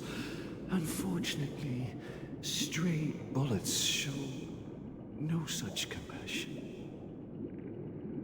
Is she all right? If the operation was successful, she should probably be recovering in the field hospital. You say you're different to By wing. the eon above, the bullet struck her neck directly, yet possibly as a reward for her consistent deeds of harmony. It didn't hit any vital arteries. Once you've attended to your outstanding tasks, it'd be advisable to write her back as soon as possible. Those damned savages! I'll pack my bags right away. My gratitude for bringing this to my attention, Mr. Gopherwood. Also, who the fork shot Robin? She's on a planet and there's a war breaking out there and someone just shot her because of a stray bullet. I forgot what I was gonna say. Oh, Sunday's a fucking control freak. More than I thought he was going to be. He is an absolute possessive control freak. If he cares about you in any way, I guarantee you he would lock you up for your own good just to keep you safe. Now you understand why she always wears such elaborate neck ornaments, don't you? How could this happen? Miss Robin. It's all in the past, so please don't worry. I share this in the meager hope that you will understand the Harmony's limitations and predicament. As grandiose as the strong defending the weak sounds, many times, it is nothing more than wishful thinking. Likewise, I've prepared one last question, one last choice. But rest assured, this choice will not have any grave consequences. Because this is merely a figment of imagination, a nightmare that has haunted me through countless nights. If you ever had the opportunity to make a choice like I did,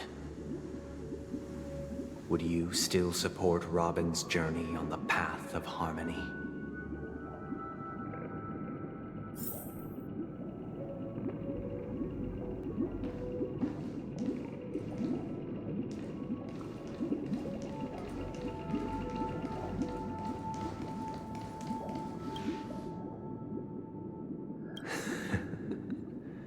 I see. I am now aware of everyone's stances. Raising these questions merely serves to illustrate one point. The plight of Penacony cannot be salvaged by the Harmony. The true foundation for a sweet dream paradise can only be established through the Order, where the strong govern the weak. I know the suffering of being tormented, the turmoil of losing your way, how sorrow and even despair. The Order, yeah. Set in when matters don't I forgot to mention that he's this causes me unending pain. On the path of Order. Because this is not what happiness is at all. We must teach the weak how to live a happy life. And this life isn't some noble propriety that the upper crust preaches, but in definitive terms, a way of survival that belongs to everyone. So what is your definition of living a happy life? Good question. Human consciousness is fundamentally an illusion, a cage known as self-worth. People lured in by this illusion make mistakes, yet still ask that external influences bear the burden. When one mistake after the next permeates the masses, they become impossible to trace. Thus, the amassing of these individual cages culminate to form a prison, a place dictated only by the rule of survival of the fittest. Nature is always accompanied by predation and sacrifice. Its antithesis is known as order. That is what I want to do. Unite people's happiness under the banner of order. They won't need to make bitter choices any longer, nor face the weaknesses of humanity. They can cast aside their primal instincts to build a haven for mankind. Simply describing thoughts is far too abstract, so allow me to provide a simple example. As you all may know, there are societal norms like weekends and long weekends that exist on some worlds. During these hard-earned rest days, people are given the chance to extricate themselves from the stresses of everyday life, allowing a certain tranquility to return to their souls. And it is only on these days that people do not have to adhere to the law where the strong prey on the weak. They can live out their lives happily during these brief intermissions. It's just a pity that 2 or 3 days are still too fleeting compared to the span of a lifetime. From where I stand, society's ideal system should be 7 rest days. Following Sunday, there should ensue a second, a third, and indeed an infinite procession of Sundays. This should be the face of the new world. Idyllic, eternal, peaceful days. And thus, I mean, I don't hate that idea. Return to their base selves in this utopia. Some gaze in reverence at the stars, pouring their whole beings into calculating the distance between us and the isolated world of Pagana. Meanwhile, some seek refuge in quiet corners, holding one another, unencumbered by the chains of unwelcome obligations. There would be no need to bear the hardships of reality. Only in this way can humanity face the inevitable end with the purest of spirit, living a life of dignity. This is what it is to live in bliss. Miss Firefly, you who are stricken with entropy loss syndrome, you of all would surely understand this.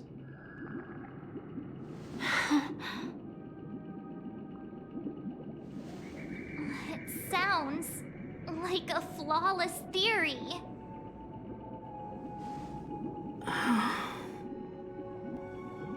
But what is the price to attain all this? The cost is minute, merely a personal and eternal sacrifice. If this paradise is to be maintained for everyone, someone must remain trapped in solitary awakening until the end of the cosmos. Awakening. Which means that this so-called paradise is still a dream. Stepping into this paradise means forsaking reality, correct? It is not forsaking, but transcending. Flesh, blood, sorrow, weakness. If the physical is the root of spiritual suffering, it is only logical that we defeat it. But in this supposed bliss, people won't have defeated their demons. The chance to overcome their tribulations would be forever lost to them. In other words, it is an escape. That's another way of understanding it. But there is no shame in escape. On the contrary, the seeds of escape exist in everyone's hearts. Don't you agree, Miss Firefly? And as to why we sleep, it is because we are afraid to awaken from our dreams. But this is not in conflict with the grand plan. Only in acknowledging this can we truly understand the frailty of human nature, and from there, show compassion and protection.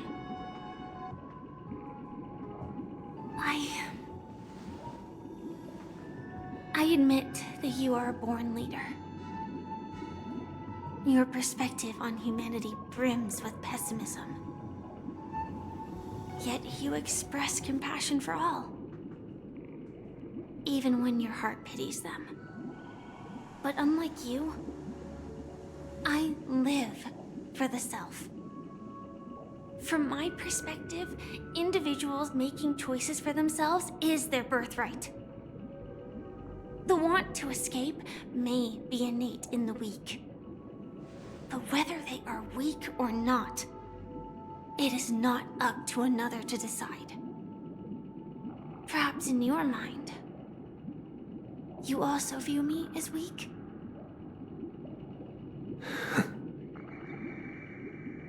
Because I don't think so. Since Miss Firefly has said her piece, the Astral Express will also naturally give you our answer. We'll leave it to you. Just as Mr. McHale instructed before. Tell him our choice.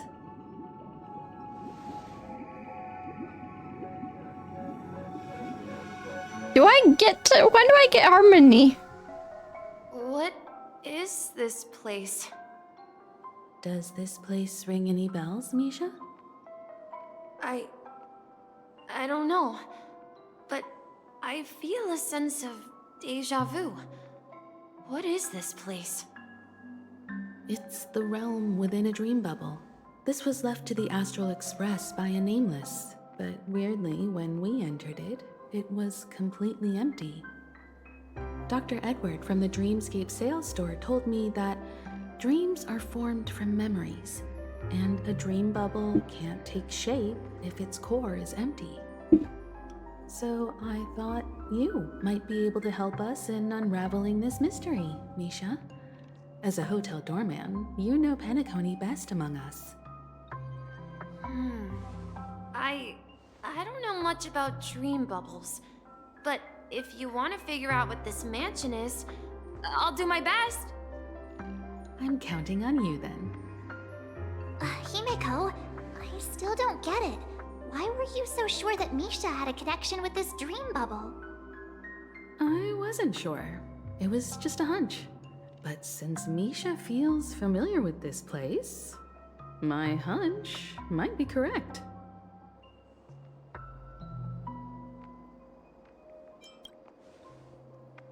Exactly.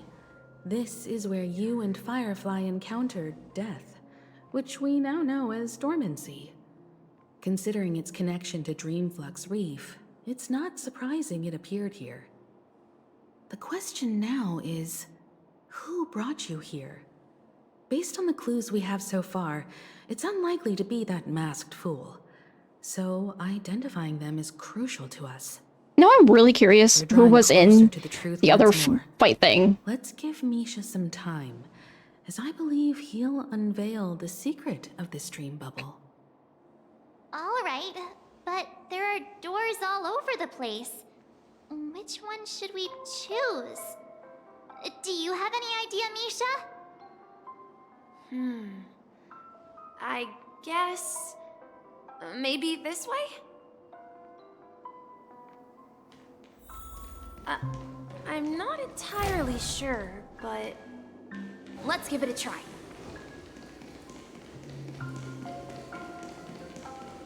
Wait, you managed to choose the right door on your...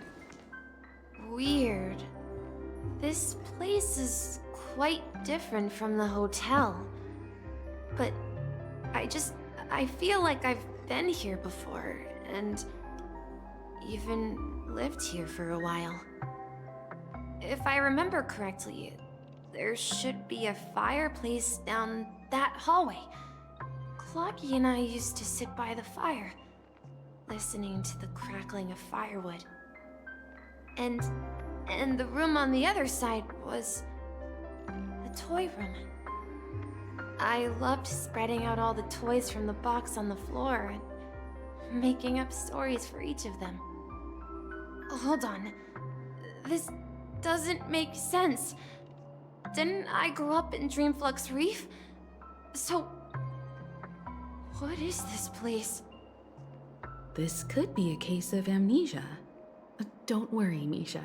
It's common for everyone to forget certain aspects of the past.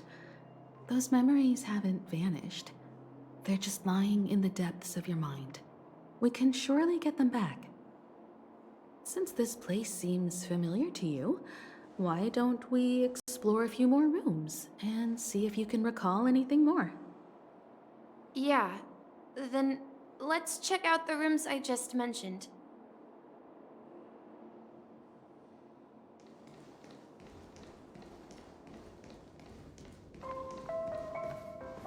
Mikhail, that's the name. Now we all know him as the Watchmaker. So, who is he talking to? Do you know anything about it, Misha? I'm sorry, I don't know much about the Watchmaker. But, Mikhail... Anything special about that name? Mikhail is Grandpa's name. Grandpa? Do you mean you're the Watchmaker's grandson? But we haven't heard anything about the Watchmaker having descendants. And the name Mikhail is not rare. Perhaps it's merely a coincidence. Could you tell us more about your grandpa, Mikhail? Yeah, sure. He was a seafarer who fearlessly ventured into mysterious seas and storms. He was always on the sea and had lots of friends who accompanied him on his travels. He didn't want me to call him Grandpa because that would make him sound old. He believed he was still young. The name Mikhail was given to him by his parents, Mihaly and Elise, both renowned seafarers. Every time he came back, he'd share his logbook with me and tell me about his adventures at sea. I want to become a great adventurer, just like him. It appears that the seafarer has nothing to do with the Watchmaker. So, perhaps it's just a coincidence? So, where is your grandpa now? He went off on a new journey, and it's been quite a while since I last saw him. So, where has Clocky gone? Did he leave to protect Dreamville?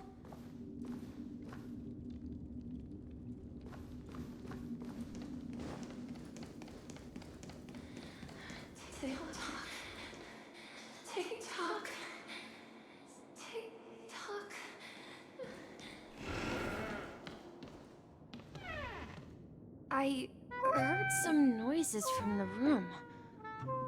Origami Bird? That's a friend of mine. You and Origami Bird are friends? Yeah. It's a member of the Compass crew, just like Clocky and Miss Mirror. And there's more than just one Origami Bird. They are a big family with lots of brothers and sisters who look the same. They follow Miss Mirror's orders and handle all sorts of jobs on the ship. They're the best. Alrighty then. Sailors? Can origami birds be sailors? Could you tell us more about the compass, Misha? The Compass is a ship bound for the New World. Clocky and his partners travel through layers of fog to the depths of the sea.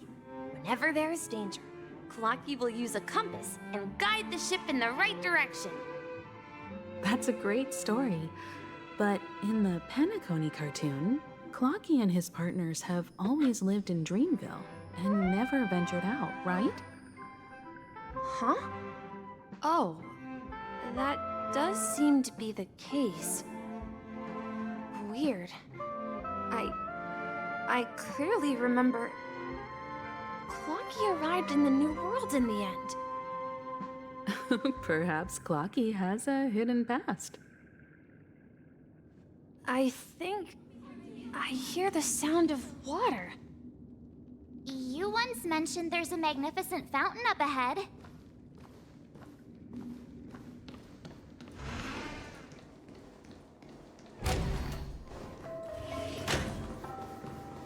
Look, there it is! The water resembles a precious jewel, embedded in the dreams of all seafarers. Water. Every time I gaze at the shimmering lights beneath the waves, it feels as though I'm back in this place, standing by your side. Have you God, I wonder how much longer this quest is. Yeah. I saw these sentences in Grandpa's logbook. He used to say that despite the perils of the sea, whenever he stood on the deck in the afternoon, overlooking the sparkling waves, he would think of this fountain in front of his house. He often said that those moments felt like returning to his family's side, and the difficulties at sea didn't seem quite as challenging. You know, I quite understand such sentiments.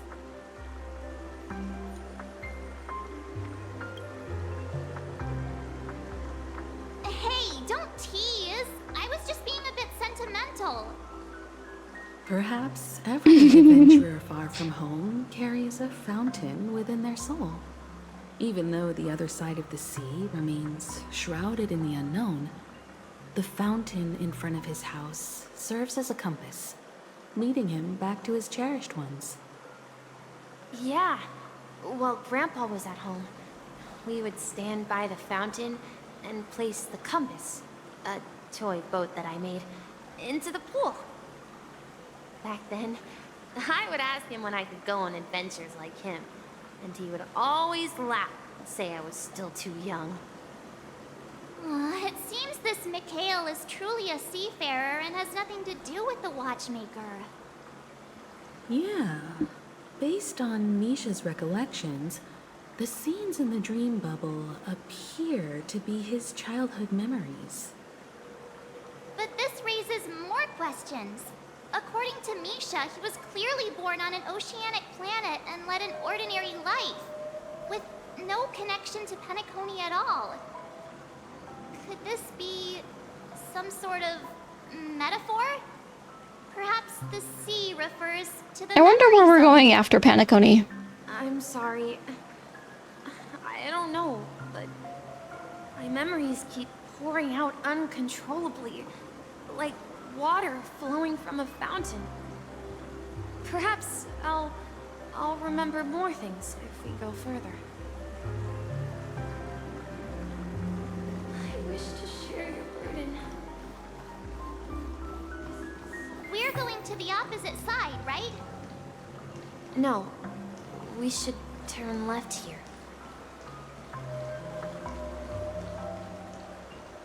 Huh? Something feels different about this place. This is it. Up ahead is Grandpa's study. It was in that room that I saw him the last time. The atmosphere in this room feels totally different.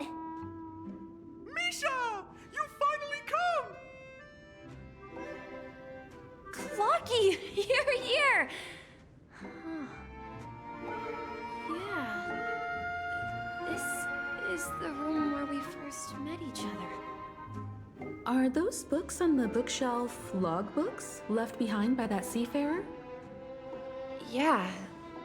Whenever he came back, he placed a logbook on the bookshelf in his room. They contain records of his expeditions to every corner of the world. He described our world as a fountain. At some point, the sea started to gradually swallow up the land where people lived. To ensure that everyone had land to settle on, he had to continue exploring the sea in search for the source of the rising seawater. On that day, he called me to his study, telling me that he was embarking on another journey. However, I could sense the gravity in his expression.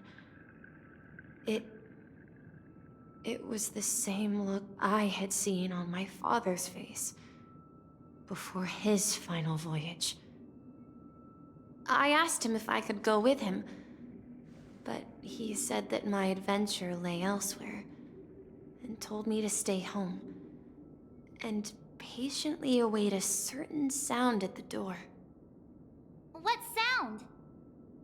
He told me about a vast ocean in the sky, an ocean of stars.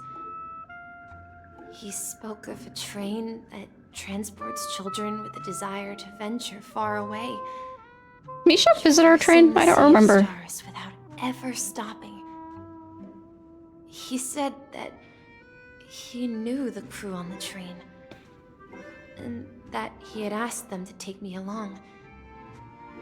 He said the journey I had always dreamed of would start there. A train? Could it be?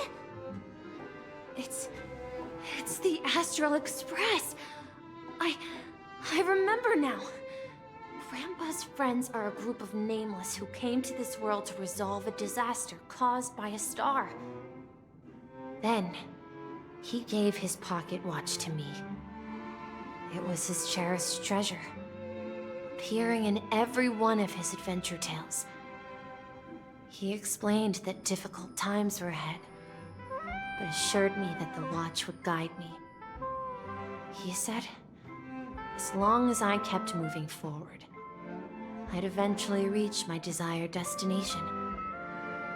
And then, it was as if I heard the distant sound of a train whistle, echoing throughout the room. Exactly, Misha! And then we followed that whistle, didn't we? Yeah.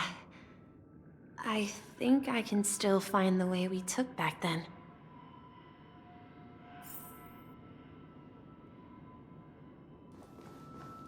This is the dream jigsaw, right? So we're supposed to find the exit. But where can we find the last piece? Do you remember? You said you obtained a mysterious shard when you stumbled into this place. Hey, the shape seems to match. So this shard is also connected to Misha? Looks like we're just one step from revealing the truth. Let's get to the other side and investigate. Okay.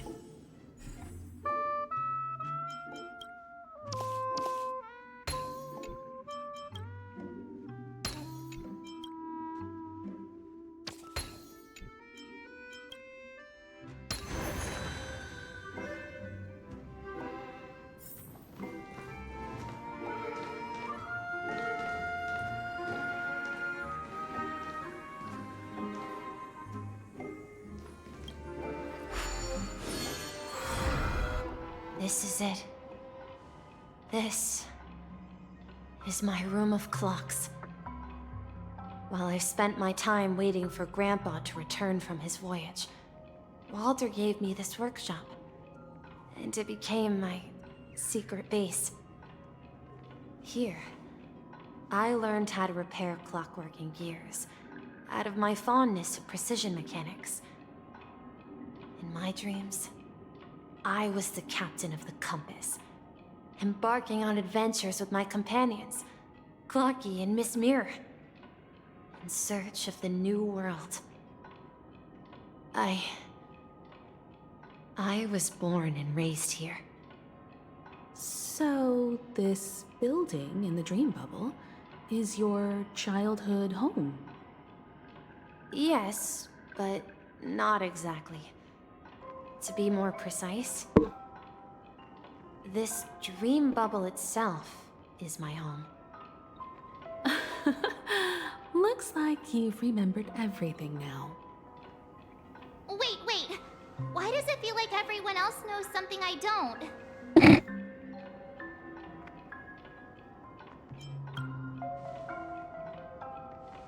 Marge, do you remember when she mentioned a clocky that only she could see?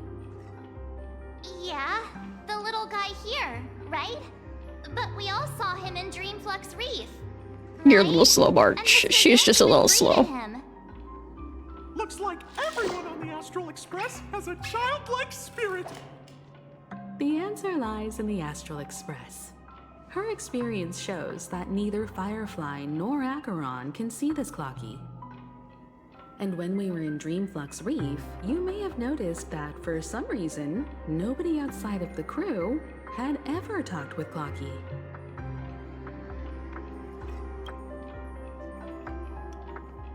A mimetic life that can only be seen by a select few? It's just like a hidden message, left by someone for the nameless. But Misha can see Clocky too, right? They even grew up together. But Misha hasn't started the way of the Trailblaze yet. That's the key to the mystery, March. Now take a moment to recall. Have you ever seen anyone outside of the crew interact with Misha? Wait. No way! That's the answer, March 7th. This dream bubble is the place where I was born. And I'm a dweller in this dream.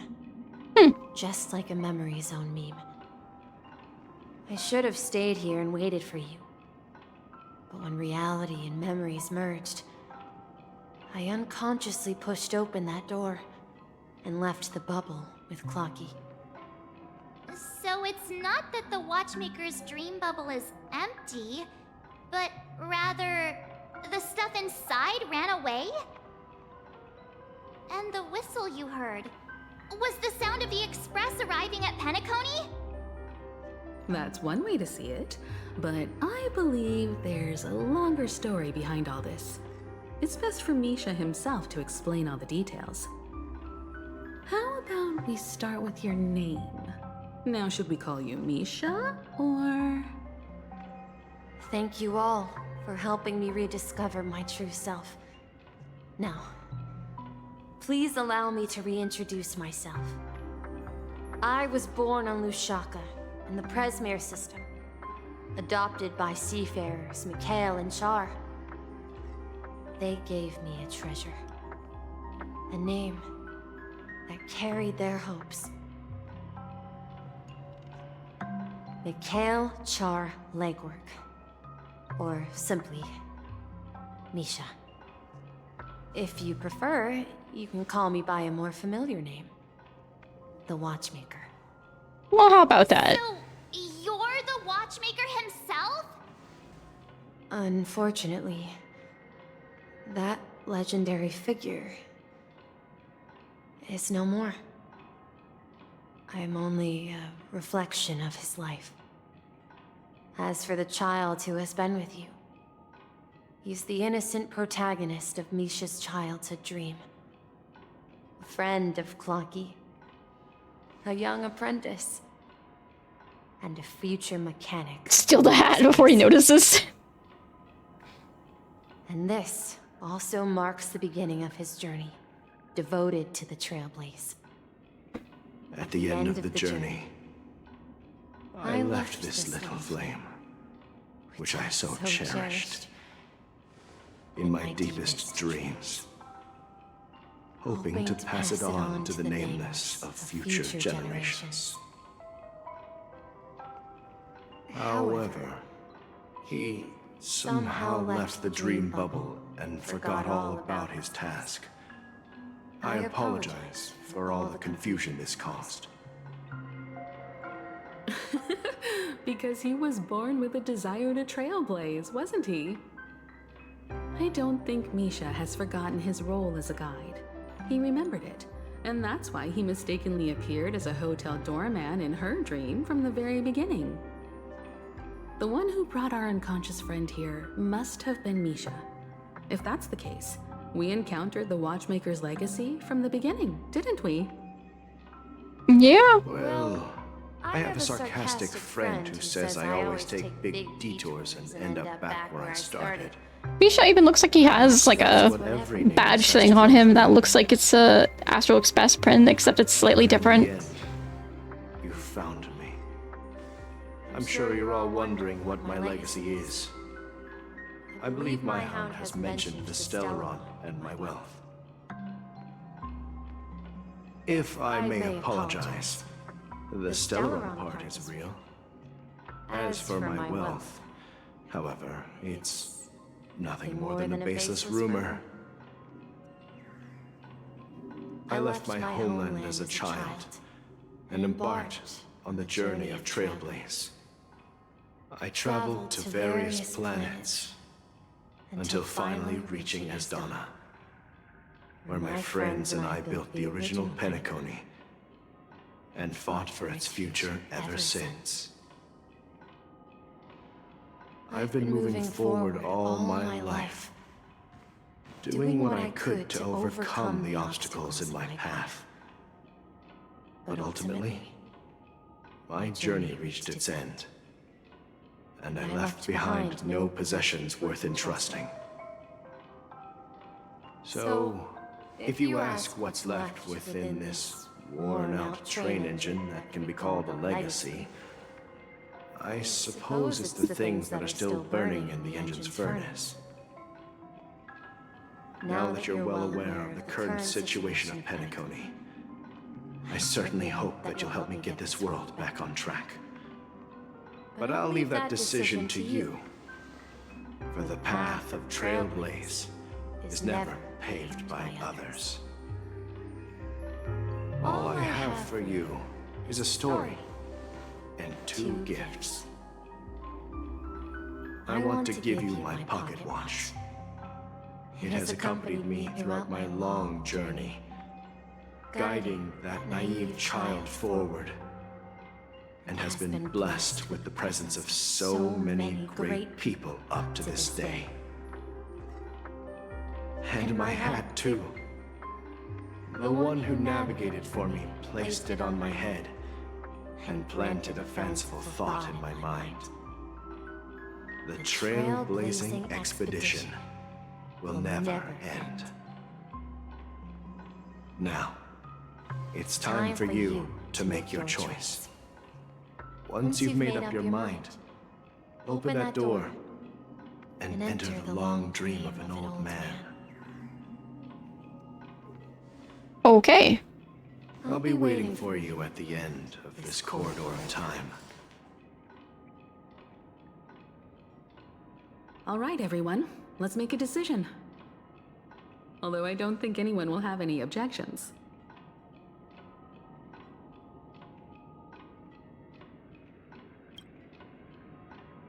Of course. We've come this far. Surely there's no other option than moving forward.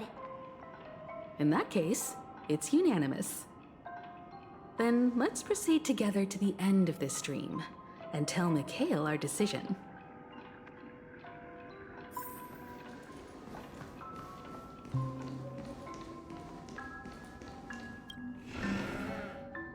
Thank you for flashbanging me.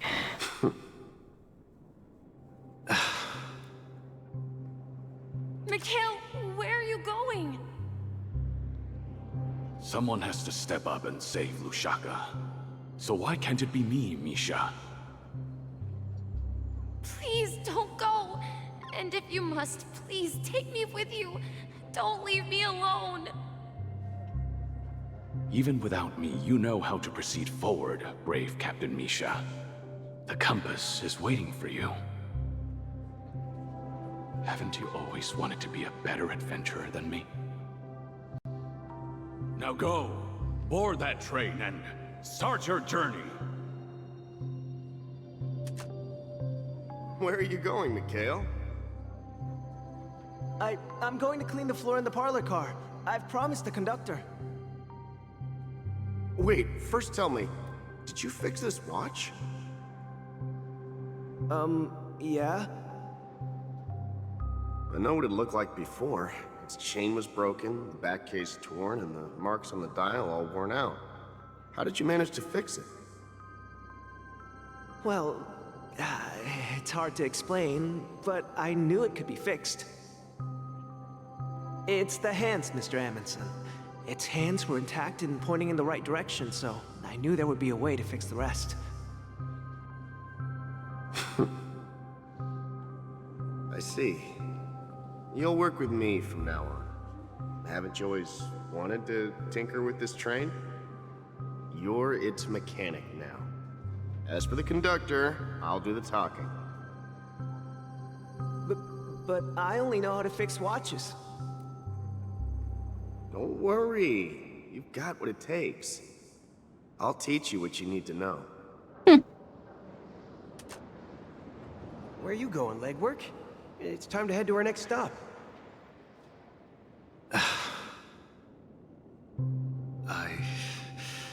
I'm staying in Astana with Rosalina and Tiernan. I see. This place reminds you of home. The people of Astana have only achieved a tiny victory and still have a long way to go towards true freedom. Hanunu needs us. Don't worry, not all journeys lead to the stars. Even if I leave the Express, our path of Trailblaze will continue. Yeah. I knew you wouldn't stay on the Express forever. Leave in peace, my friend. And, take this with you.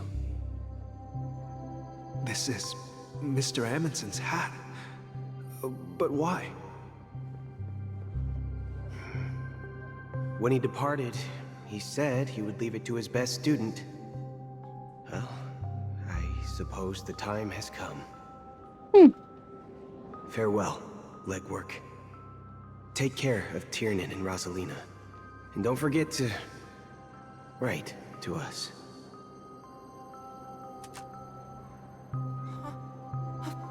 Where are you going, Watchmaker? Don't worry, Micah. Just going on a little trip. Someone has to be at the forefront of the interstellar frontier, and I'm the only former Nameless in Penacony. So why can't it be me? Because you're all we have! Have you forgotten about Tiernan? The cosmos is way more dangerous now. What will happen to Penacony if we lose you too? Is that? But what will happen to Penacony if we don't find a way out? Is that Don Hong's voice actor? Tiernan. How could I What's ever his forget name? him? I've spent countless sleepless nights asking I myself can't think of his why I didn't name. go with him back then. We Nameless won't stop. Don't worry, Micah. It's just a matter of getting back to my old profession. Just wait for me to come back. But if, and it's a big if I don't come back in one piece, then you'll become the next Watchmaker. Where are you going, old man? Oh, you're here. Answer my question. What are you up to? Relax, Gallagher. I just came up with a great idea. Wanna hear it? Oh, come on. Aren't all your ideas just ways to get yourself killed? I may be blunt here, but you're the last remaining hero in Penacony. If you die too, the secret of the Stellaron will go to the grave with you. Yes. I'm afraid there's no way out in Penacony, so I'll have to consider alternatives beyond Asdana. We'll organize a festival using the Watchmaker's legacy as a facade, and send invitations to the entire cosmos to gather people here. So, a desperate struggle against the family? Desperate? Don't we have you here, my friend? This task is challenging, but what hasn't been challenging for us along the way? Well, whatever you do, remember, make sure to send an invitation to the Astral Express. Misha! Where are you going? Oh, it's you, Clocky. Take me to Dreamflux Reef. Last night, I had a long dream about the day we met. I want to write down that dream. Write it down? Why? Oh, so I won't forget it. Do you remember how you got your name, Clocky?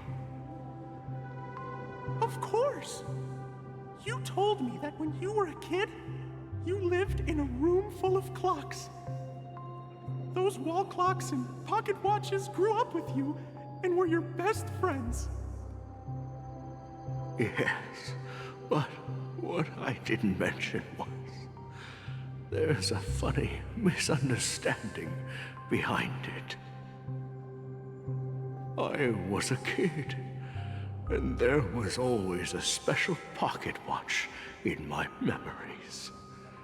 It was with my grandpa, guiding him on his sea voyages and leading the way in his every adventure story.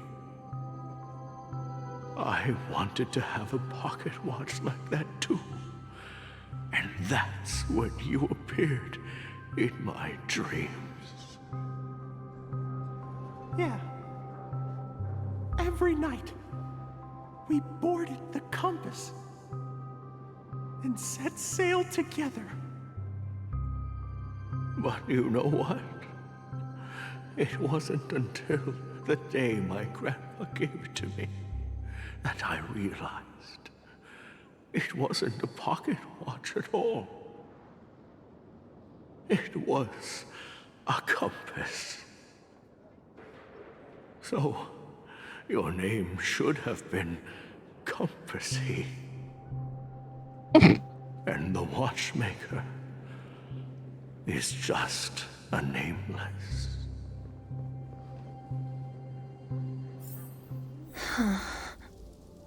We've arrived at Dreamflux Reef. So, where to next? You know, Clocky, I don't think I'll be going anywhere else.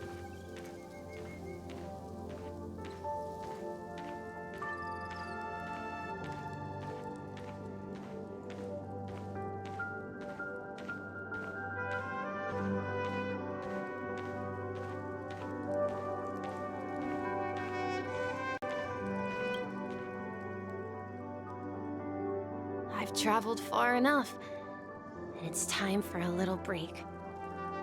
Oh. So, we'll set out again. When you're rested? No, I'll stay here. And then, this is where it ends. This is... where it ends? What do you mean, Misha? You told me that the trailblazing expedition would never end. Yeah, that's what I said. So now, it's up to you to decide your next destination. My next destination? What's that supposed to be? I've been following you. Misha? You're acting weird today. If you're feeling down, we can just do what we usually do. With the clockwork. No, I'm not feeling down. As for clockwork, yeah, it resolves all problems in this dream. So, do you know what clockwork actually is? I'm not quite sure. Well, everyone gets lost at times. They may hesitate and doubt which way to go. That happens in this dream Pretty. and beyond. But don't worry. Everyone goes through moments of uncertainty and hesitation. Eventually, they gather the courage to make bold decisions. Whether it's calming, joyful, angry, or sad, all they need is a little nudge to take that step toward where they truly belong. I'm leaving that little nudge with you, and I hope you'll share it with others. Such is the essence of clockwork, the will of the Trailblaze. Clocky's hands spin around non-stop, indicating confusion, frustration, and weakness. But ultimately, people still need to move forward. Just like your hands, always pointing ahead. This is where my journey ends. From now on, it is your path to walk. Trailblazing means taking paths your predecessors forswore and venturing even further. The Penacony of Mikhail's dreams does not belong to order. Oh!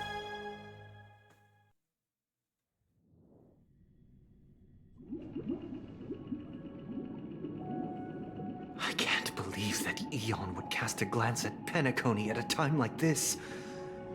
Is it because of the resonance from the legacy of the Trailblaze? Or perhaps the bond between you is so strong that it even impresses an Eon? Well, there might be another possibility. Perhaps they want to witness, on behalf of the fallen Eons, who will hold the future of Penacony. If that's the case, on behalf of the Dream Master of Penacony and the 107,336 members of the Oak family, I'm extending a formal invitation to all of you. I'm cordially inviting you all to the Penacony Grand Theater to participate in the upcoming Charmony Festival. And, of course, you won't be in the audience, but on center stage. Since the future of the Stellaron, Penacony, and even the entire cosmos is at stake, let's draw a conclusion there, in all fairness. If you truly believe in Akavili's path, then show me their courage and determination.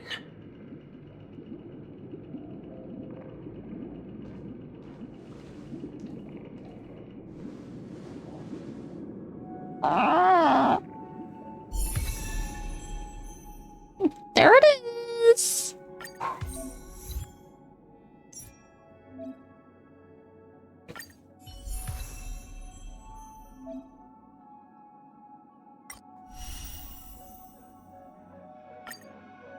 Cool.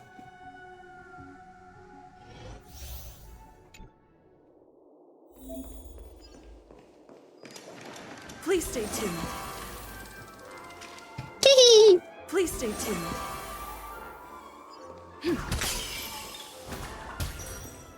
Oh! We need a strategy.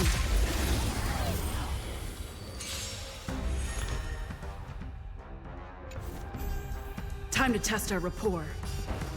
Let's improvise. Commencing support. Ready for another?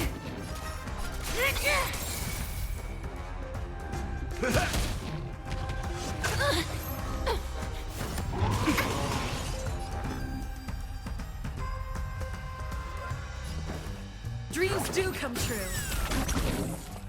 Like the little coin thing. It's time. Enemy data secured. Net markers activated. Time for a good old counterattack. The mood is set. Just let the show begin. By the order of the Ten Lords, execution Mara struck. That's all you got? Take your positions. Nice, like a good, my friends. Indulge yourselves! Let's improvise. Damn! It ain't over.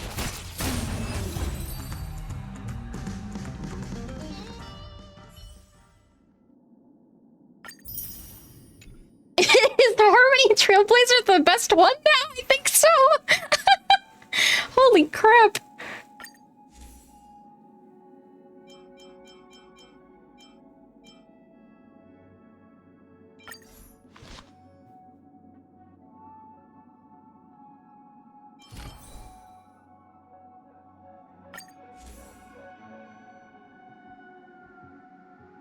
What would you put on Harmony Trailblazer?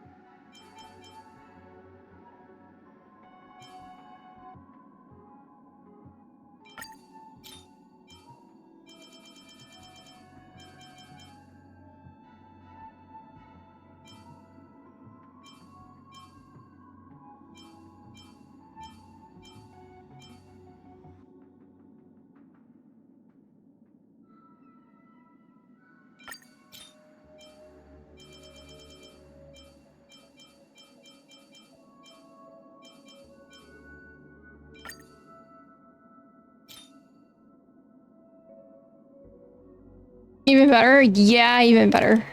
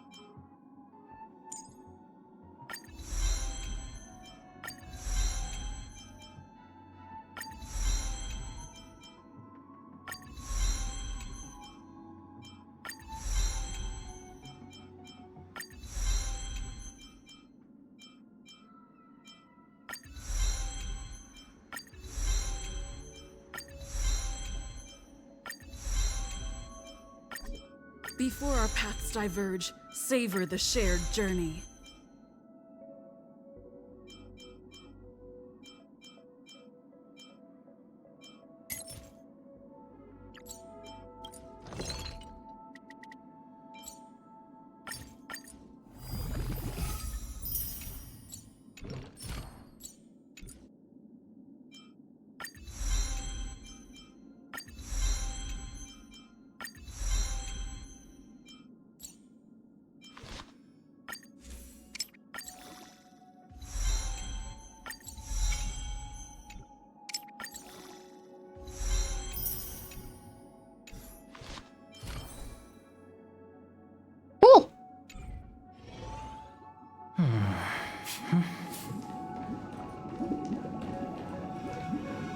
Does that mean he wants to fight us during the Charmony Festival? I'm afraid so.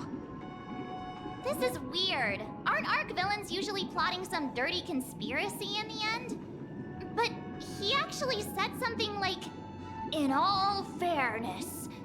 Could it be that he's underestimating us? Well, in my opinion, Sunday is deeply committed to his own philosophy and genuinely wants to prove that the Order is right. I sensed a strong conviction and a desire for dominance in him. Maybe he won't Yes, a accept desire for outcome dominance. unless he wins fair and square. That's why he'll give it his all in the upcoming battle.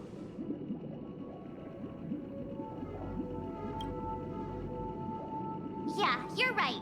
We've even dealt with a Lord Ravager of the Destruction, so a follower of the Order won't be a big deal. Anyway, we can't leave the Stellaron unchecked. This is about trailblazing a bright future for Penacony and fulfilling Mikhail's and his predecessors' long-cherished wishes. Now that we've taken up the mantle, we can't afford to fail them. However, the same applies to the Order. Their plan didn't materialize overnight, and they have the profound collective consciousness of the planet of festivities behind them. I won't be checking in on Don Hong and Boot Hill. Desire to dream, to slumber and escape reality. All Boot those Hill is so hidden silly. emotions have given birth to the sweet dream of the Order. They've harnessed the will of an entire planet to create an Eon. This confrontation is far more complicated than a simple power struggle. To secure Penacony's future, fighting on the stage alone is not enough. What do you mean? Are you not coming with us?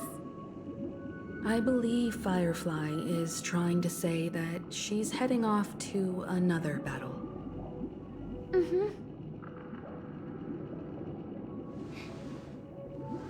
Before I left, the Destiny Slave told me that this journey would bring unforgettable rewards.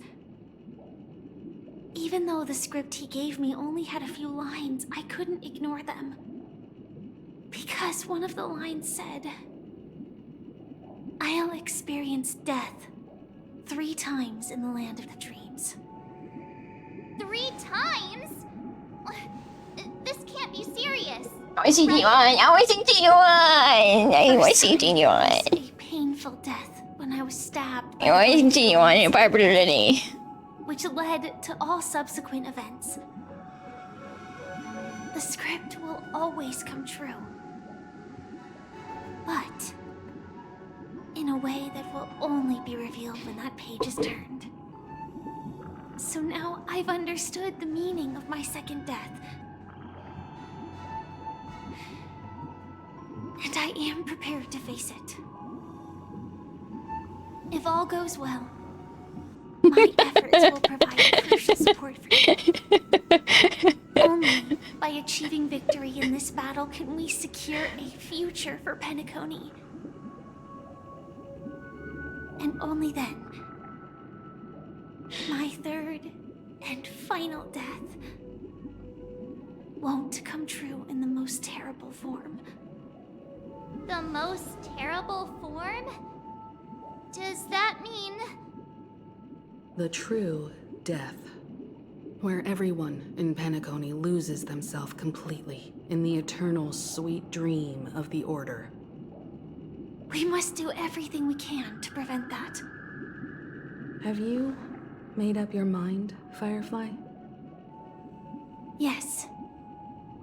Otherwise, I wouldn't be here. Thank you again for your assistance for the Astral Express. May we meet again, in reality. Yeah.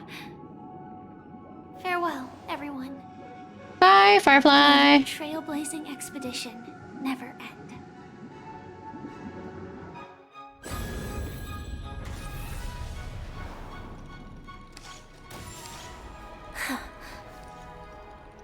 I dreamed of a scorched earth. Everyone, are you ready?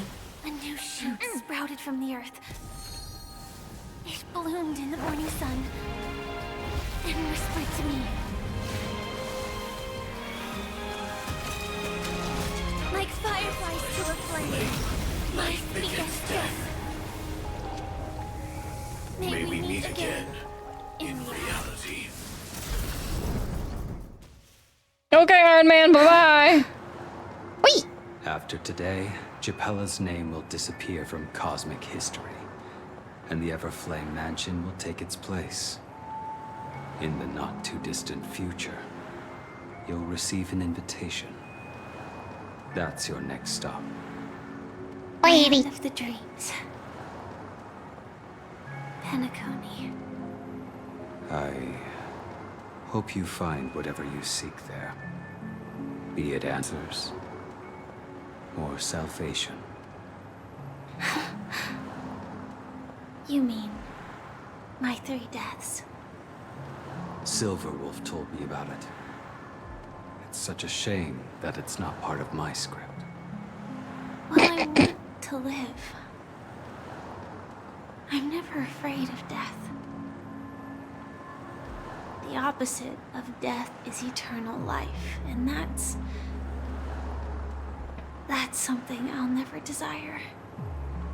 People die, and I am no exception. Death is like a script, a fate that cannot be defied. But that's exactly why we have to choose where we want to rest forever. Do you exist just to perish? Are you not the same, Blade? The end you desire is not one dictated by others. If I were to die now, I would only be a weapon.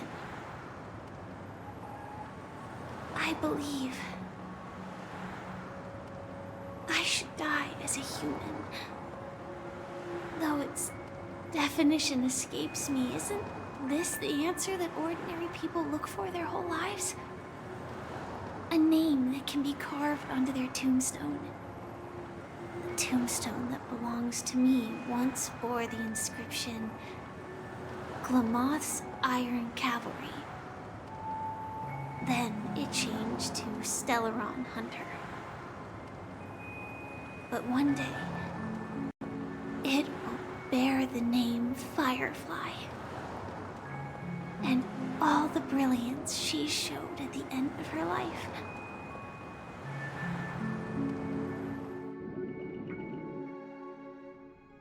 Lady. That's quite unexpected, old man.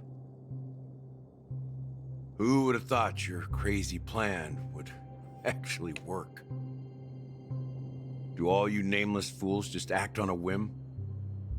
I can sense that this false sweet dream is coming to an end. The Nameless may be young, but they had the ability to achieve this goal. Just like you did in your time. It's a shame you won't be able to see it firsthand. Maybe I won't either. Once something fictional is seen through, it ceases to exist. Yeah, not just those Nameless. Even Mr. Wings is just like you. Stubborn, won't listen or give up, no matter what. Well, fate is unpredictable, I guess. If we weren't bound by those cursed paths, maybe we could have had some good talks. But in the end, we managed to do it. And now we can find solace. Remember how those idiots cursed us? They said, "Go to hell, you worthless traitors." Well, I don't know if they really meant it, but if longing for freedom means going to hell, then I'll be joining you soon, you old fool. Let's get together and have supper again in hell. Oh, I almost forgot. There's one more thing. Here's to you. A glass of hello and goodbye, Trailblazer. To the imperfect tomorrow. Garrett isn't actually a bad dude? Yes. You're lucky to have found shelter from the rain. Let alone fresh berries in this desolate place. I was just following the scent of life. It's particularly strong in a place like this. It's a shame these berries don't have much flavor. Seriously? In case you didn't know, this fruit is pretty juicy. The only downside is that when you chew it, it becomes extremely spicy.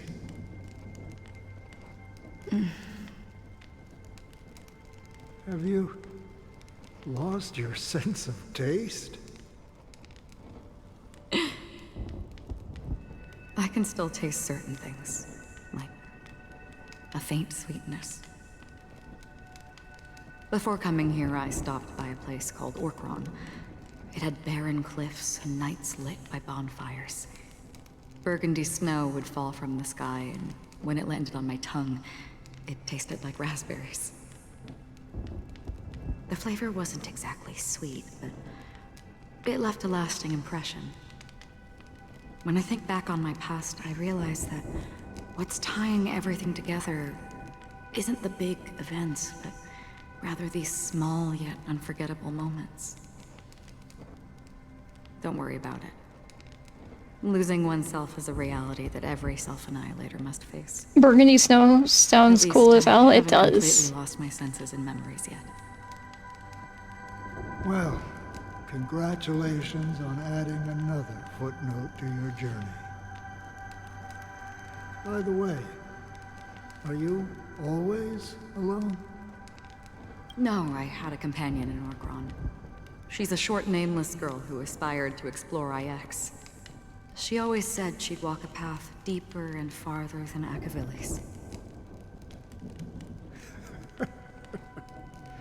Quite an ambition for such a small girl. So, what happened? She became stagnant water. Well, my condolences. Condolences. I don't need them. The girl left with a smile. She never regretted her choice and most definitely wanted me to say goodbye with a smile.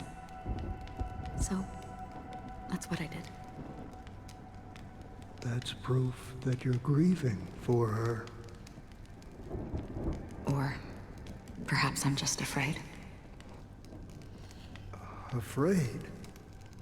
I rarely sense that emotion from you. What do you fear? I'm afraid I'll forget the 30 days I spent with her, just like all the other days in my life. Most of them have already washed away with the rain, disappearing into an unseen realm. I fear that those vivid red memories will fade away too. There isn't much color left. And besides this faint, warm red, there's almost nothing. Hard to imagine. A ranger accustomed to bloodshed, destruction, and chaos finding warmth in the red color. Because I have experienced this warmth many times. Long ago, I promised someone that I'd bring it to more people. And that for every remaining moment of my life, I'd strive for a better ending for all. As long as this red color still lingers, I have a chance to fulfill that promise. It represents a burning fire, a blooming flower, the berries in this cave, and life itself, fleeting yet still dazzling. In the end, it will lead me beyond the horizon of existence. And on the other side, I will cut off nihility. The one blessed by the sleeping and shapeless is considering how to kill them. That's truly pure nihility. But you're right about one thing. After spending so much time near this stagnant water, only when I look at this vibrant red fire do I realize that I'm still alive. When will this rain ever stop? My game froze for a second. What the Perhaps fuck? when the sorrows of the departed have finally quieted down, the sky will clear up.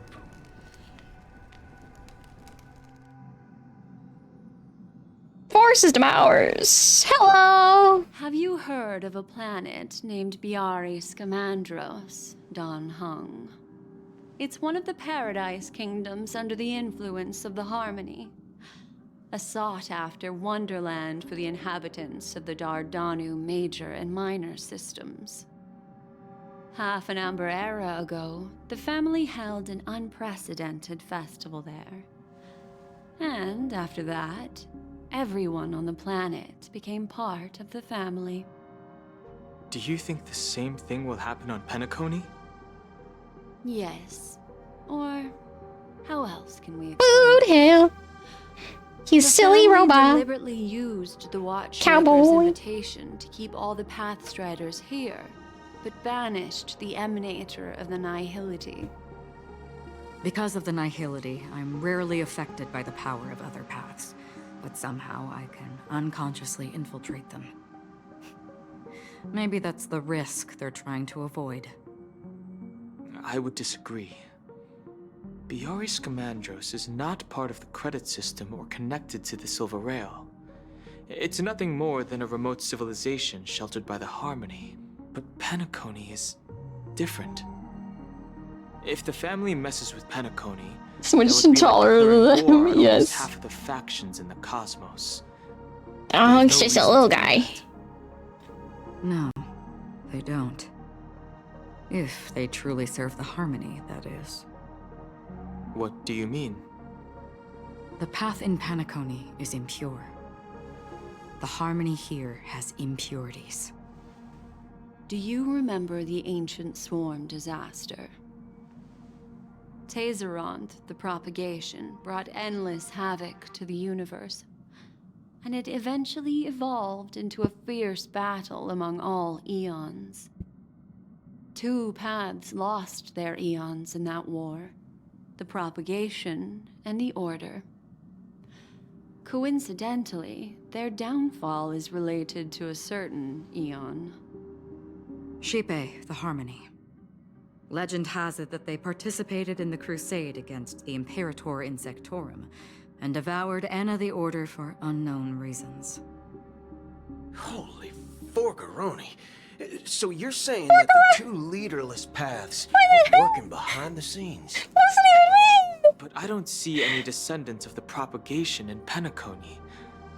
Could it be that the remnants of Beyond the Sky Choir are hiding within the family, trying to resurrect a fallen eon? I can't say for sure, but they're definitely planning something for the Charmony Festival. Whoa, Boo, this is getting way too complicated. Is this why you want us to leave Astana right away? Are you giving up? The Charmony Festival will start soon. There's one thing that I need to confirm no matter what. A warp jump is the best way to do so. Time is running out. I have another plan.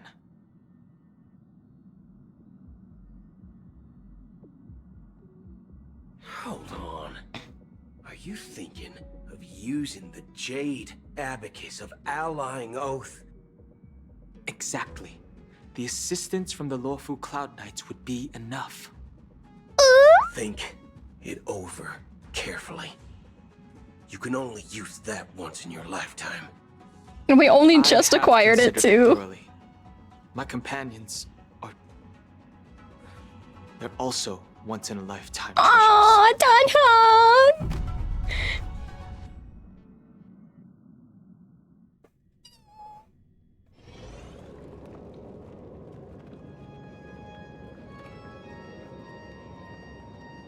Are you the only one here, my child? The Nameless is quite the diplomat. Our secrets have spread like wildfire within the family. And IPC starships are gathering towards Astana. This is a crucial moment for us. So, where is the chosen one who harmonizes the varied sounds?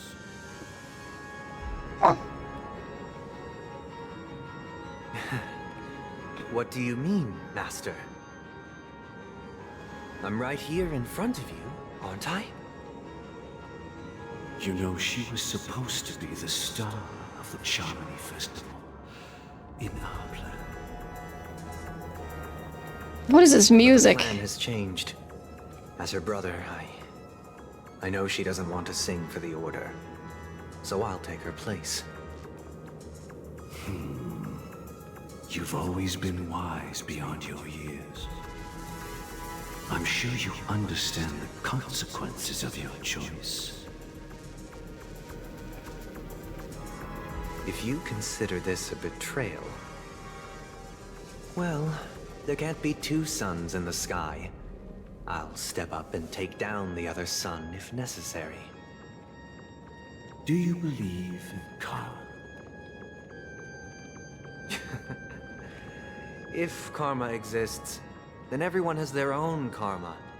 You have yours, and I have mine.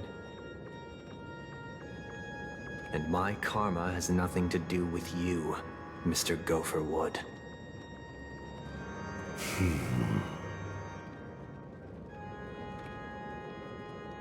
All right. Since you're willing to sacrifice yourself for her, I'll grant your wish.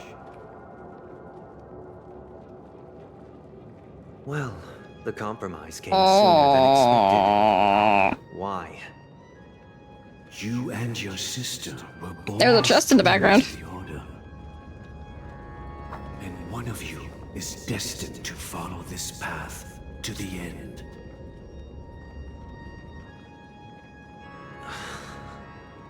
Is this part of your plan? Of course. You're still as clever as you were when you were a child. The opening is near. Go, my child. Seize the power of the harmony and reveal your karma. I have one final question, Master. Why did you choose to bring the Order to Penacony? Wouldn't it have been better to choose a desperate world instead of a city filled with hope and dreams? Why? It's for justice, my child. If we lose justice in our hearts, we'll make the same mistake as the Harmony did. So, it's not you who manipulates the dreamscape with the Stellaron, but... Well, that's where our conversation ends. Go ahead. The 107,336 souls of the Oak family have dreamed of this moment too many times.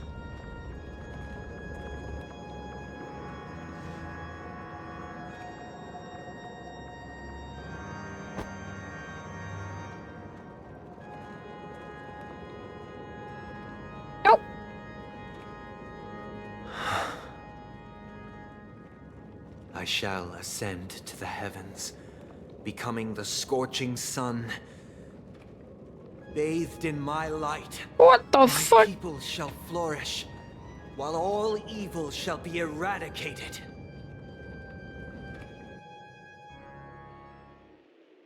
This is the interior of the Penacony Grand Theater.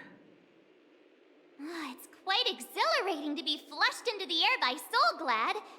But why is the venue still closed when the Charmony Festival is about to start? And not only that, Sunday. The theater is eerily quiet. No audience, no staff, no one around.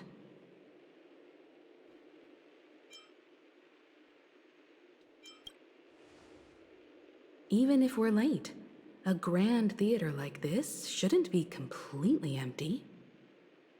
Let's explore around. Be careful, everyone.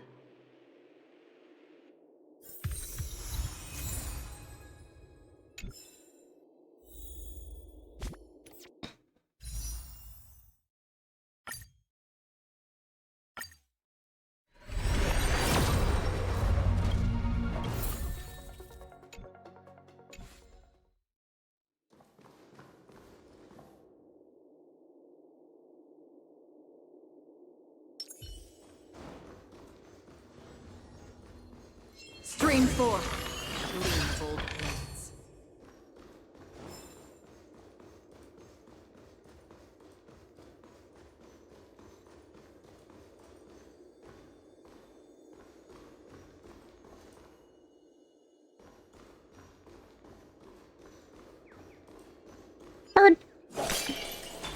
Gosh, the atmosphere here is so creepy and unsettling. Even if there's no audience yet, there should be some staff around. Why is it so silent?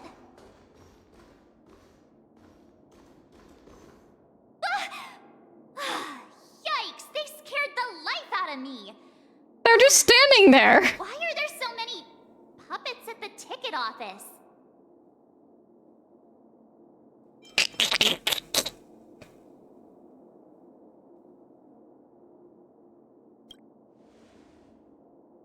What? You're so annoying. Stop scaring me. Are these puppets part of the stage setup? Even so, it's so eerie that the entire front hall is empty.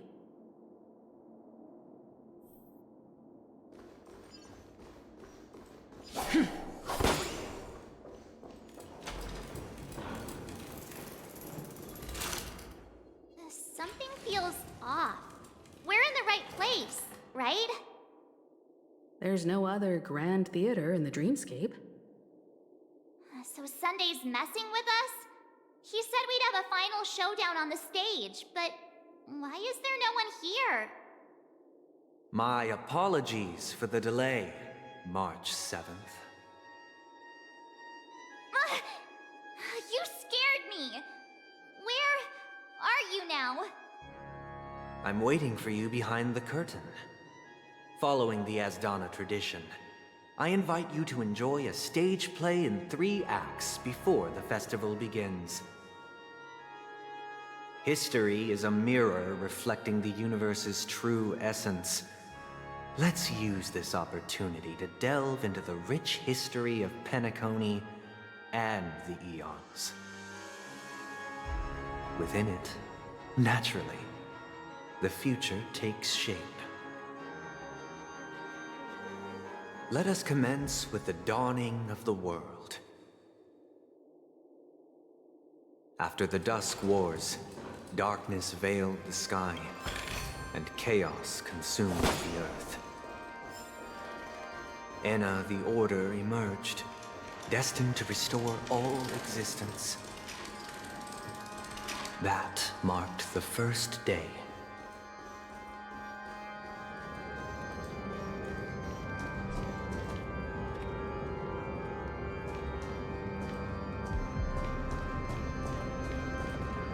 They gathered nebulae and forged them into picks, thus creating a grand lyre with black and white keys. Strike the white keys, and the sun rose. Strike the black keys, and the moon rose. And so, the cycle of day and night arose. That marked the second day. The puppets are gathering around the frame. Are they expecting us to enter it?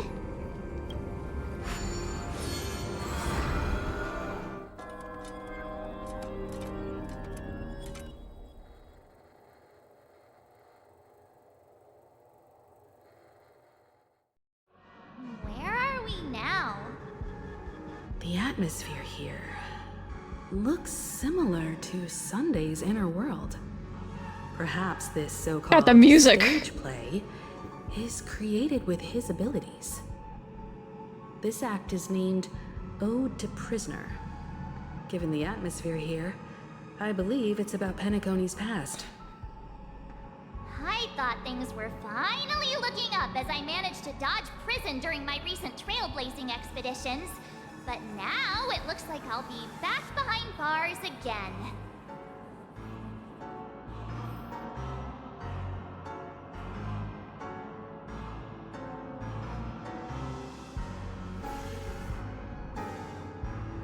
God, the music. Sunday, are you okay?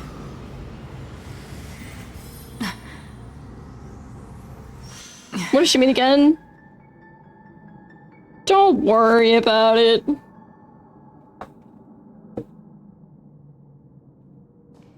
I genuinely wish to avoid a violent clash with my esteemed guests from afar. Therefore, I've arranged 3 acts before the situation becomes irreparable. Where shall we start our narrative? Well, let's start with I'll the come back time for the bird. when Penacony was still a frontier prison. What are you? Stream forth, gleam of old blades.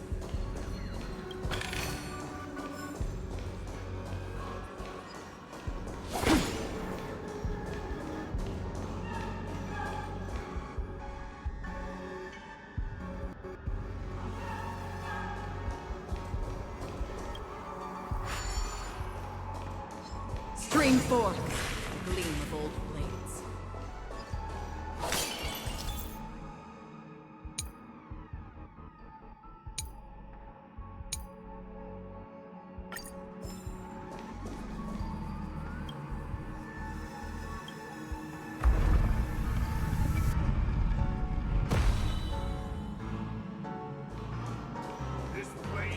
In 2147 AE, a prisoner named Hanunu ignited a struggle for liberty and emerged triumphant. IPC referred to it as the War of the Frontier, while the Asdanians dubbed it the War of Independence.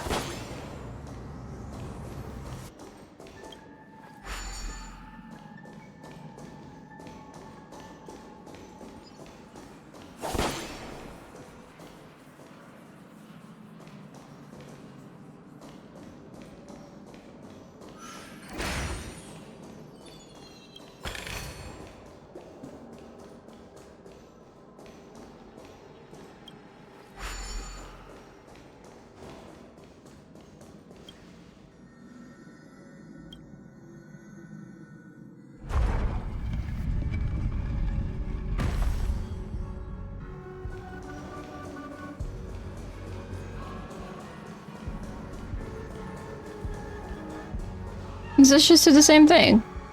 It does.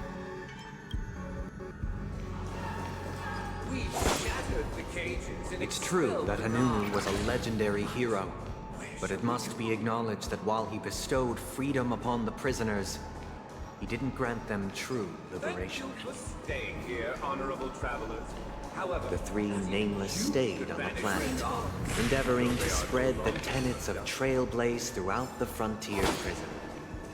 Alas, their efforts proved futile.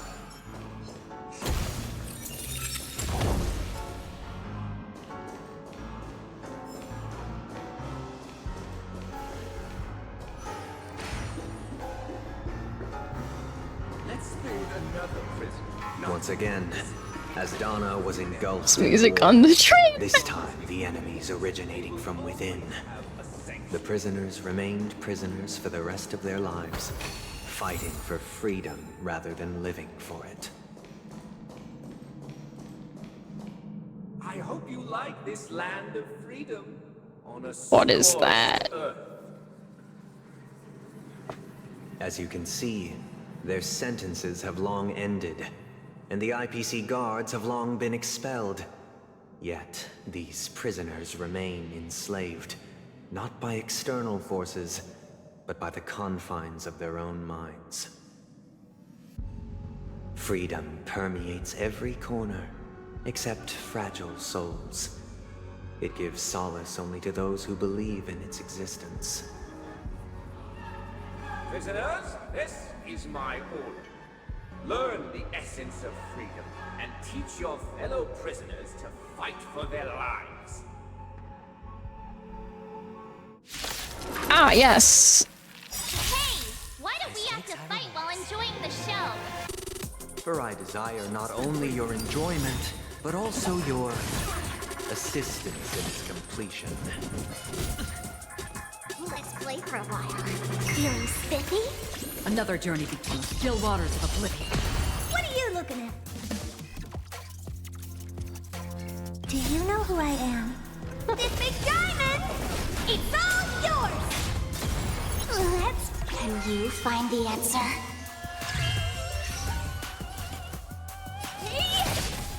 Time to twirl! The dice have been bust. Or maybe I'll take it all. Watch your head. I weep for the departed. It too shall fall. Time to twirl! Did that hurt? Destined for oblivion. Sure. How familiar. All in. I'll go feeling spiffy. Free will on still waters of oblivion. Head. Honored to meet me.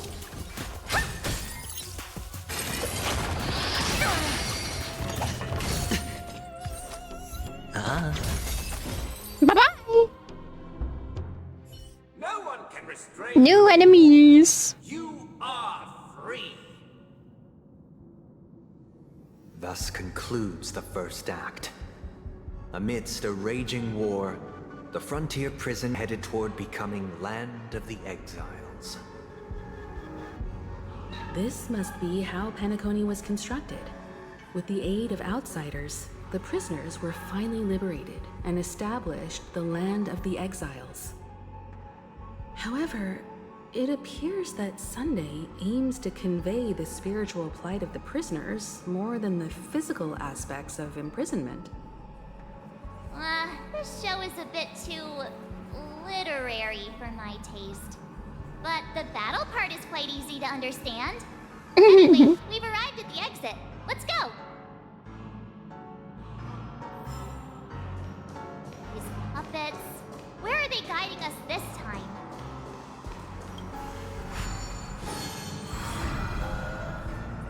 They transmuted streams of stars into inked nibs, creating symbols to be pronounced and counted. They molded stardust into flowing rivers, assigning the righteous upstream and the unjust downstream. Thus, all things were marked, and the world learned to discern between good and evil. That marked the third and fourth days.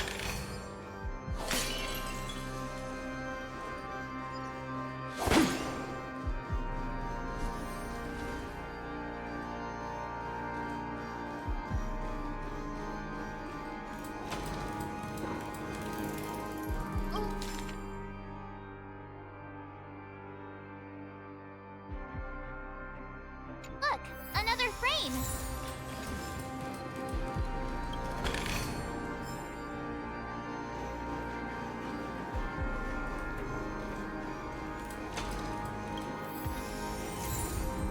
Music!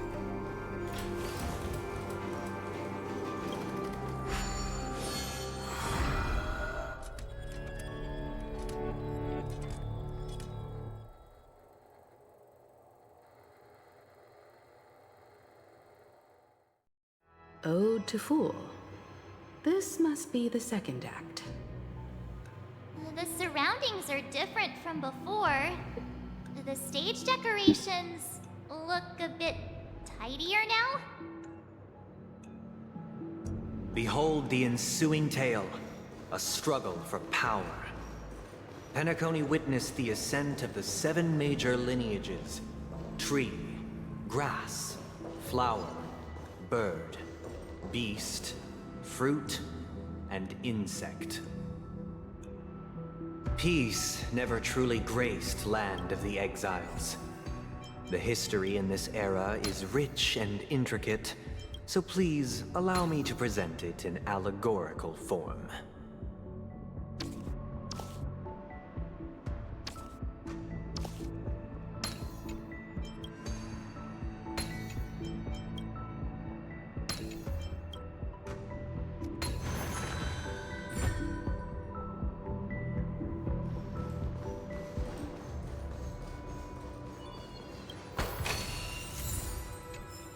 Welcome to this mansion, dear outsider. Land of the Exiles was in disarray, besieged by both internal and external perils. Though the 7 major lineages appeared united on the surface, each harbored their own ambitions, leading to ceaseless conflict. Accountant! We are the pillars of this mansion. The Black Plum family was the first to fall. They withered away in the White Desert event, orchestrated by the Alfalfa family. Because Master shaped you from clay and forged me from fire. I'm superior.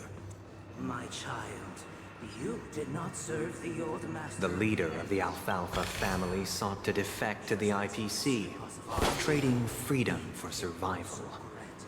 However, his eldest son slew him in the name of righteousness, and ascended as the new family head.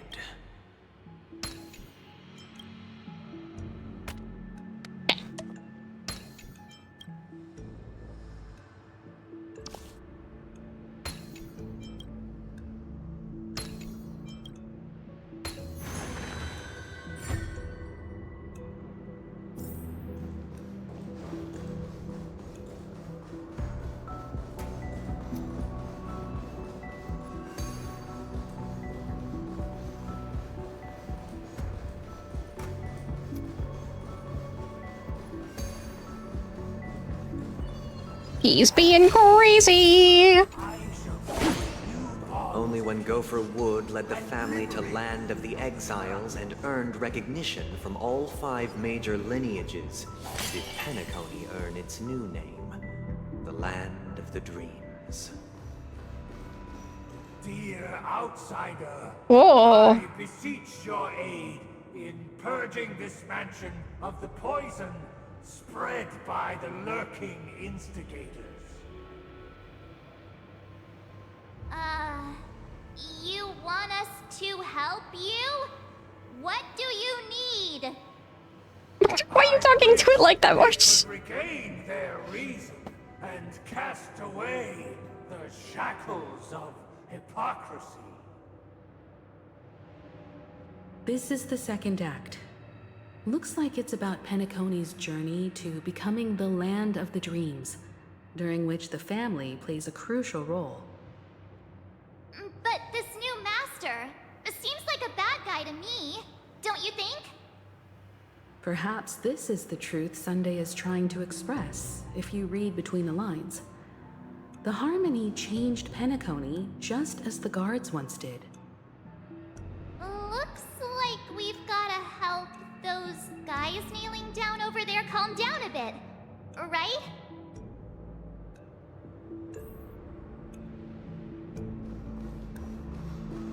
Either I shall be my own master, or I shall return to my former master.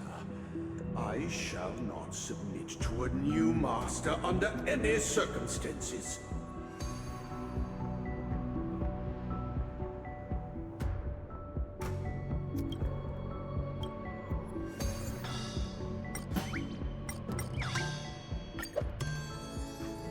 Without a master, who can grant me true freedom?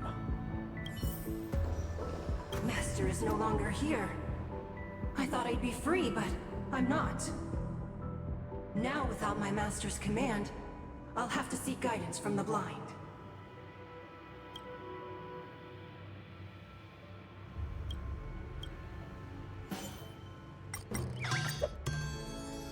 Master is no longer here.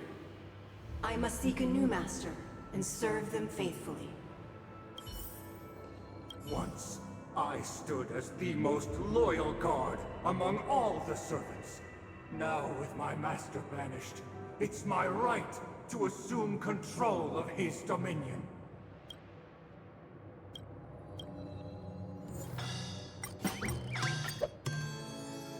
My former master has long departed, but why do I still fear the remnants of his creation? Master! Oh, you will return in due course, and I shall stand vigilant, awaiting the reward for my loyalty. I'm hungry.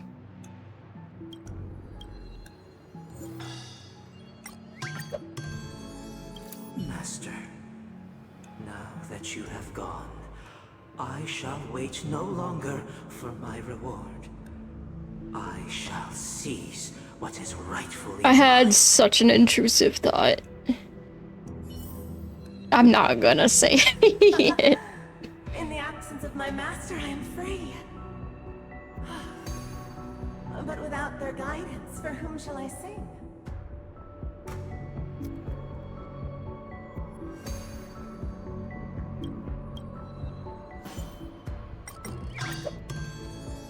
I shall sing for my new master, just as their noble voice once resonated throughout the cosmos. Thank you, dear outsiders. My servants have regained their sanity. Heed me, one and all. Your former master shall not return. It is through righteousness and unwavering support for one another that we shall attain true perfection. Cast aside the veils of hypocrisy and embrace one another. Get ready. Looks like another fight is about to begin. Okay, dokie.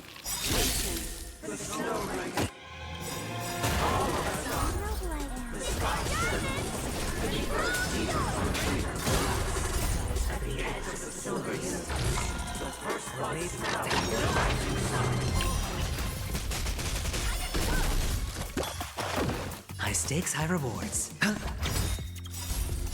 I weep for the departed. It too shall fall. Free with destined for oblivion.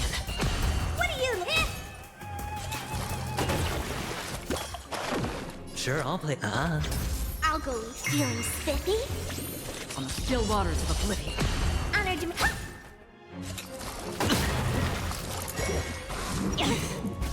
Hedge your spend freely. Let's play pro. Destined for oblivion. Sure, I'll play along. Time to twirl. The dice have been bust. Or maybe I'll take it all. Watch your head. Oh dear. Feeling spiffy? Another on the still waters of oblivion. I weep for the departed. It too shall fall. Alas, they remain but slaves till the very end, with the illusion of freedom. Thus concludes the second act. Amidst an illusory harmony, Land of the Exiles charted its course toward becoming the planet of festivities. This is how Penacony fell under the family's control. Since the arrival of the Harmony, the Land of the Exiles has undergone dramatic changes, not all of which have proven beneficial. This guy really loves dramatic scenes. Bet he comes from a whole lineage of stage performers.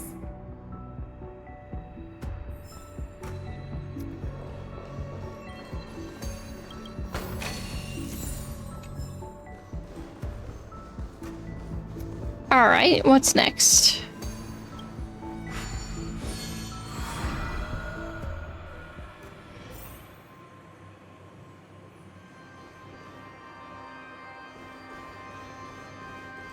They used the planetary rings to establish the law, forging a code of conduct among the masses. A grand lyre with black and white keys served as an instrument, while symbols of articulation and numerical notation took the form of musical notes.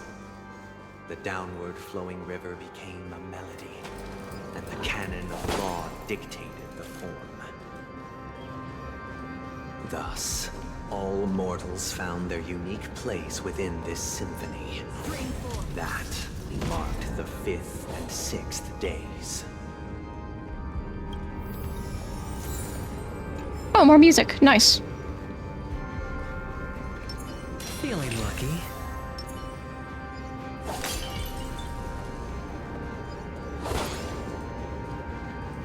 This guy is really into these puppets.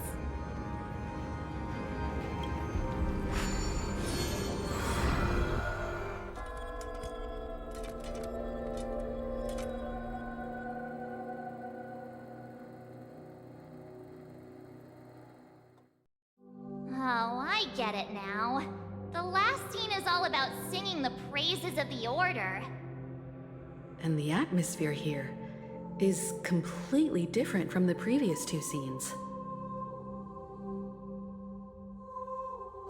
This is the concluding act of this play. I have showcased the past and present of Penacony, hoping that my desire for change resonates within you. And now, I shall reveal its future to you.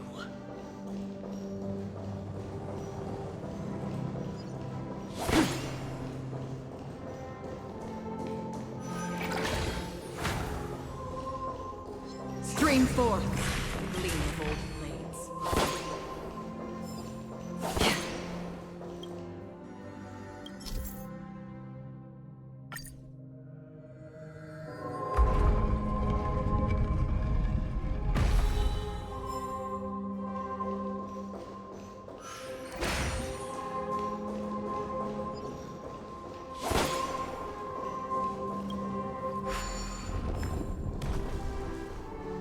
Okay, so this is not the way.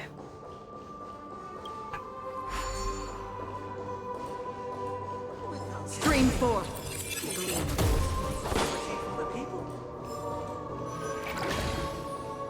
If the people lack foresight, we will make choices on their behalf and bear the responsibility. Without a king, who shall protect the weak and stand We shall against the support mighty? Stream 4. And standing against the mighty.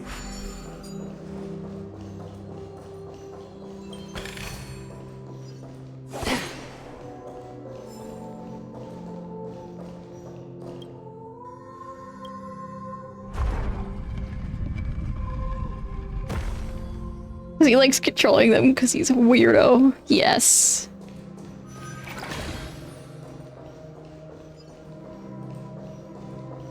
Without a king, who shall govern the movement of stars? Before the uprising, everything followed its natural course.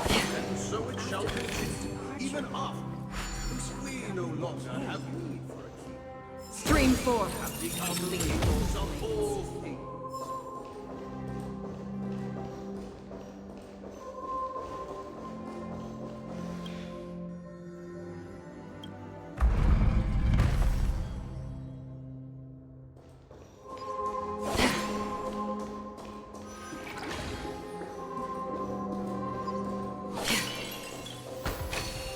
Ooh, what's this one gonna look like? Ooh. Aren't we supposed to kick off a short story and have a fight here just like we did in the previous acts?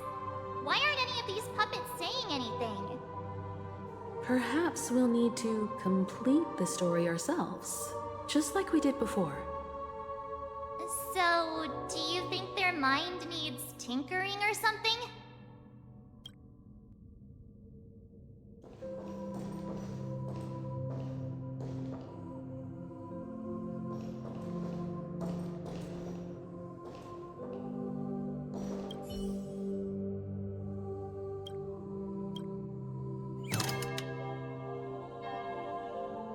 Ah. We no longer have need for a king, for we have become kings of all things. Farewell, former king. We no longer have need for a king. How did it go? You can't change them? What does that mean? My apologies for my negligence. I forgot to inform you that the final part was scripted long ago. Let our previous king recount it to you. Now it is time for the final rite. Prepare for battle. Looks like we'll have to fight again. Yay! Ascending from the infinite spiral staircase, I traverse towards the future with measured steps. No things remember, or secret existence. For the contours of my mind shall intersect with other experiences.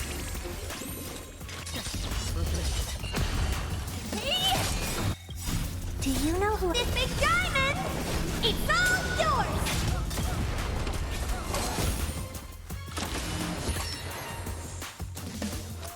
Don't touch me! That's rude! Feeling spiffy? On the still waters of oblivion, Time to twirl! I weep for the departed. It too shall fall. The dice have been bust. Or maybe I'll take it all. Ah.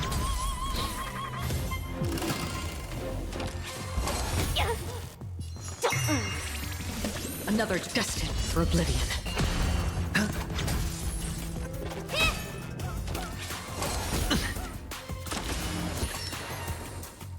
Hedge your bets on me. I'll believe feeling spiffy? Free on the still waters of oblivion. Time to twirl! Watch your head. Oh dear. Ah.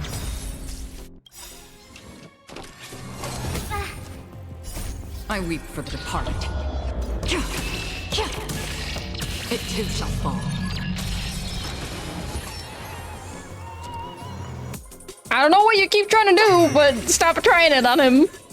Destined for oblivion.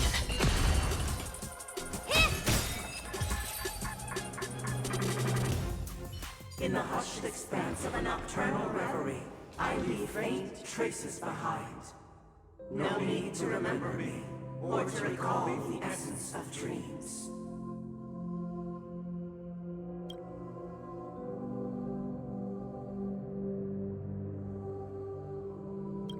What is mine shall wane, while you shall transcend its delicate nature. Okay. This is the final scene. It's much more straightforward. He wants to expel the Harmony and establish an empire based on the Order. Let's go. Once this stage play concludes, it'll be time for the main event, the Charmony Festival.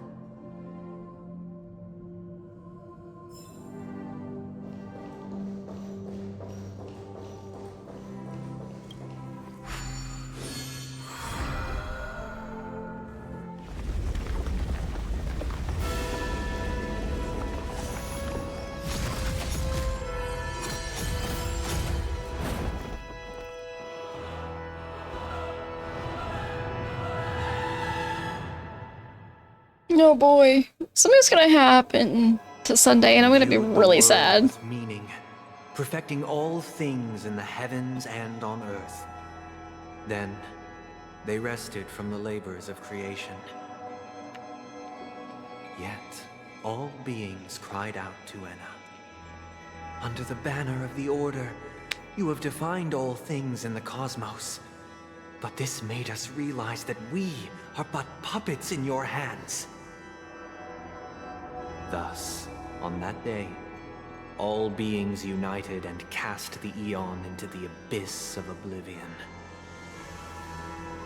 This Grand Theater looks totally different. Is this the power of the Order? Everyone, get ready. This could be a tough battle.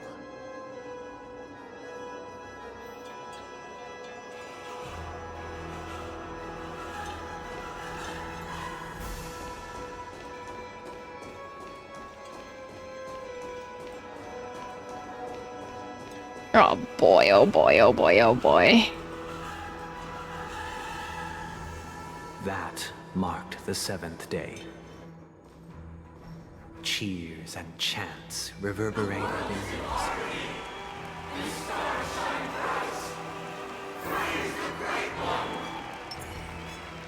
Feeling lucky. Upgrade configured.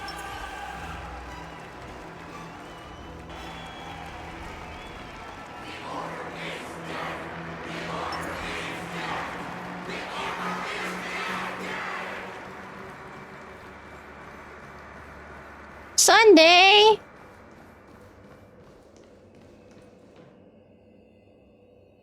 Look, there he is! That concludes everything related to the Order. What are your reflections on this, my dear guests? Nevertheless, this is but a trivial blip in the annals of galactic history. What truly matters is the course this river shall take in the days to come. You've arrived at the perfect moment. The Charmony Festival is about to commence, and it would be a shame if you were absent for the Harmony's prologue. Allow me to extend my warmest welcome once more. Welcome to Penacony Theater, the very core of the Sweet Dream, the abode of the Stellaron, the grand stage of the Charmony Festival, and the very place where the future of Penacony shall be determined through conflict.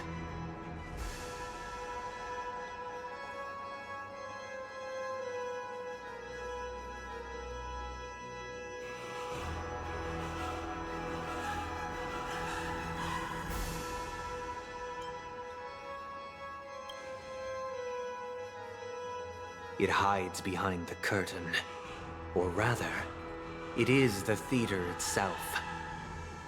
However, if you want to see it, you must display faith equal to its immense power. True goodness can only be achieved through faith. Allow me to point out that falling into a permanent slumber is not happiness, especially when those people are driven by someone else's will in their sleep. Do you still believe that the Order only seeks to control the universe as their puppet, Himiko? No matter how perfect your vision of paradise may be, a cage remains a cage. People will never achieve true happiness in a world like that. They would just be toys for the Eon. It seems you have misunderstood my intentions. Allow me to clarify. My desire is not to resurrect a fallen Eon, or become one myself. My sole objective is to create a paradise free from Eons, where the Order ensures the dignity and happiness of all humanity. A paradise exclusive to us human beings. That's not the case. If people are to live with dignity, there must be nothing and no one above them. In your so-called paradise, you would be the one reigning supreme. Looks like we won't be able to convince each other. Now that our conflict has been destined, let's unveil our paths and reveal to the universe the true path. However, before the prelude to the future begins, please take a moment to ponder the questions I've posed. Is darkness equal to daylight? Are sinners equal to the righteous? If you are born weak, which god should you turn to for solace?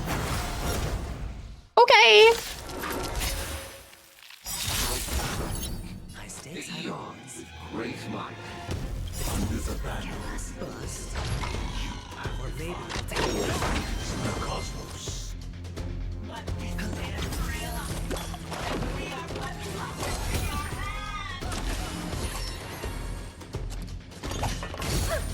Watch your head. Let's play for a while. Feeling spiffy? For oblivion. Do you know who I... This big diamond! It's all yours! Just holds it like a frisbee, yeah. It too shall fall. Oh dear. Let's play. Can you find the answer?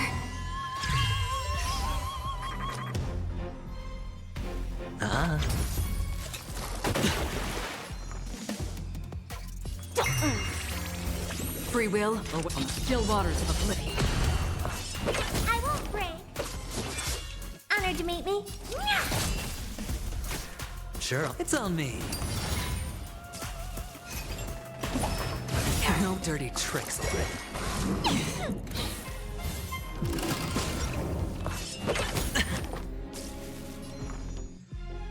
Feeling spiffy?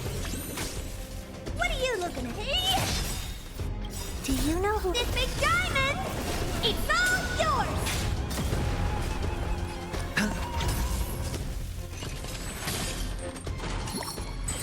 Charge out! All in. Time to twirl! Hedge your bets. I'll go easy this time.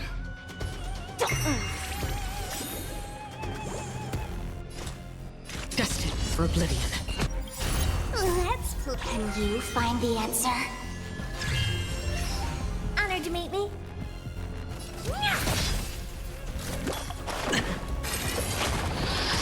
Familiar. The dice have been bust. Or maybe I'll take it off. Watch your head. I hit the mark. I weep for the departed. It too shall fall.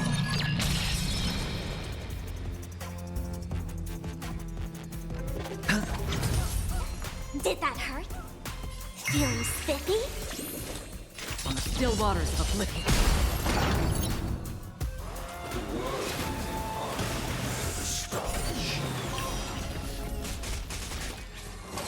No dirty tricks. Hey! Do you know who this big diamond? It's all yours!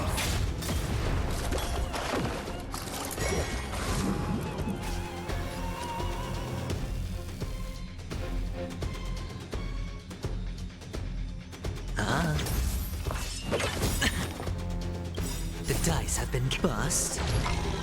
Or maybe I'll take it all. Watch your head. Another journey begins. Destined for oblivion. I weep for the departed. It too shall fall. This is a very interesting fight. It's on me.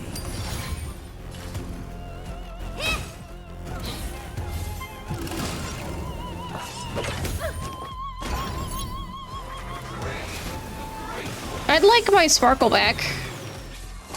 No dirty tricks. Thank you.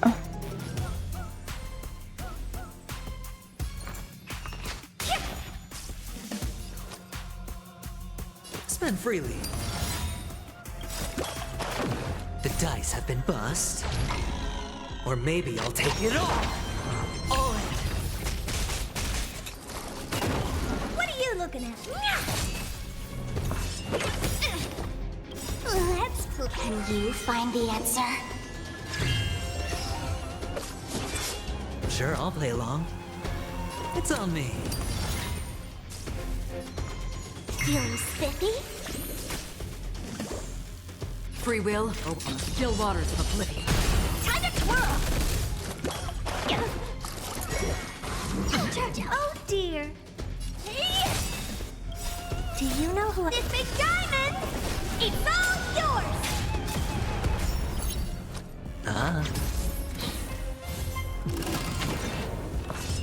Again?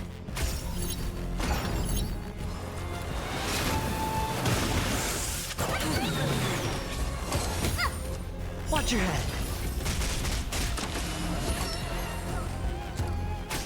Another journey begins. Destined for oblivion. No dirty tricks already. Hedge your bets. The dice have been bust. Or maybe I'll take it all. Oh dear. I weep for the departed. It too shall fall.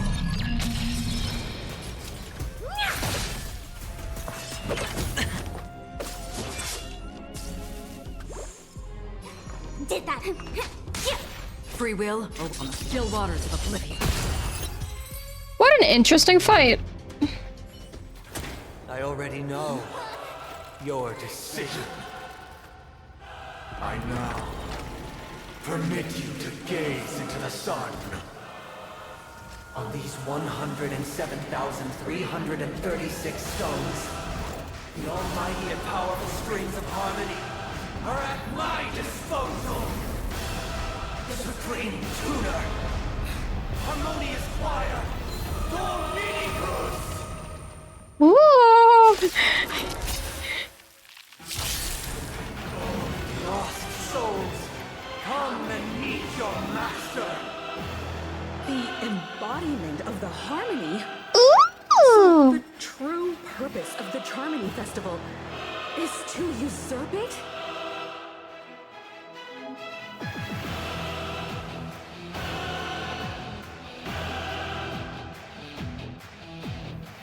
This music too. Oh.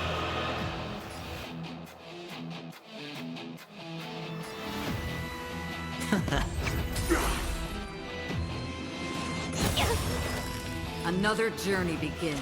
On the still waters of oblivion, I guide the wandering soul. Don't worry. I'll go. Let's pick it up a notch. Let's play 1,000 faces in 1,000 places. Can you find the answer?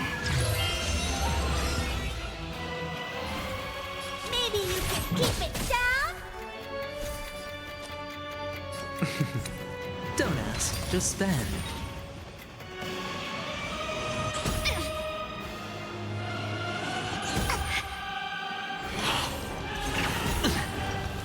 Why isn't the scepter as you are? Answer this. Why could the harmony and the order merge into one? The dice have been cast. Bust. Or maybe I'll take it all. Watch your head.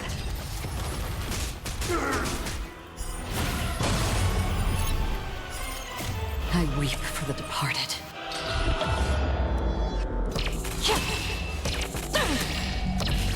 Dusk's reign, it too shall fall. Consistent. I'm feeling like there's another world in front of my eyes. It's the power of tuning.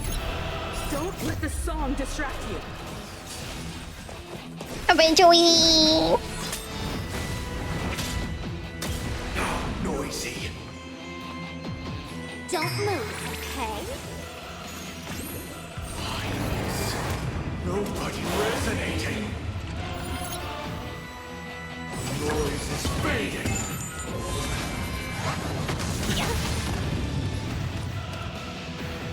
Can't lose this one. What are you looking at? Huh? Another journey on the still waters of oblivion I guide the wandering souls. All in. Disorderly noise. Sunday.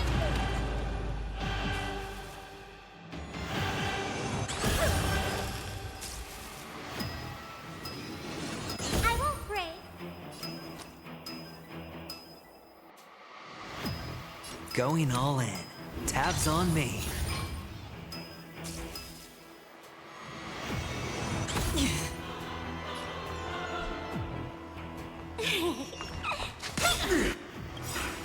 Let's play. 1,000 faces in 1,000 places. Can you find the answer?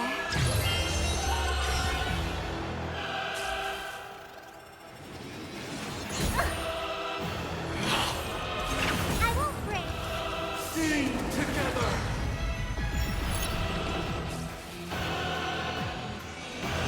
Ouch, ouch, ouch. Existence as fleeting as the dawn's dew, destined for oblivion. Oh, for you. Maybe you can keep it down? Do you know who I am? Ever see a diamond this big? You know, Berta. Yours. Better hedge your bet. The dice have been cast. Bust. Or maybe I'll take it all. Watch your head.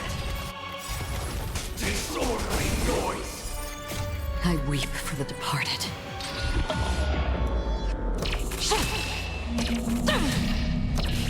Dusk's reign, it too shall fall.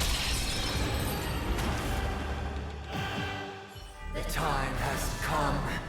Creation will be reborn from the remains of the gods. Dan Heng?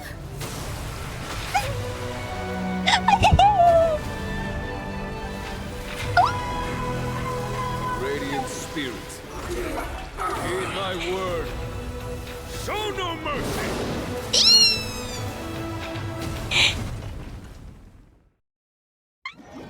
Fine.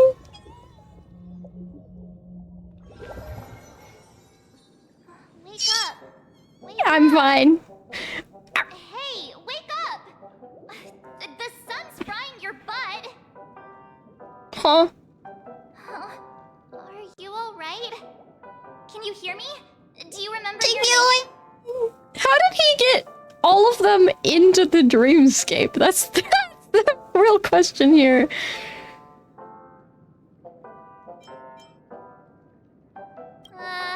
Kind of.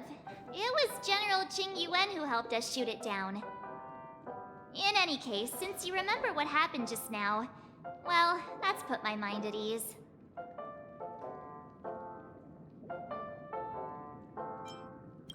It's a long story. Simply put, Don Hung used the Jade Abacus of Allying Oath when we were in the middle of a fierce battle, and summoned the General to help us just in time. And then we returned to reality. Oh, no, Sunday. Everyone else has also returned from the dreamscape. Himeko and the rest are at the lobby discussing matters with the General. And now that you're awake, we should tell the crew that you're alright. Come with me. Sorry, March. I want to go see Jinyuan. Not going to come chat with me, sleepyhead. Huh? That What? voice. Huh? Is that Black Swan? Where?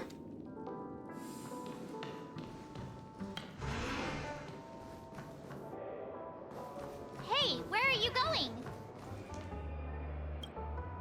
Hey, we meet again, sleepyhead. What's Miss Black Swan doing here? Hi. Nothing, Miss March. I noticed she was awake and wanted to check to see how she was doing. Though the strike from the General was timely, its destruction was also immense. When emanators collide, ordinary people inevitably suffer. But, luckily for them, the dreamscape is my home turf. Thankfully, I managed to get everyone out before the harmonious choir collapsed. Oh, so that's what happened! Thank you, Miss Black Swan! Don't mention it. After all, I wouldn't want to see such precious memories vanish. You're heading to see your friends, aren't you? Would it bother you if I walked with you for a short while? Of course not. But you're not planning on doing something like last time, are you? Why would you think that? I've never harbored any ill intentions. Well, not when you were around, anyway. Himeko and Mr. Yang are probably still busy. Let's go look for Don Hung first.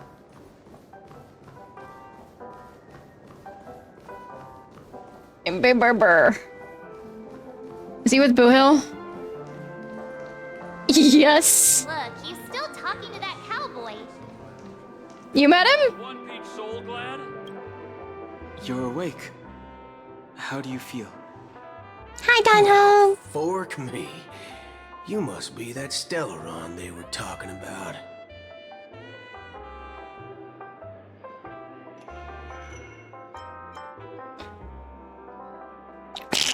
Allow me to introduce him to you. This is Boohill, a Galaxy Ranger. During our pursuit of a certain person, we crossed paths and just so happened to Hello uncover there. a shocking plot being concocted by Mr. Sunday. Is Sunday okay? Which is why we sought you out, to help the Astral Express save the world together. No need for thanks. The Galaxy Ranger's principle is correct every injustice one sees. That's how you lot in the Ciencio put it, right, Don Hung? More or less. Wait, hold on a sec. This is the first time I'm hearing about this certain person. Who are you chasing? And why would that lead you to the Express? Good question. It's, who was it again? Don Hung. Do you remember?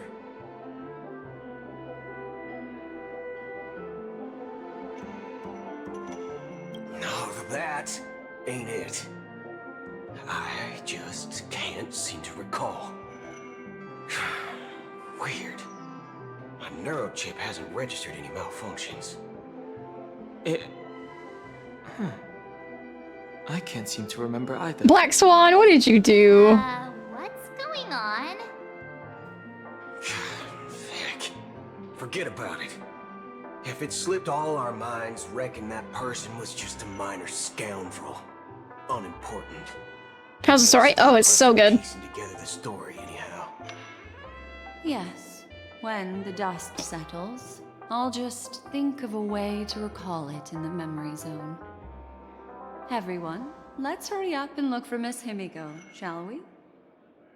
She's now a minor star on Penacony, and the entire hotel's concerned about her well-being. She's just a minor star in Penacony now? What? Let's head to the lobby then. You guys go. I'm an outsider, after all.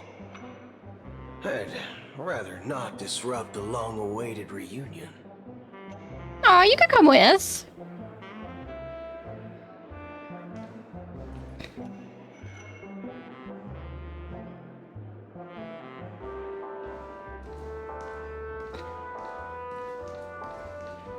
One peach soul glass?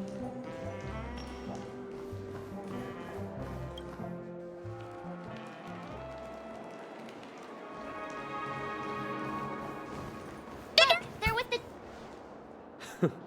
Sorry, Marge. All right. In these times of conflict for the sake of utmost safety, it is only right that the Alliance steps forward to mediate on behalf of the Astral Express. We must not allow you to take unnecessary risks. Furthermore, despite the IPC's eagerness for success, it prioritizes peace above all. And the family, trapped though it may be, professes a desire for harmony. The Alliance has always won people over with reason. I firmly believe both parties can indeed put aside their differences and come to a peaceful agreement. The General possesses a deep understanding of the greater good. With the Cienjo Alliance mediating, peace for Penacony is within reach. You flatter me. But ultimately, it's been all down to the Express. Without your efforts, this sweet dream paradise would have been claimed by the last remnants of order before there was even a shot at peace. Well, Did you need polls? Yeah, I just did like 10. Not many.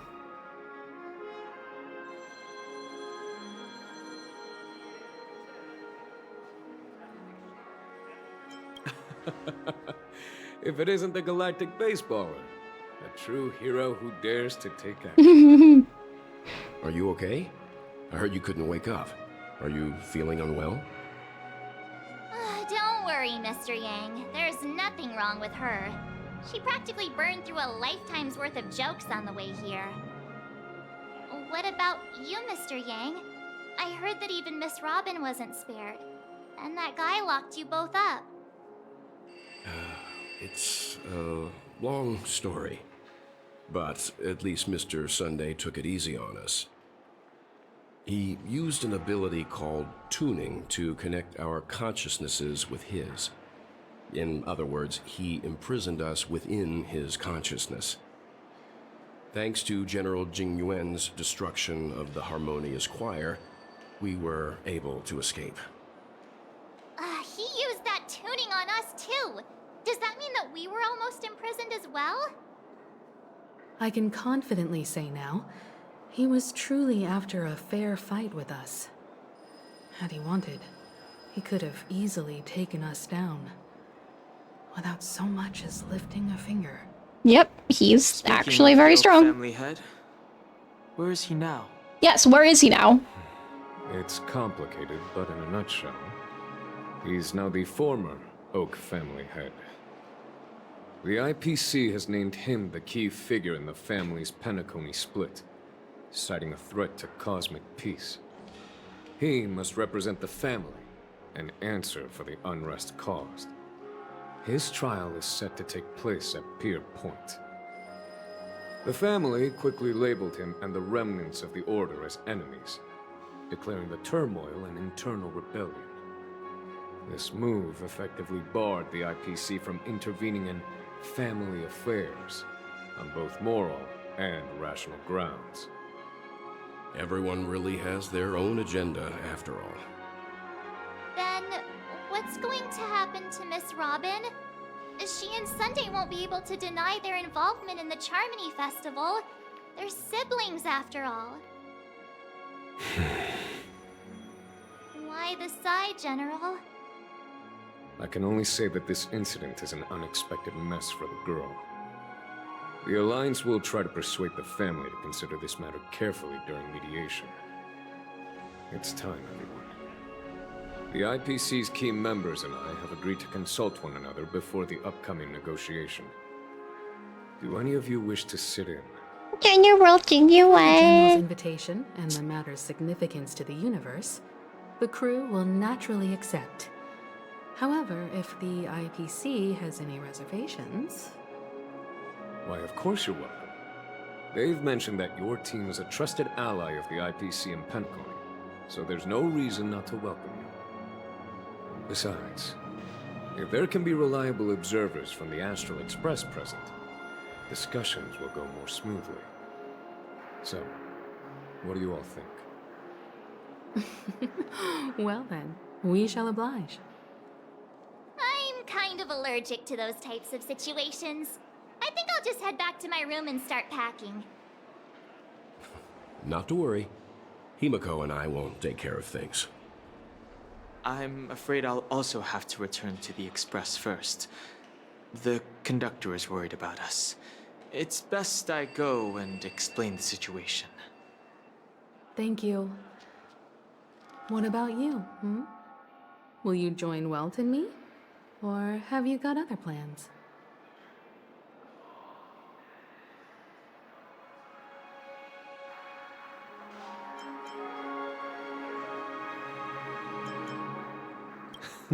Great.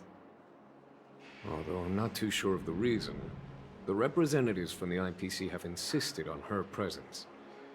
Allow me to lead the way. Follow me, please. The negotiation will commence at the hotel lobby. Everyone, please follow me.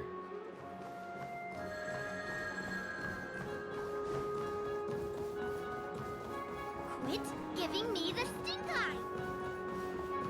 Actually, just because I'm thinking about it. What are the new areas? Dreamflux Reef. Soul Glad Scorch Sand Audition Venue. There's 32 fucking chests there! Jesus!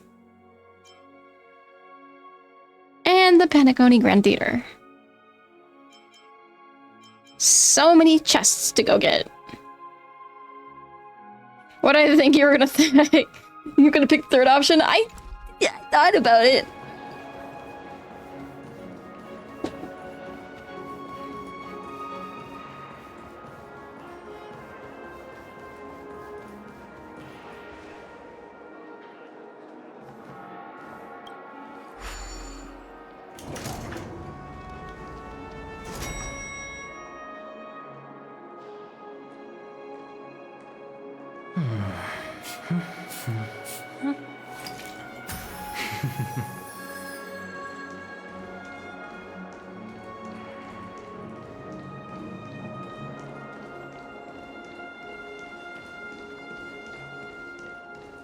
Mr. Aventurine and Miss Topaz are here too. Oh, and who is that over there? The Intelligentsia Guild's Dr. Ratio. I'm fine. This assembly is quite something.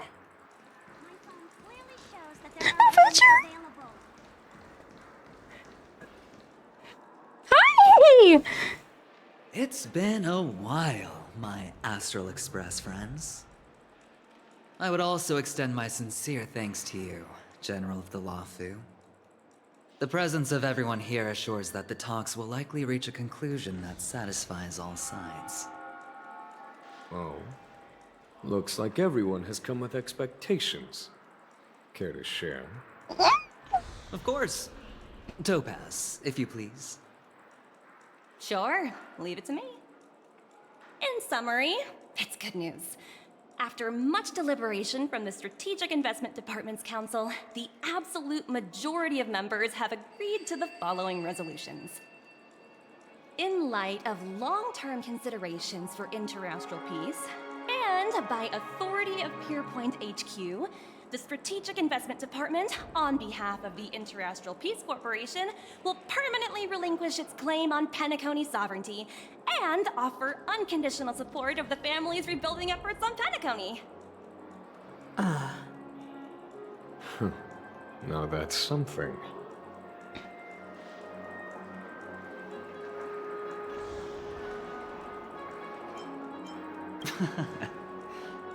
Well, if that's what it takes to bring peace to the entire universe, it's a price I'll gladly pay. Has the IPC finished sharing all its thoughts? Then it's our turn. The Guild, much like the Genius Society, has taken a keen interest in the recent calamity in Penacony. Ultimately, both parties have agreed to a comprehensive collaboration, offering technical support for the reconstruction of Penacony. The floor is yours for the finer points, Mr. Scrollum. Hello, Scrollum. Enlighten us, please. Organic life's unrelenting search to understand the realm of inner spirituality is something I both admire and envy. Inorganic life has no mechanism to evoke dreams.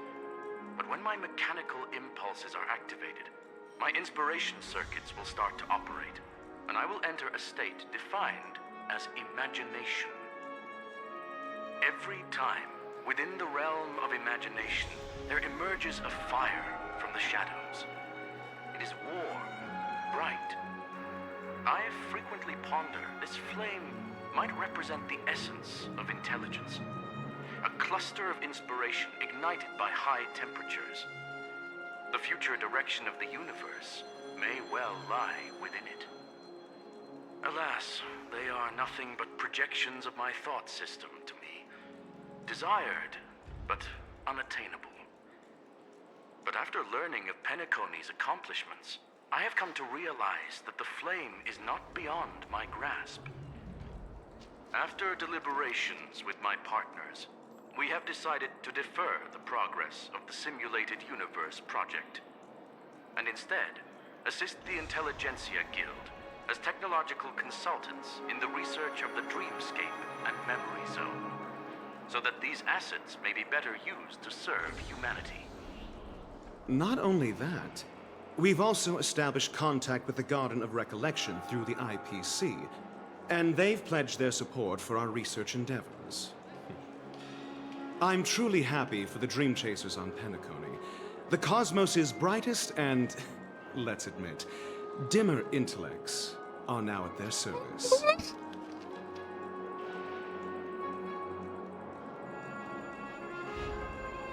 But never mind.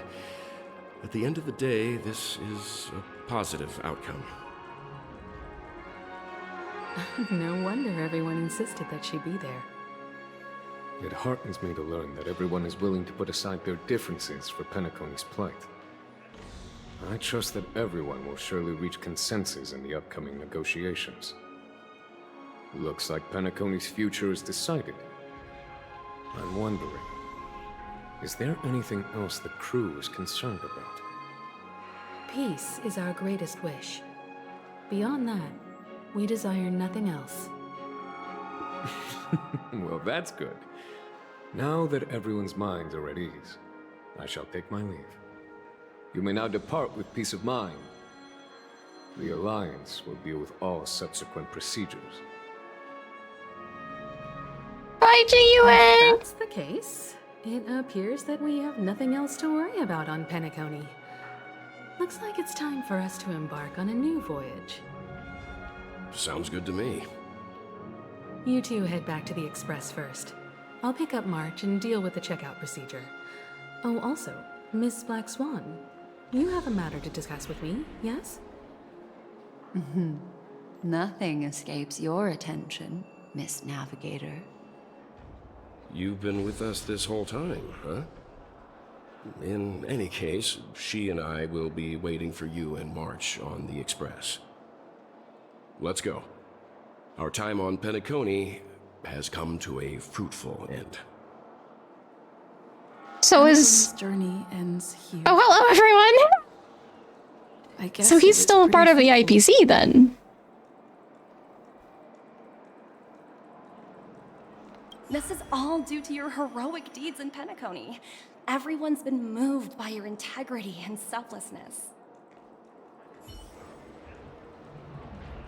I am truly happy for the Dream Chasers on Penacony. The cosmos' brightest and, let's admit, dimmer intellects are now at their service. Well, seems the dust is finally settled now. Well done, friend.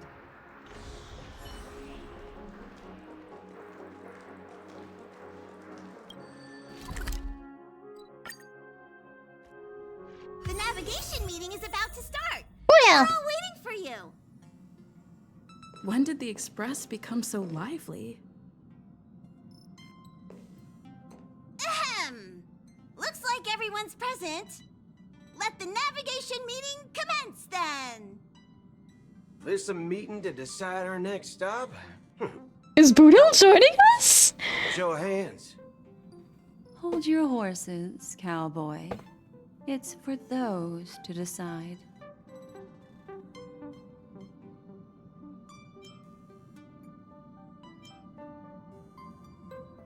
Allow me to explain.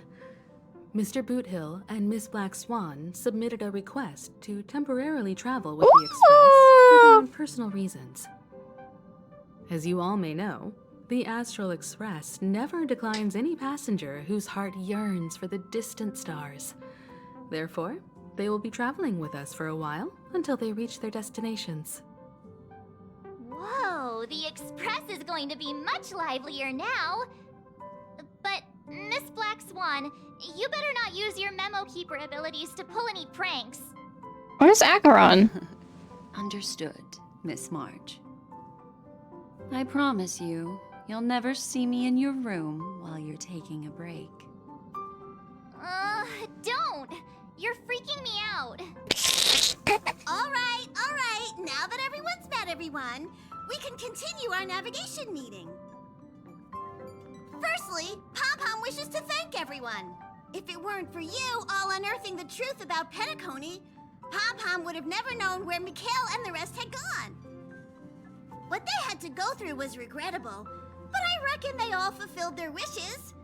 And it was thanks to all of you. Thank you, everyone. Now then, we come to the crux of this navigation meeting. We must decide on the Express's next stop. Let me introduce our current options. The first choice is from Himiko, the oceanic planet of Lushaka, a planet composed entirely of water. Many aquatic races reside there. Of course, it's also the home planet of the venerable, nameless Mikhail.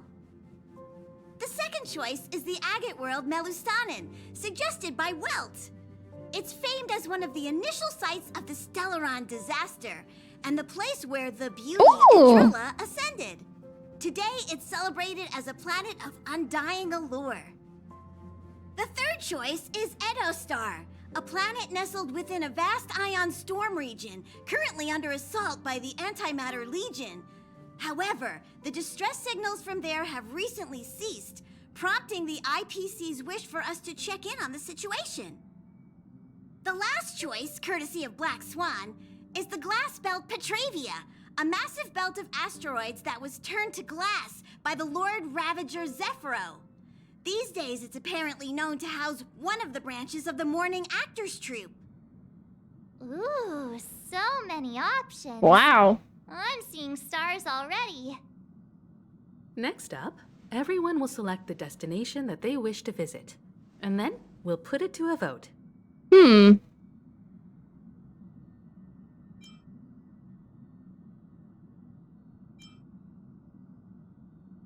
I kind of want to go to the ocean planet.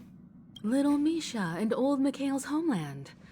Having been through so much in Penacony, as an aspiring nameless, I believe a visit to his homeworld is a must. Count me in. Still, I imagine that planet must have changed entirely after the Stellaron disaster. I've heard that its land masses no longer exist and the native population has completely changed. I'm not against Miss Himiko's choice, but Edostar sounds like it's in danger. As nameless, should we not extend a helping hand? March is right. Though the fact that the distress signals have ceased means we're probably too late. But I still think we should investigate the situation. March and Dan Hong on your same page. 3 votes for Lushaka, 2 for Edo. Looks like we have a winner! Next stop, Lushaka, the ocean planet. Huh. Then this navigation meeting is adjourned. I'll go check the warp jump coordinates. Everyone can catch up on some rest in the meantime. When it's time to make the jump, Pom-Pom will make an announcement. There's still some time before the jump. What should I do? Talk to Bill Hale. How about a chat? I'll talk to you in a minute. Over here. This Astral Express sure is comfy. But I got one tiny problem with it. How come there ain't no potent drinks on this ride? I can live without malt juice. At least stock something else. Like that white gem. Calm as dirt and not too pricey.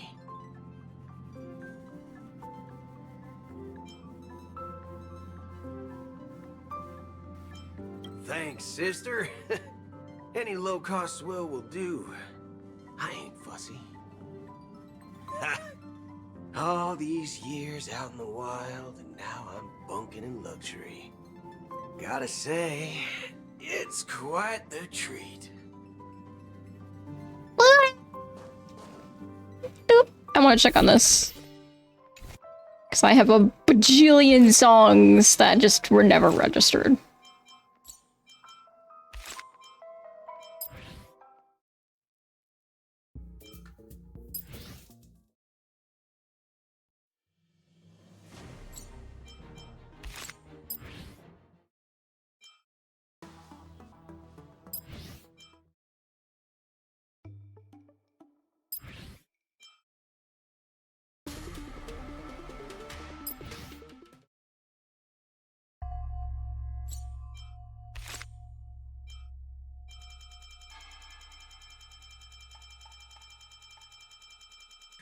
God, there's so many I can get still. Holy crap!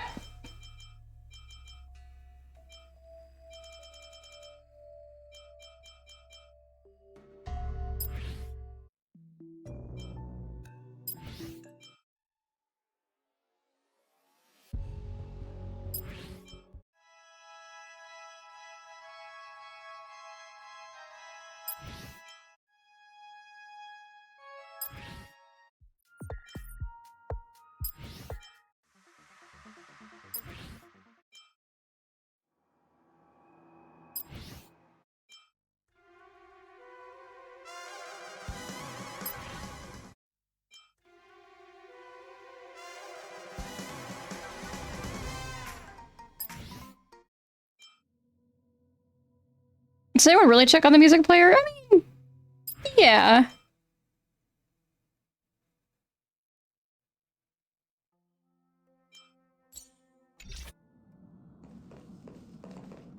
Huh. For some reason, I'm suddenly stricken by the feeling that we haven't crossed paths in quite some time. I should have known better than to expect anything serious from you.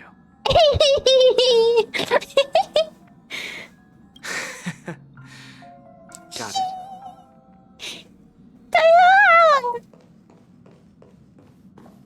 Please let this trip be uneventful. Please let this trip be uneventful. Please let this trip be uneventful.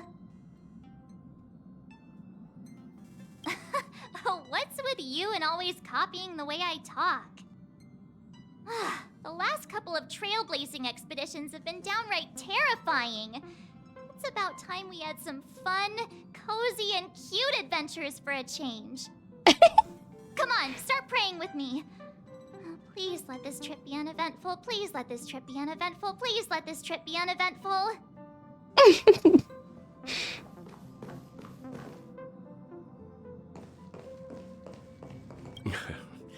You're fast becoming an excellent trailblazer. It's an honor to be able to watch you grow. Oh, thank you, Dad. Don't downplay your achievements. Everyone has witnessed your growth. I've known many warriors in my time, and only a few achieve the kind of growth you have. Back home, where I'm from, you'd be rated at least an S tier. It's not been easy for you these past few days. You've earned some downtime. I'm looking forward to seeing how you'll perform on our next journey.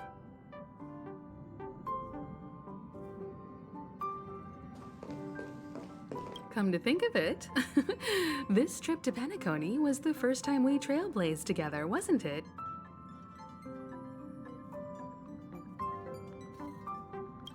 Don't worry. We'll have plenty of time to spend together on the Express, so there'll definitely be more chances for adventures like this. Turn in early today. You've really been pushing yourself hard recently. If you don't take this chance to recharge, it could lead to long-term problems. It seems fine when you're young, but it's a different story as you age.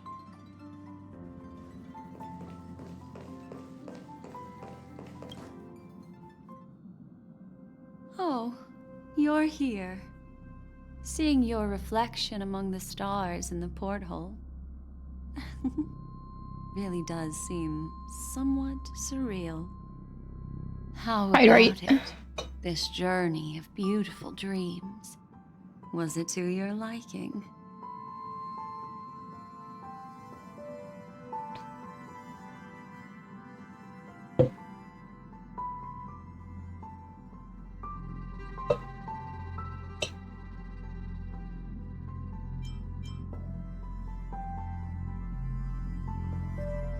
There's a rich scent of curiosity here. Such memories can be irresistibly captivating. So, how about you hand that small parting gift back to me? I'm quite eager to have it back.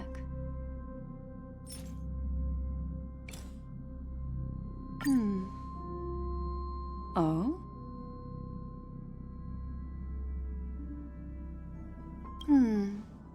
Never mind.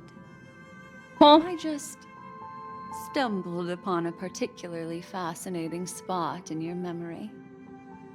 Before I explain, I would like to apologize to you.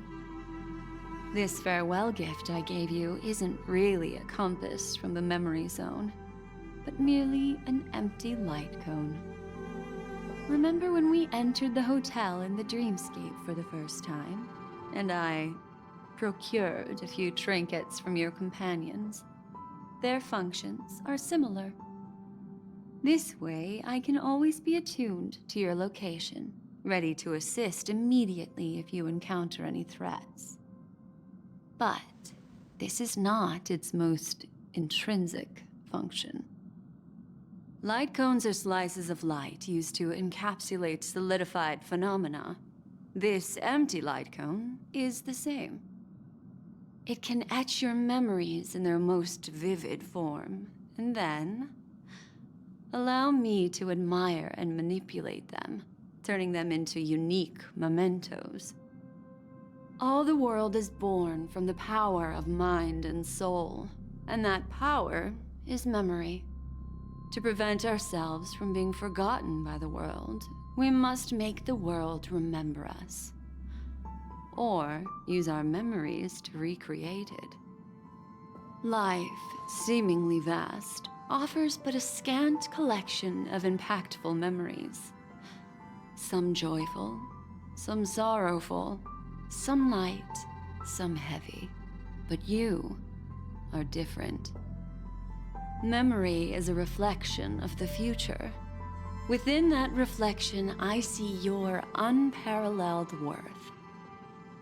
You have the power to craft memories that can captivate the world.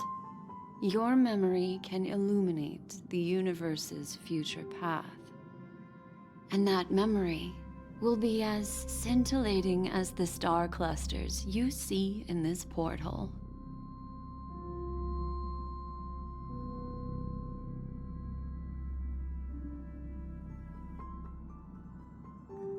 Precisely. But do you know the deeper meaning behind it? The reason is simple. In this grandiose and ostentatious dream of the families, only you personally experienced the entire course.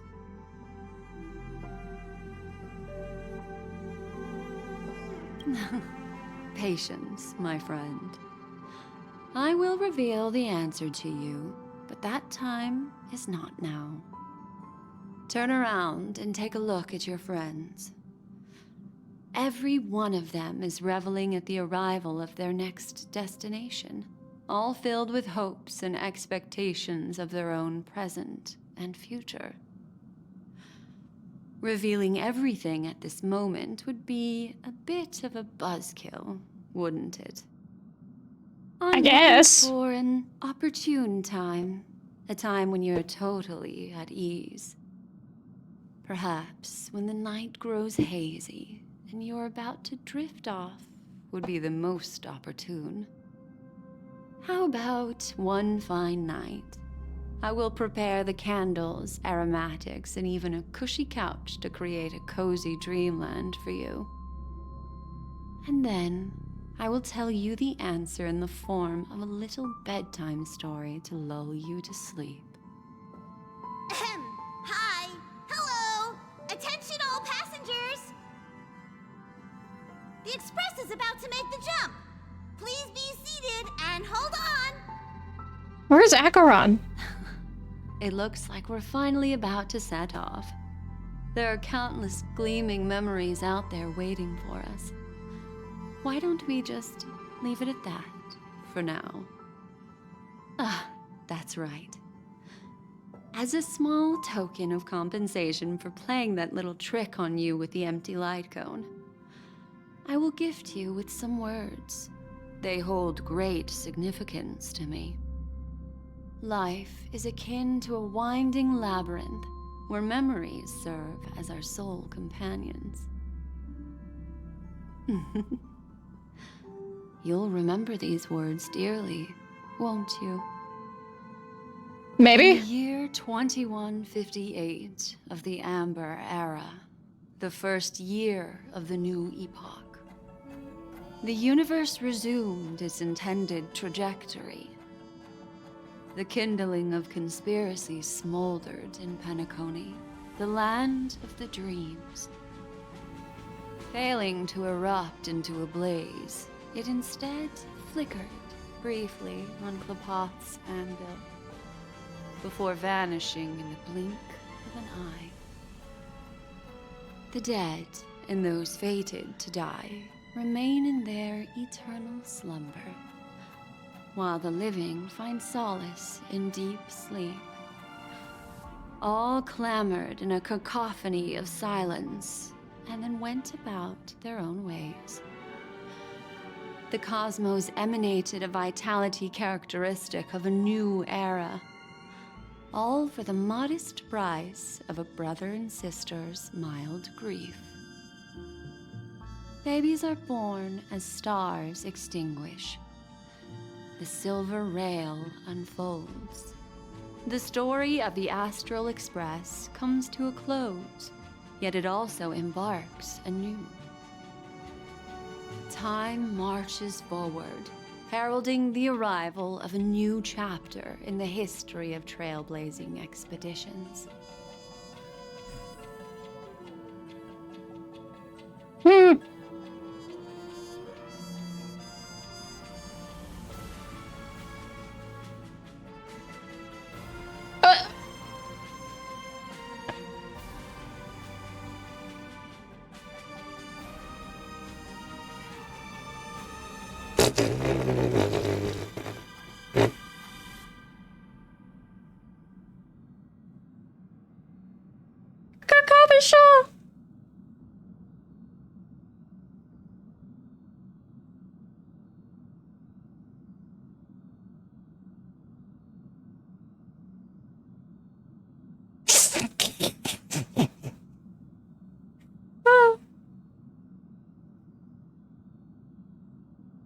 Countless shooting stars streak the sky tonight. If you can pick the right one, it will carry your wish to thousands of distant worlds. You're feeling very relaxed now, aren't you? So, then, it's time to tell you a little bedtime story. Okay. Well, let's start with a conclusion. The crew was defeated in the battle against Sunday. Everyone in Penacony failed, and no one survived. But don't panic. The truth, as horrifying as it may be, is not yet irreversible. There's still a glimmer of hope, and that's why I'm here. Huh? Next, I'll use this empty light cone that carries all your memories to relive everything that happened before. And when this story reaches its end, I'm sure someone as clever as you will notice that. There's a major flaw in the story you have experienced. Yet, within that flaw lies a glimmer of hope. Are you ready for it? Do you remember everything? When the clock turned back, the Express started a warp jump, sending you to a strange dream. You were bewildered back then, and then a Galaxy Ranger named Acheron showed you a way out. When you arrived at the Reverie Hotel, you met the doorman Misha and had a confrontation with Aventurine, an IPC representative. Thankfully, Acheron appeared again and helped you.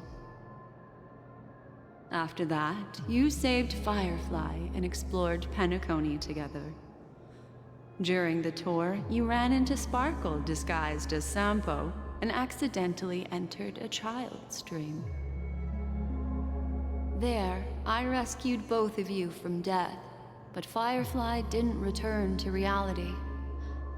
She realized the truth and tried to involve you in her plan, but that resulted in an accidental death. Even more unsettling, you soon encountered another murder. The two cases of death prompted you to investigate the truth behind the sweet dream. Despite your efforts to gather information about the two victims, you didn't make much progress. But you did learn about the Watchmaker from Gallagher. Meanwhile, Aventurine was secretly carrying out his scheme, in which you were one of the pawns. In the midst of a fierce battle, Acheron revealed her true identity as an emanator of the Nihility and unsheathed her sword. That strike foiled Aventurine's plan and opened a passage between the sweet dream and the original memory zone. Upon your arrival at Dreamflux Reef, you learned the truth that death was actually dormancy, as well as the truth about the dreamscape, the Stellaron, and the bellboy, Misha. You split up with Sunday and Robin, looking for a way to seal the Stellaron.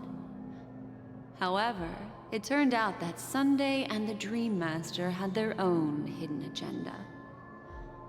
And you had to engage in an ultimate duel on the stage of the Charmony Festival. Finally, the story reached its conclusion. You emerged victorious, with the Trailblaze triumphing over the Order, and Penacony embracing a bright and peaceful future.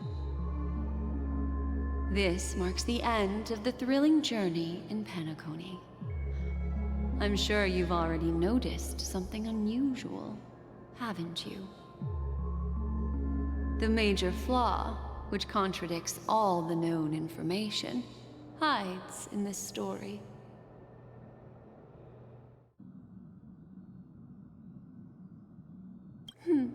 Little Misha. Or should I call him the Watchmaker? He's only a segment of memory in a dream bubble, But his ambition for the Trailblaze led him to leave the bubble and embark on a grand adventure in Penacony. While Misha is a rather special Memory Zone meme, and he was granted power by the Trailblaze, there's still one thing that he shouldn't be able to do.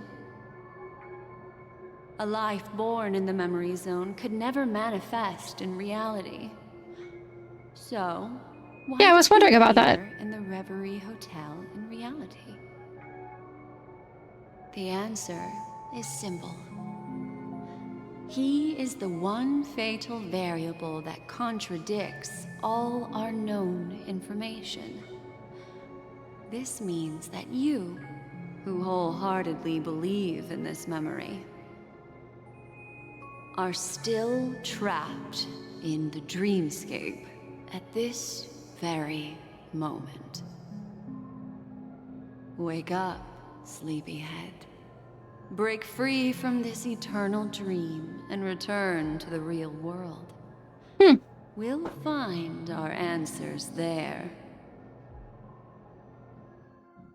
The train is about to make the jump. 5, 4, 3, 2.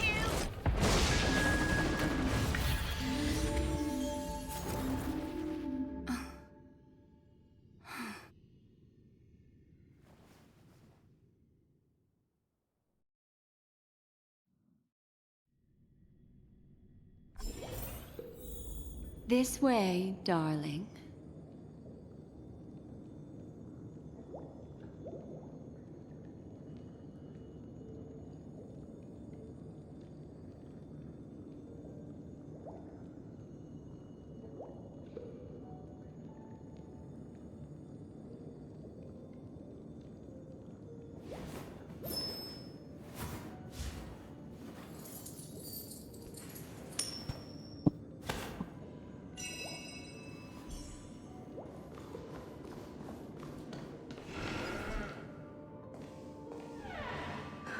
Not another one. Thank you so much, Black Swan. Finally, I can breathe a sigh of relief. Oh, does that mean that Boat Hill's not actually joining us?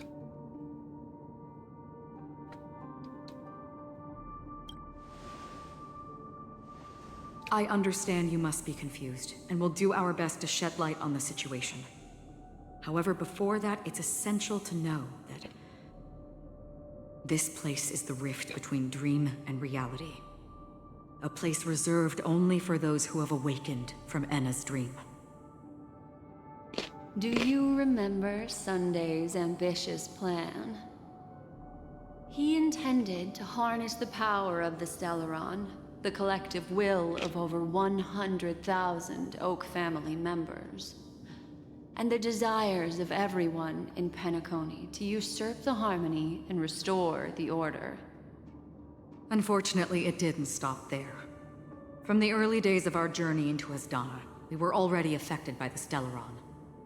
That strange dreamscape where we met. Maybe it was a sign that your thoughts were beginning to drift away.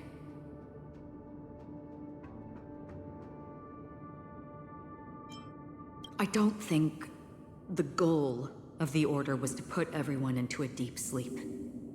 Quite the contrary. They used the Stellaron to catalyze the leakage of Asdana's Memoria into the material world, allowing the dreamscape to blend with reality. And that included a lot of Memoria from the Beyond the Sky Choir. As time came and went, the dreams eventually became indistinguishable from reality, and reality became an illusion. People think they are awake, but their spirits have long since stepped into the Temple of Order. This is what makes Enna's dream so powerful. In this paradise governed by the Order, everyone indulges in their delightful dreams and lives happily ever after. I believe what you experienced in the sweet dream, except for that flaw, was real. Only in this way could you reach the destination, lifting the crisis in Penacony and embarking on your next trailblazing expedition. If it wasn't for Acheron's plan, we might have been trapped in this dream forever. Fortunately, while the path of the Order governs all things, it can't affect the Nihility. I came to realize this when the Dream Master tried to expel me at any cost. This is also why you felt a sense of peculiarity when traveling with her. Well, I'm not as fortunate as she is. Even if I'm a memo keeper, I was still influenced by the power of the Order and fell into hallucinations. However, thanks to your memories, now we still have a chance to turn the tide. For mortals, even if they possess the great power of a path, they can't create a flawless world like gods do. That's why there was a flaw in your dream. In other words, once you have realized the world is not real, you'll have a chance to break free from the dream. The flaw in your dream lies within Misha, who could have never appeared in reality. When I turned the pages of your memories, I realized that I was So glad you got Black Swan. too. I never got her. Now Sunday has usurped the power of the Harmonious Choir through the Charmony Festival. As Does that mean G1 wasn't actually here? Anna's dream, transforming everyone equally into the notes of the Eon. Failure doesn't mean weakness. Only the strong can gather the will to resist the Order and try to break free. We still have a chance, though. To make it happen, please, Black Swan, guide us to those with a strong will. All right, please come with me. These people are... They're the ones who accept Anna's dream and indulge in their happy illusions. We have no means to wake them up now. Not even your clockwork will do the trick. However, there are still other things we can do. Let's keep going.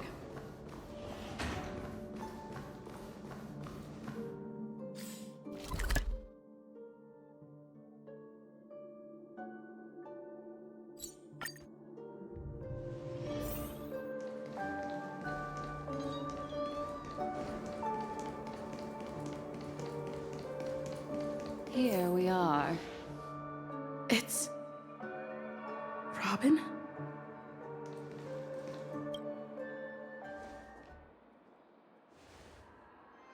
Finally, you've arrived. Let me introduce you to Robin.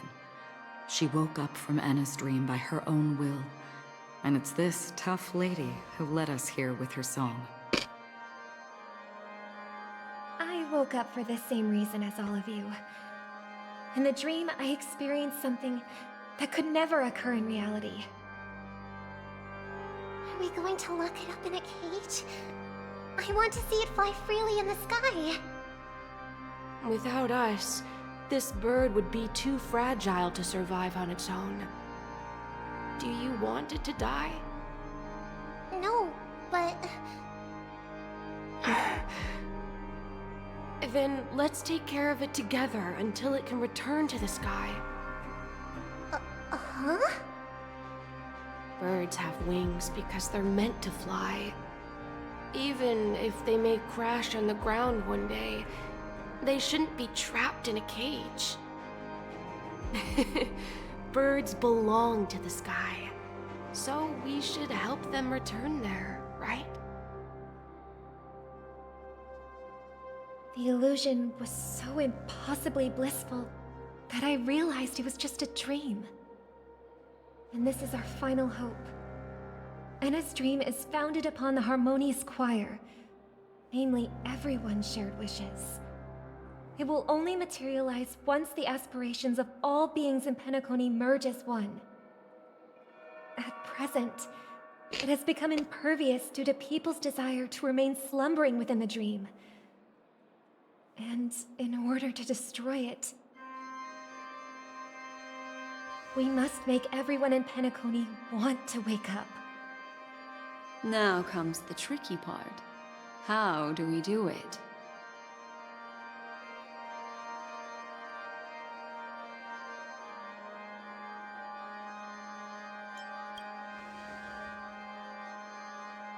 Humans' yearning for sweet illusions borders on obsession, leading them to subconsciously resist the harsh reality. Therefore, I carefully selected a moment where she was completely unguarded, guiding her to uncover the truth herself to make her regain her consciousness. However, to wake up everyone in Penacony and get them to share the same determination, that would be nearly impossible. Indeed. I'm afraid it's almost as difficult as resurrecting an Eon.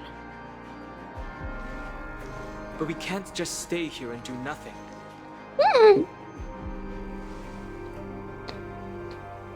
This is a critical moment for the whole universe. Who cares about some dumb number?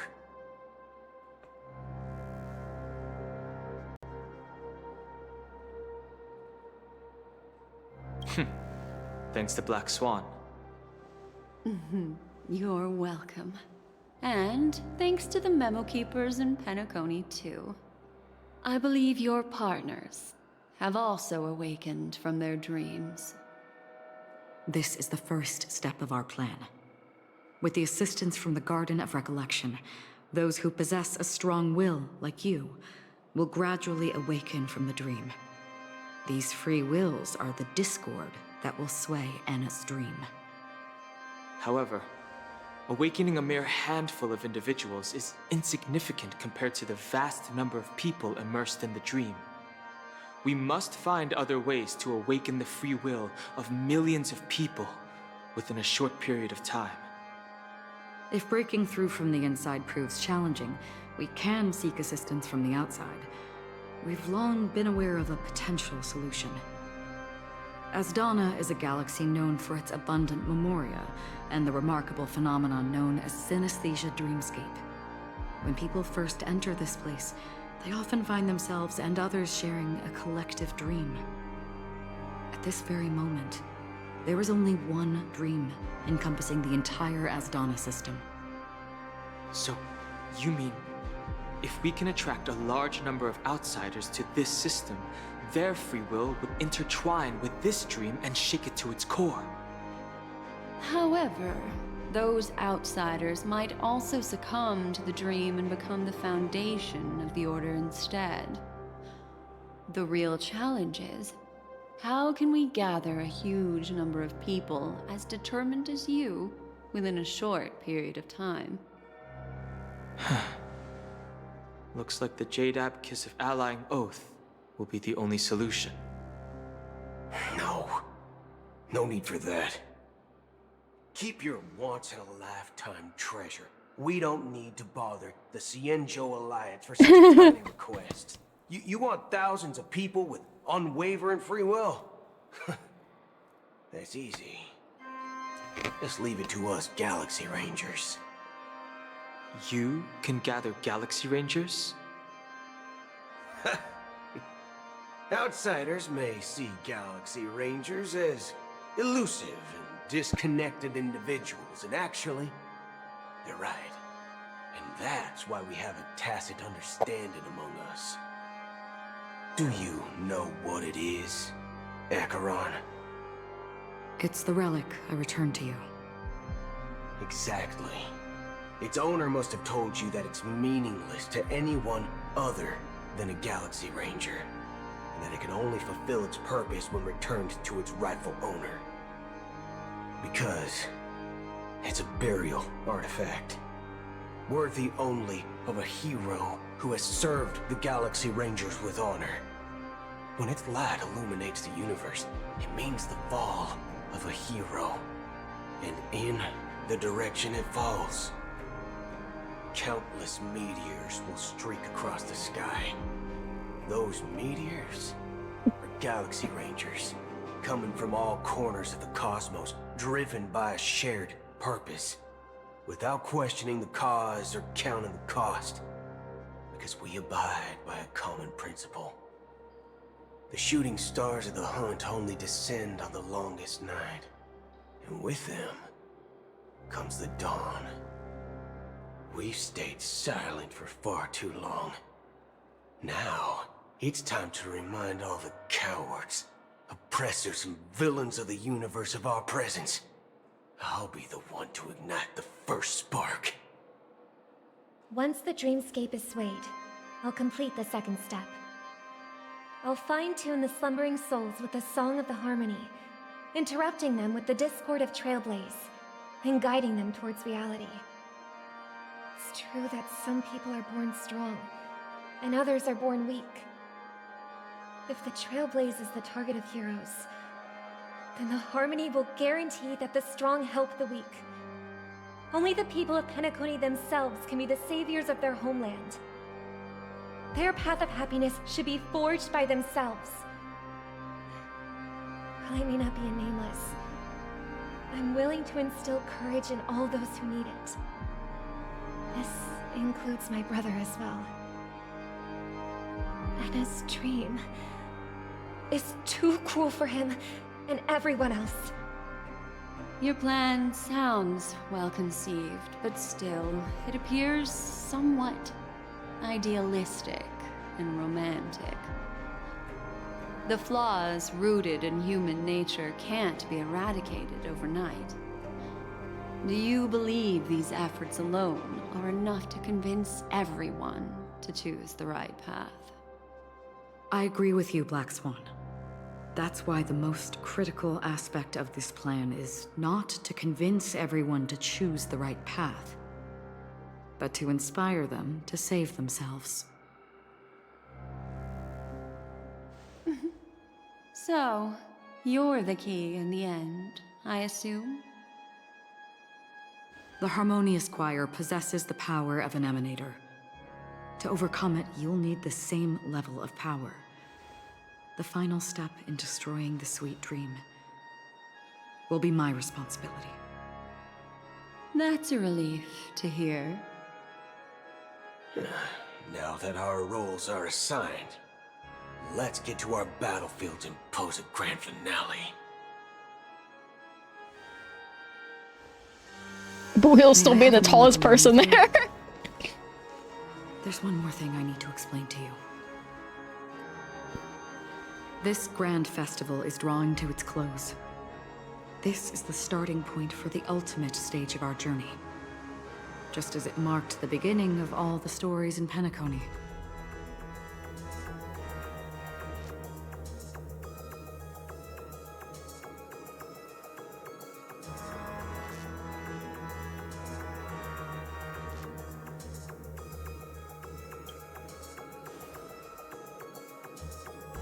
I have faith in you. However, before we depart, there is one more thing I must tell you. There's something you should know. We were able to locate you within this boundless dream and find the key to breaking free from the dream. All because of one person's unwavering dedication. Firefly. She awakened from the dream ahead of others, discovered the Express amidst the stars, and brought us valuable information about the remnants of the Order. She may have been aided by the script, and it came at a cost. As you know, Firefly is a stowaway who entered the dreamscape in a different way from ours. Without the dream pool in the hotel or assistance from the family, she can only awaken from this dream in one way. A real death. We mustn't fail her determination. I'm not implying that we must win this fight no matter what, but our resolve should match that of that courageous lady. Are you ready?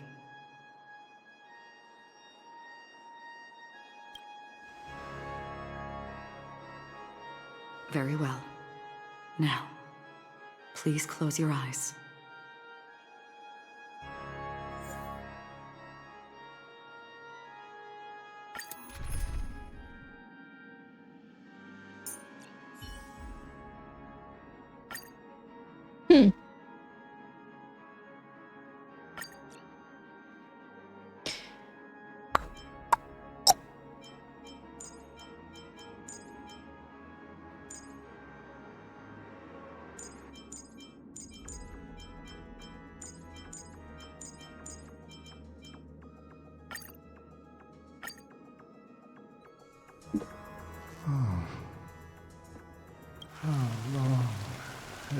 this rain.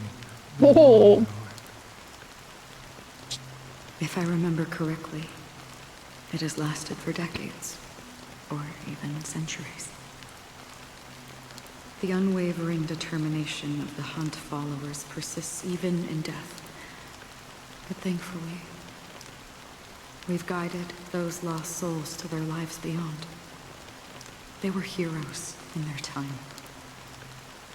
And they won't be reduced to puppets of the Nihility in their death. You see, the shadows on the sea have vanished. Do you remember? He once said that the sky would clear when the regrets of the departed had faded away.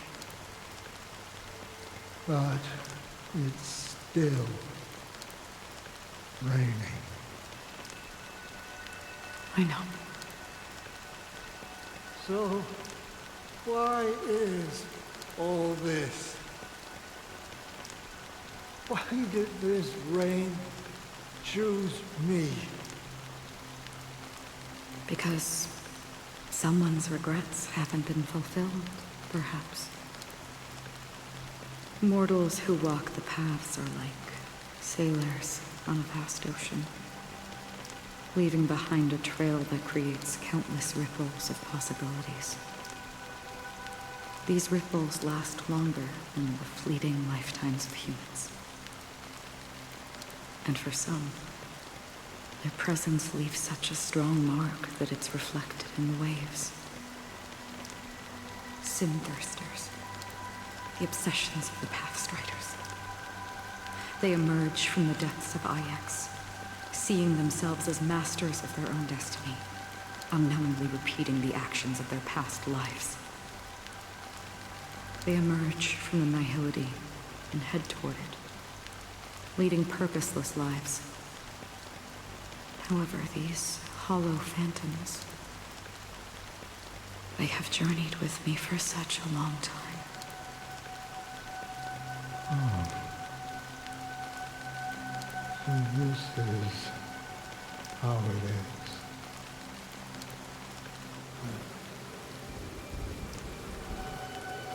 I'm already dead. Yes.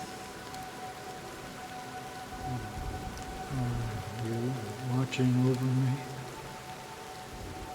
This is my duty as Acheron the Watcher.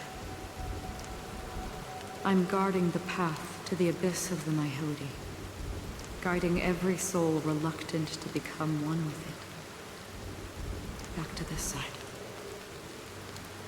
But if this is what the departed ones expected, should you try to change it? I don't know. But someone once told me that when the inevitable moment came, he hoped that someone would stand at his grave and place a bouquet of flowers. Akron is a fascinating character. She's not my favorite, but she's a fascinating character. Make sense at all.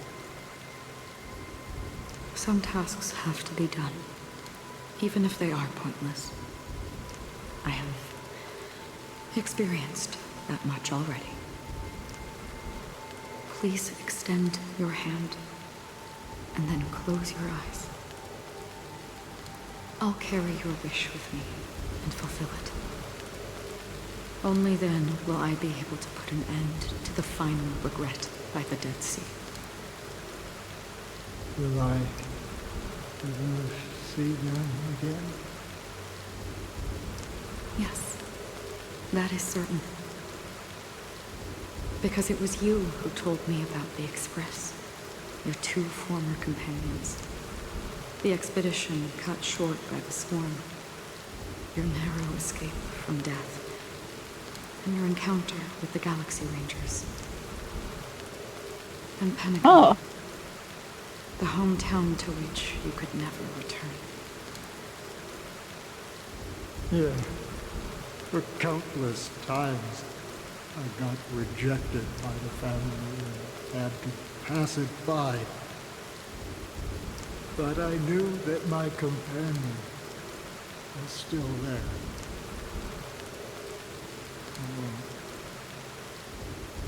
Mikhail, are you still there? Take my hand and come with me. We will leave this place. You'll embark on a long, long journey, shrouded in darkness. But fear not, as a touch of red will be awaiting you at the end of the path. That's the color of existence. Follow it, and it'll guide you and illuminate the way out. By doing so, you'll eventually reunite in the warmth of the sunlight. Thank you. May death be the end of your boundless dream, guiding you back to the waking world. Welcome to the horizon of existence. This place is one of the thousands of manifestations belonging to the sleeping and shapeless. And it's also an exit out of the nihility for the awake ones.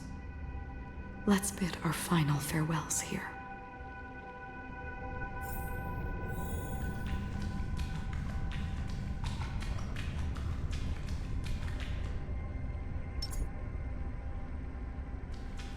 Always distinguish between reality and imagination.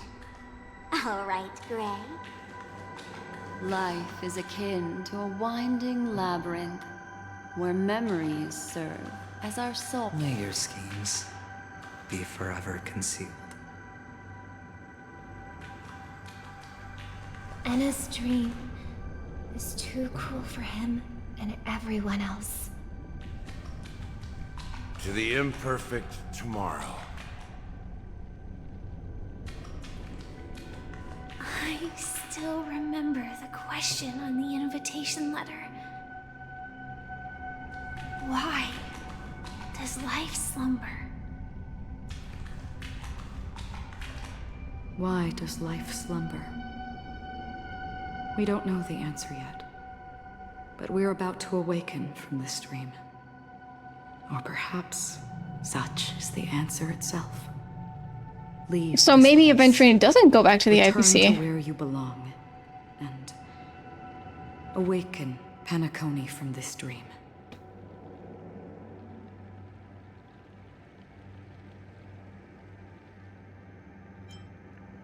As I said, our plan is not about convincing everyone to choose the right path, but about inspiring them to save themselves. So, when will people actively save themselves? The answer is when they are in desperate situations. Like a drowning individual in the deep sea. When one's body and mind bear immense pressure, agony, confusion, and despair will follow. I firmly believe that. The fragility of humankind often freezes them in their tracks. But in truly desperate situations, they will strive to save themselves. And now, Penacony has enough heroes to lead them forward. It's through this inherent, self-centered instinct that people exert their utmost effort, even when they know their struggle is fruitless. As absurd as it may seem, it's their resistance. As for now, it is time to guide them, not as a savior, but as a nameless among those mortals. We'll get to pull for Firefly. I'm pretty sure she's going to be out next patch. You will reunite in the warmth of with Jade. The rain is intensifying. Before we part ways, please allow me to ask a few final questions. So far, you have forged unbreakable bonds with numerous individuals and entities in the Sweet Dream. Might I ask if you fear severing these bonds with your own hands?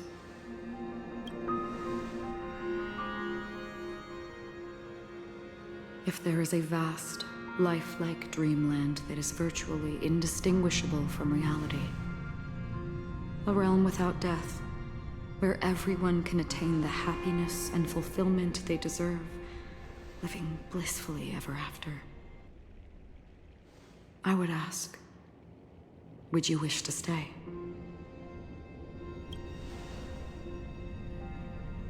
Imagine if this splendid dream were fated to fall apart. Friends, family, strangers, followed by the gentle breeze, soaring birds, the stars, and ultimately yourself. Everyone, and every face they remember. The joy and the heartaches, the vows sealed and those left hanging. All will inevitably march towards a predetermined ending. If you had grasped the journey's finale right from its inception, I would ask, would you still embark on this journey?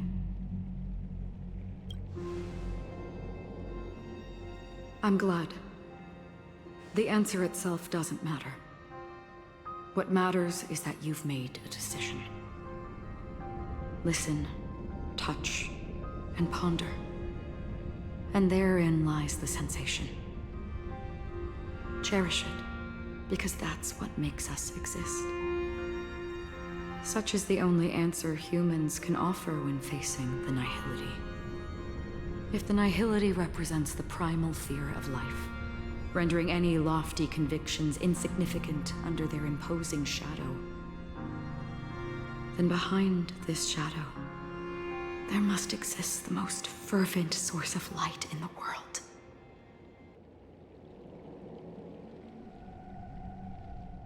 Just as every life that edges closer to death fervently approaches the end of the nihility, we must pursue that primordial light. To think that you exist in the nihility, and you watch over others to depart it. Such a task is absurd and meaningless. Nevertheless, someone had to do it. As for the meaning you mentioned, even if it's a meaningless task, I've come this far, haven't I? Even if the future we forge may not even belong to you. It may not belong to me, but it definitely belongs to someone.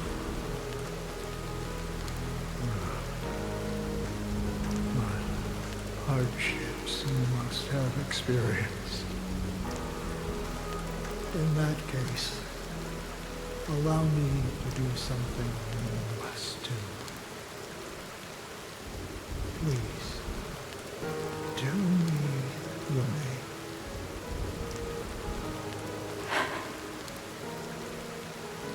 Perhaps my existence will vanish in the next moment. Nobody will remember this conversation or your answer. But I believe that your name should be remembered. And this universe will remember it as well.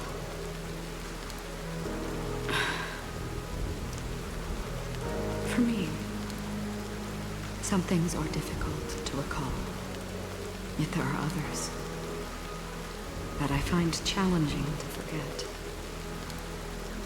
Such is memory, a creation of the past that blossoms into significance in the distant future. I remember that marks the start of my journey, the origin of the vibrant red hue in my life, and the most fervent element amidst every tempest. That's my name. Raiden. Bosun Mori. Nay.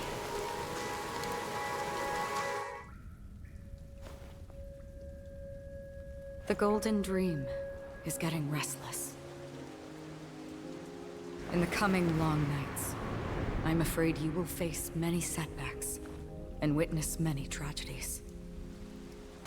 And in the end, you will only see in black and white. But please believe me, that in that monochrome world, there will be a glimpse of fleeting red. And when you make a choice, it will appear once more.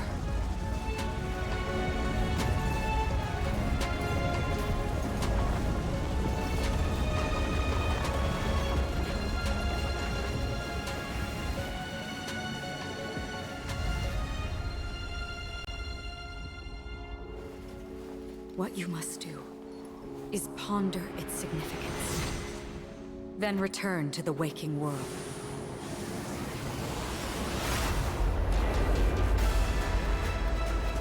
That's where we all find our answers.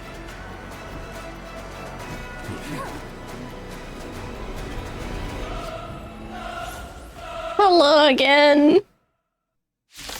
Woo! Have you broken free from the dream of order? We've done enough sleeping already. Let's show them a wake-up call. It's my turn. Alright, I'll call your bet. Don't ask, just spend.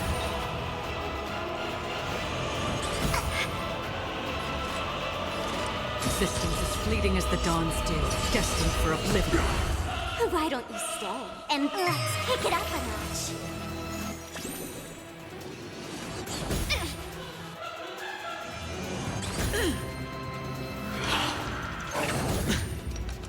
Without order, how can the weak be righteous?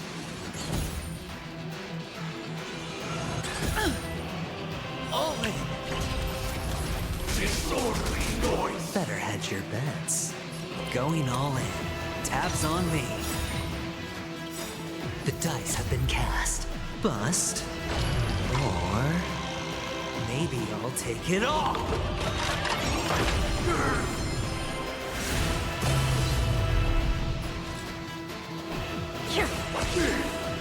I'll take the lead.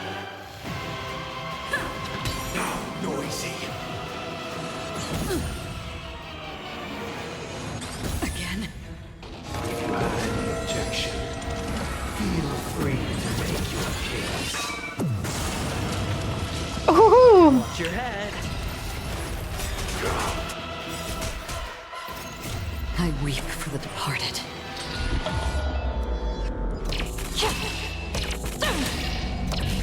Dusk's reign, it too shall fall. All things are part of the melody! Again? Don't move, okay?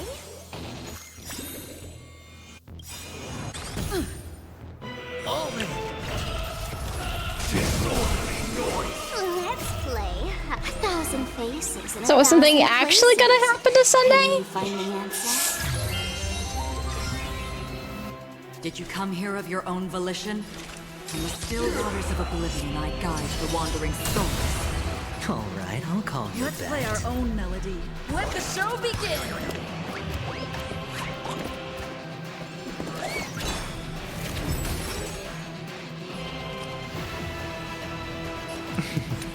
Don't ask, just spend. Everyone, keep up with my tempo. Awaken from your dream.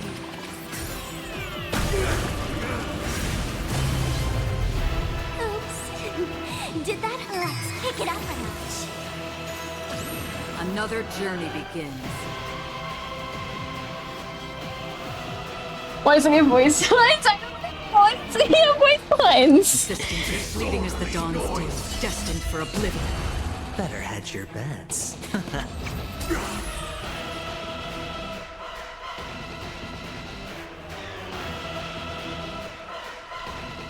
Listen to our song. Disorderly noise!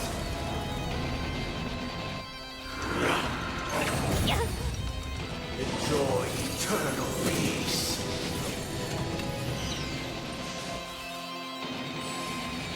God, this music is so cool!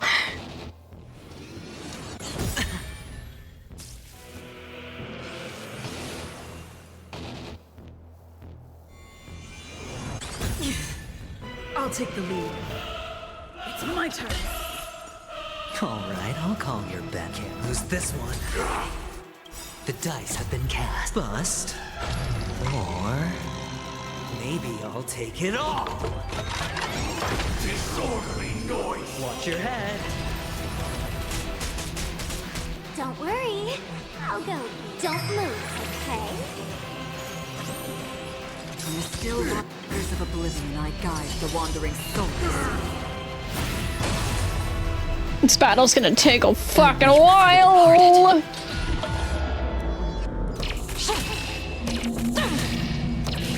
Dusk's reign, it too shall fall.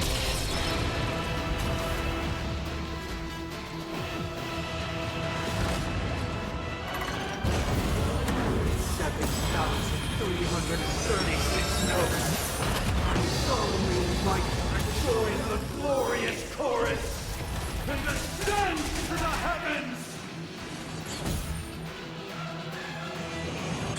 Yes, attack Aventurine. That's not Aventurine. Let's play our own melody. Let the show begin!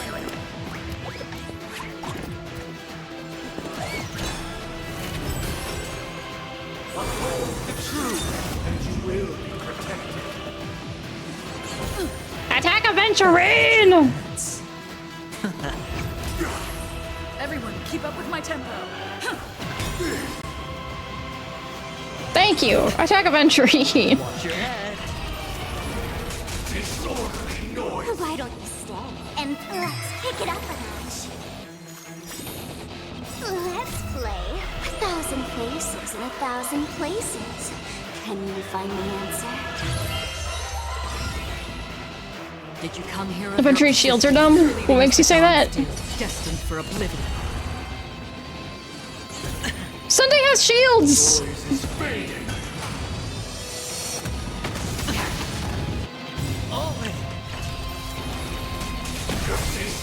The dice have been cast. Bust. Or maybe I'll take it all. If the dreamscape is indistinguishable from reality, can it still be called an illusion?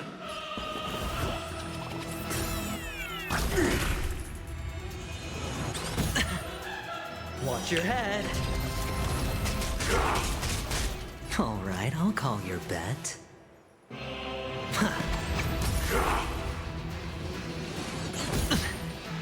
Don't worry. I'll go easy. Don't move, okay? From the still waters of oblivion, I guide the wandering souls. I weep for the departed.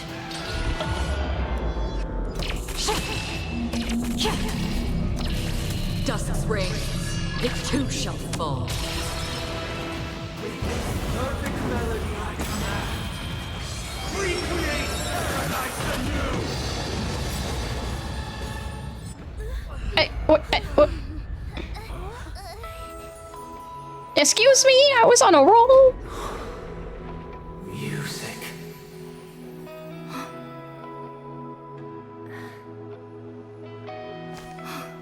There seems to be another kind of sound coming into the Order's symphony.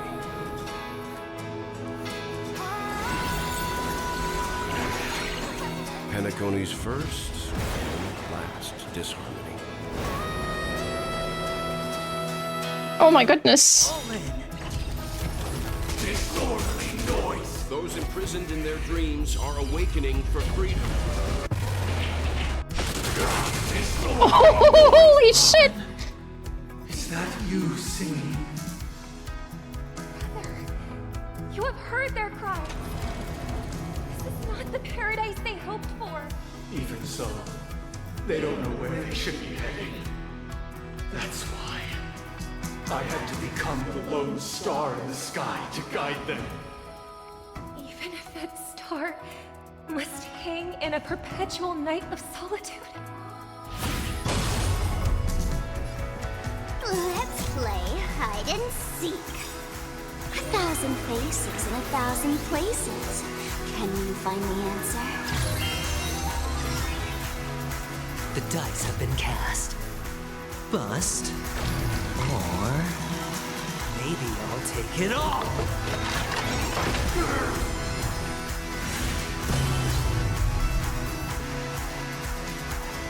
Let's play our own melody. Let the show begin!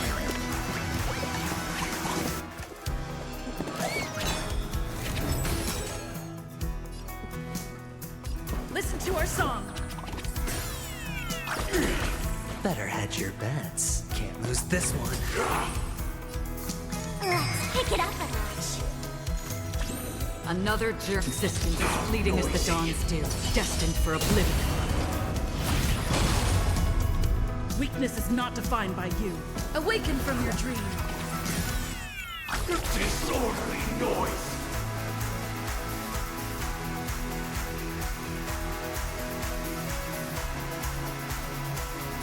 Going all in.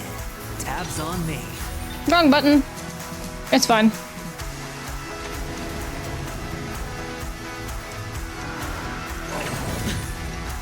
Watch your head. Disorderly noise! Everyone, keep up with my tempo. Why don't you stay and don't move, okay? On the still waters of oblivion, I guide the wandering souls. I weep for the departed.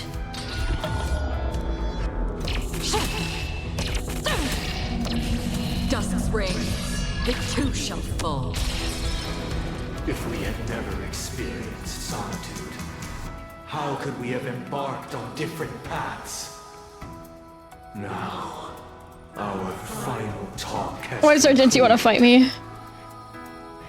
Because he's a strange boy. All the work of creation has been completed. The inevitable day has arrived. The embryo of philosophy will reshape for us all of reality. If your paradise can save more people, sever my path with your hands.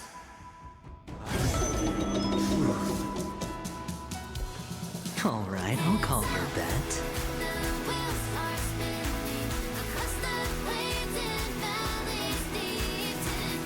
Witness the will of the weak!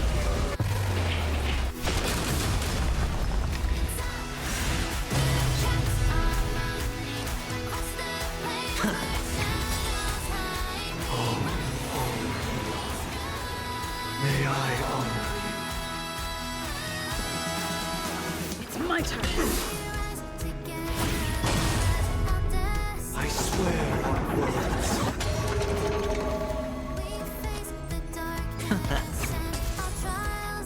This 7-day vow, I command you to heed my summon. Did you come here of your own existence, fleeting as the dawn's dew, destined for oblivion? I have a bad feeling about this. It'll be fine. Let's play our own melody. Let the show begin!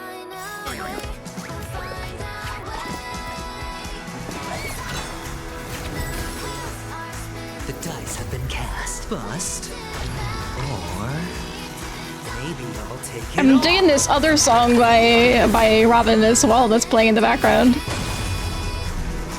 was not you who created all things. It was humanity that created you.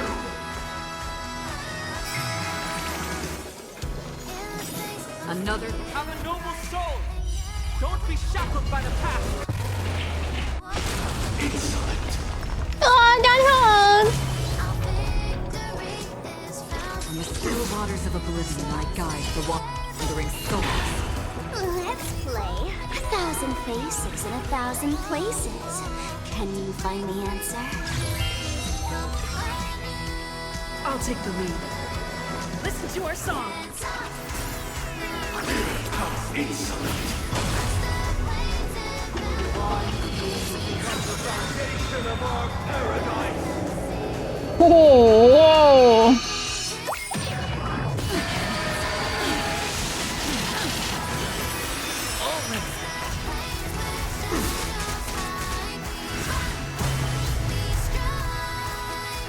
Whoa! Can't lose this one. By the solemn desire for order. Stop it! You want to achieve the paradise we promised. But the order is not the only choice. True happiness, the meaning of life, lie in defying the nihility. That way.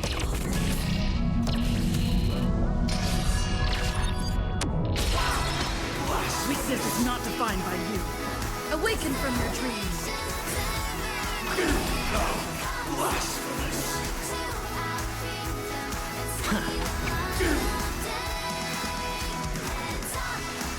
Listen to our song. Blasphemous! Don't move, okay? Through still waters of oblivion, I guide the wandering souls. Alright, I'll call your going all in. Tabs on me. The dice have been cast. Bust. Or maybe I'll take it all.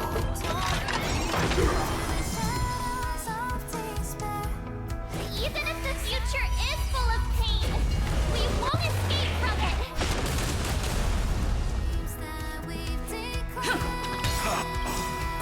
Let's play our own melody. Let the show begin!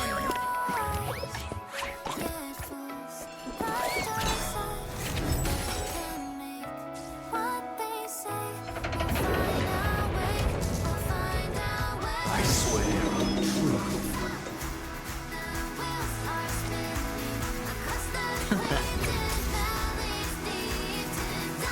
I swear on calendar.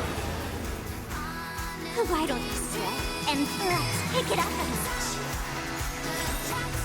Let's play 1,000 faces. Voice lines for it. There are so many. Can you find the answer?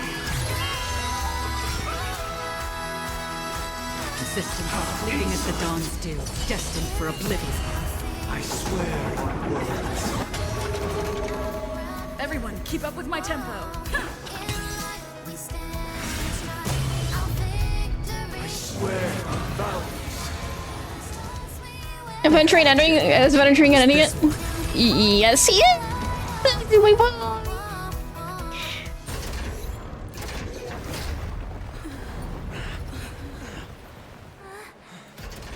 So, why does life slumber? Because someday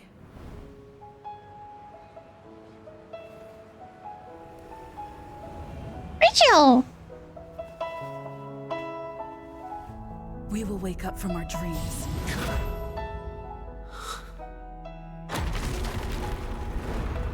Sunday.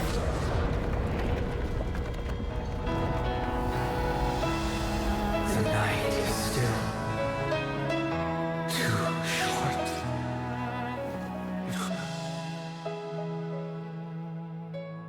Brother, the dream is over.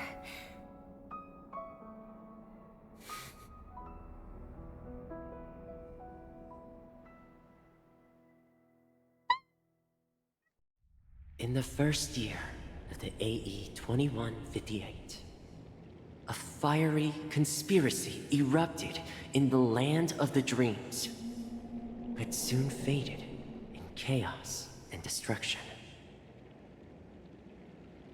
Whispers carried the tale of those fateful 48 system hours, when a sun teetered on the precipice of collapse. A paradise stood on the brink of destruction, and a world was poised to surrender to its new master.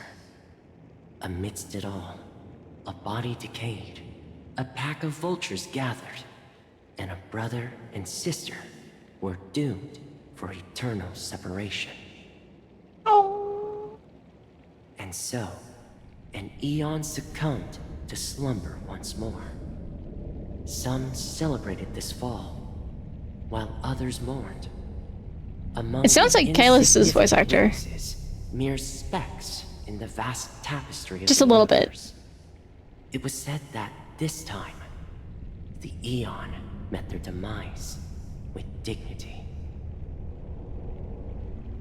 As the cosmos bathed in the radiance of a pure dawn, a tempestuous storm brewed on the horizon. The chant of everything for the Amber Lord grew ever louder. Yet, no matter how one contemplates it, time inexorably swings Klapot's colossal hammer in eternal cycles. The tale of the Astral Express reaches both its conclusion and a new beginning. Time marches forward, heralding the arrival of a new chapter in the history of trailblazing expeditions. Brother, do you think the stars will fade away? Where did that come all of a sudden? Because the constellation that looks like a bird, the Torrent Eagles, looks a bit dim lately. It's the Torment Eagles. Don't worry, it's still there. It's located in the inner ring of Penacony and can only be seen when spring and summer overlap. As for the question you asked, I think stars do die, just like people. But do you know, sister? No star actually belongs to the present. The light we see from them is from a long time ago. Even after the stars perished, their light will travel millions of light years, spanning countless years, to illuminate the night sky of another world. In our paradise, I believe there will be a star like that, shining with the same light. Its radiance will last forever, and its name will be happiness. No, not just one star. We should have 2 stars. Or maybe even more. Yeah, you're right. It's a deal. It's a deal then. This is our promise, and nothing will sway our ideals. Yeah, you bet.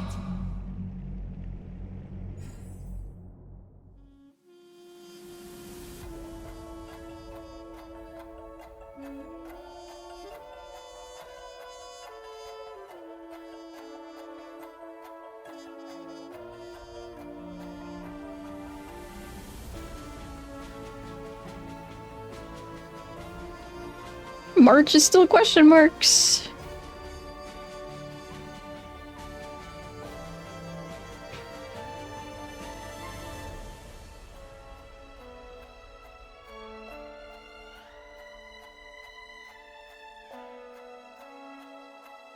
Walt's name, I know.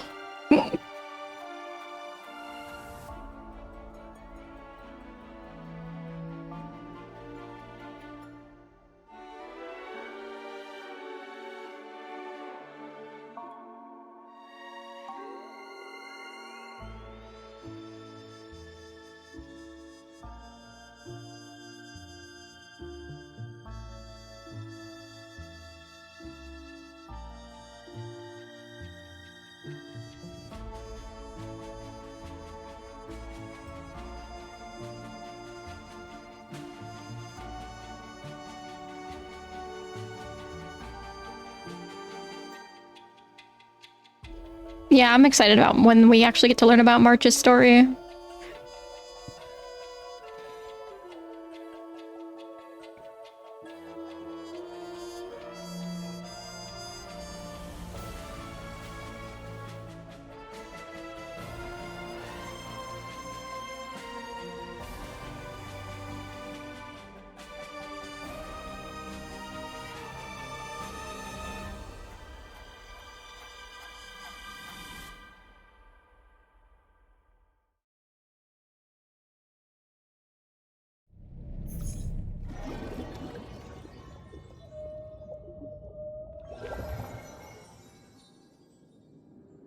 It's a pleasure to hear your voice again.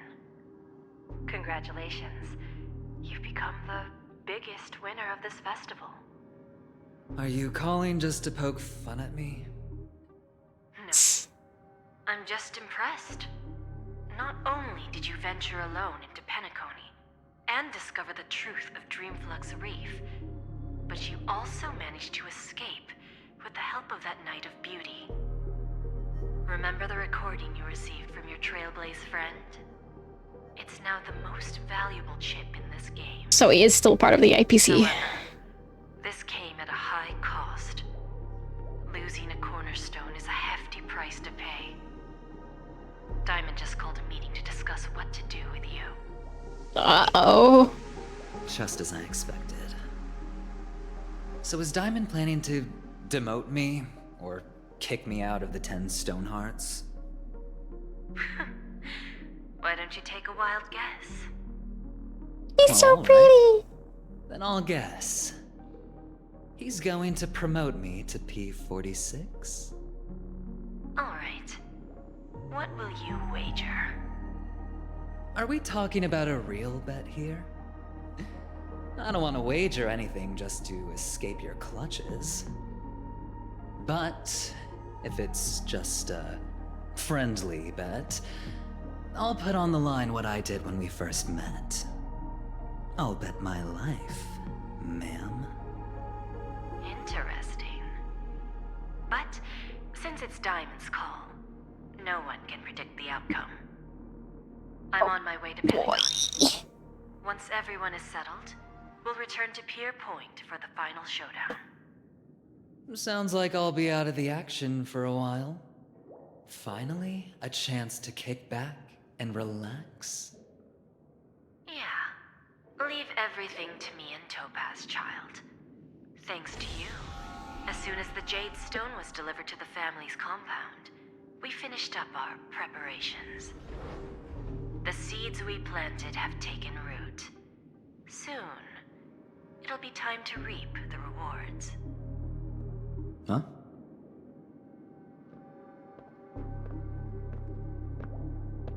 Let's wrap it up for now.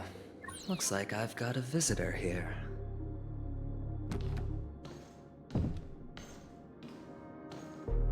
Oh. So many surprises today.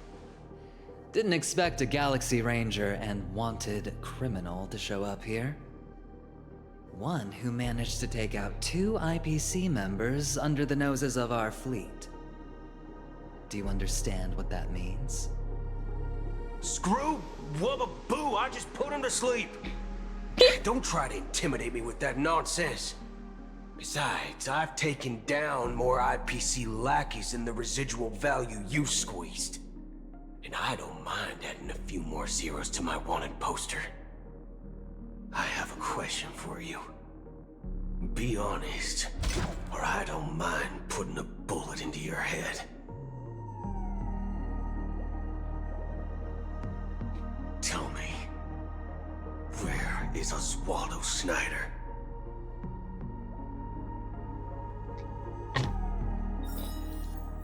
Well,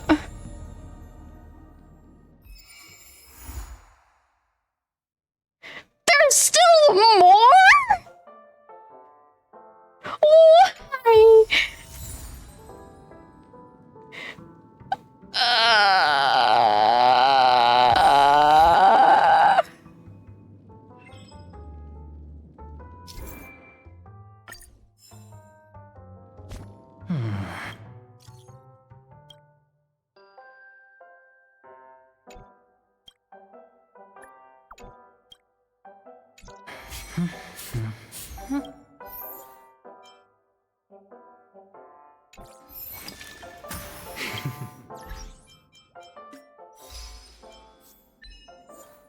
Oh my goodness.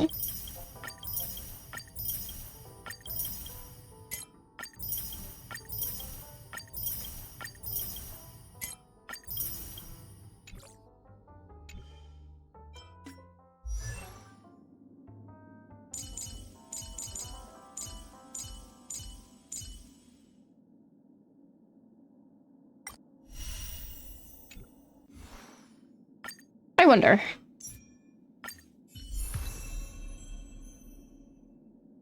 Nope.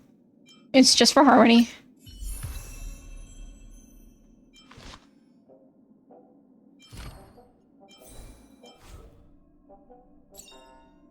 Unknown to each other, yet united So, in where do I purpose, get the rest we of make the these? same choices.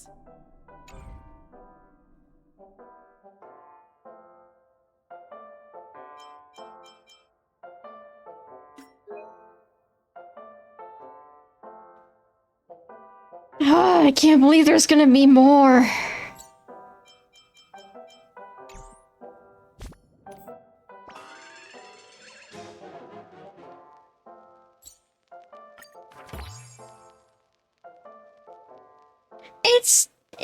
It's the, oh my god, it's actually, oh, I see now. I was wondering who these people were on the light cone. It's Misha.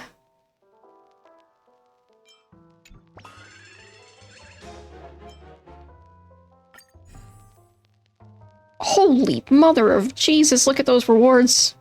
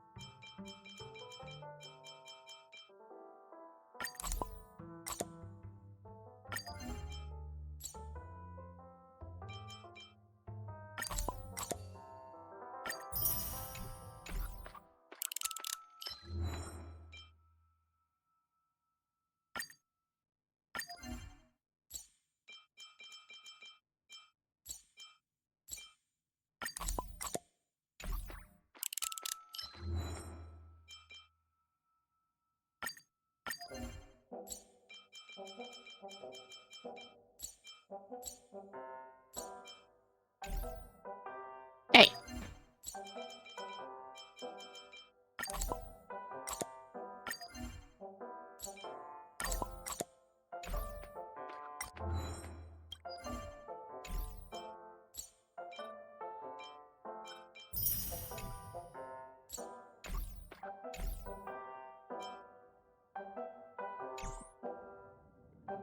Wow.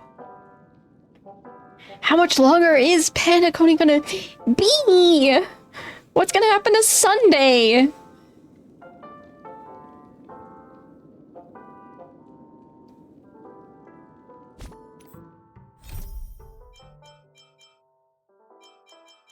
There's gonna be so much stuff to just run around and do.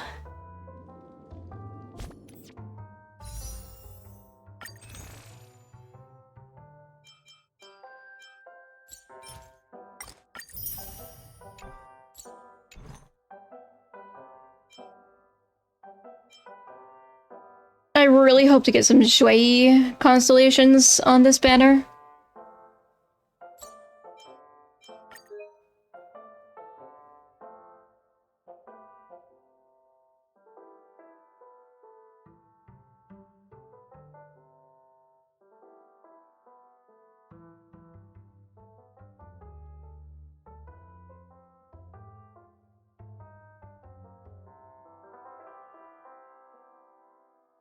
I'm already at 47?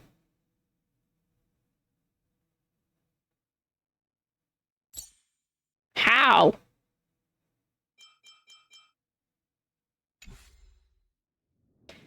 Well, I guess that's it.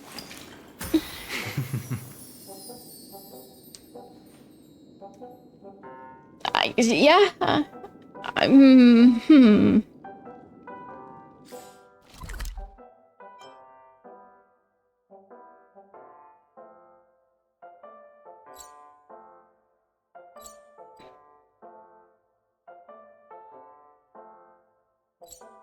Where can I...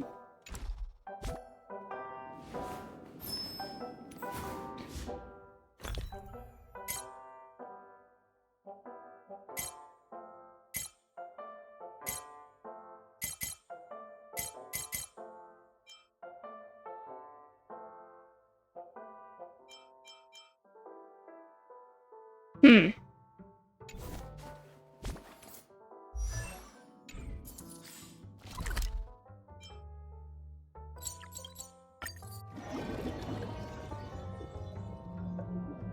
That quest was good. It was very good. And it went on longer than expected. Why not make the most of it with a game?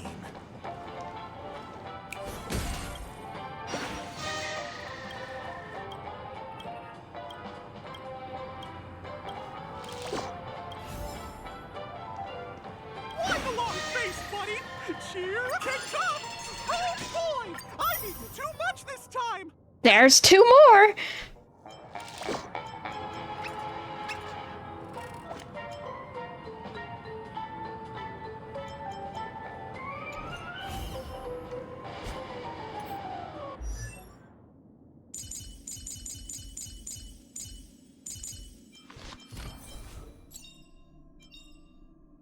Unknown to each other, yet united in purpose, we make the same choices.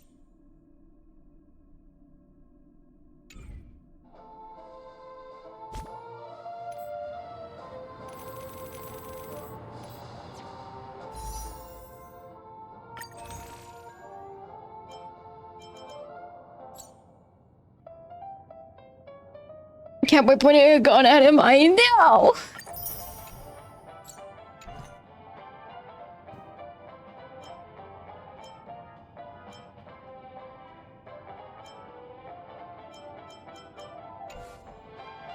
Well, I guess that's everything. I could run around and look for chests, but it has been 9 hours. My shoulder hurts. I'm tired. Let's see. Tomorrow I need to do...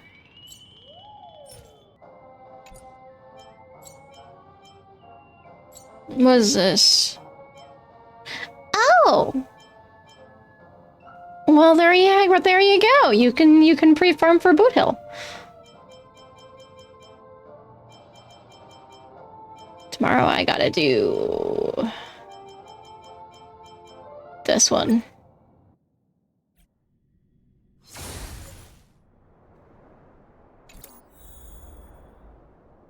Funny thing is, it's already tomorrow. Not here, it's not. Another 30 minutes before it's actually tomorrow.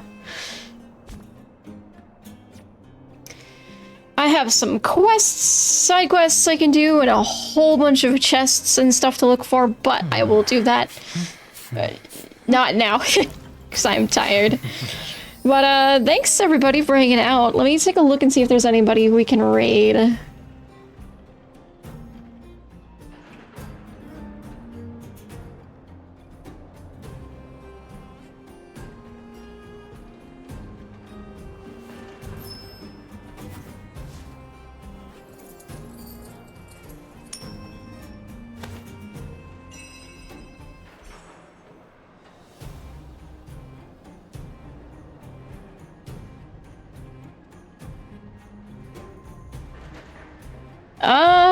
Well, there are a few people who are alive right now that I could technically raid, but a lot of them are not. I would rather raid somebody who's still playing Star Rail, but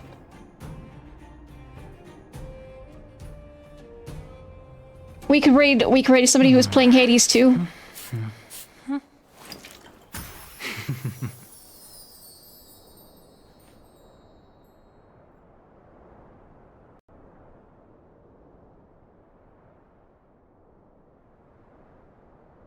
Or we can do my regular raid. Were I, more confident there would be somebody else I would raid who is playing Star Rail right now, but I don't have the confidence to raid somebody with 2K viewers, so we're not gonna do that.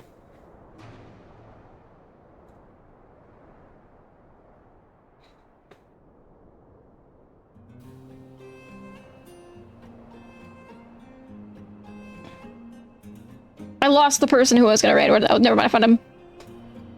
Raiding wounds.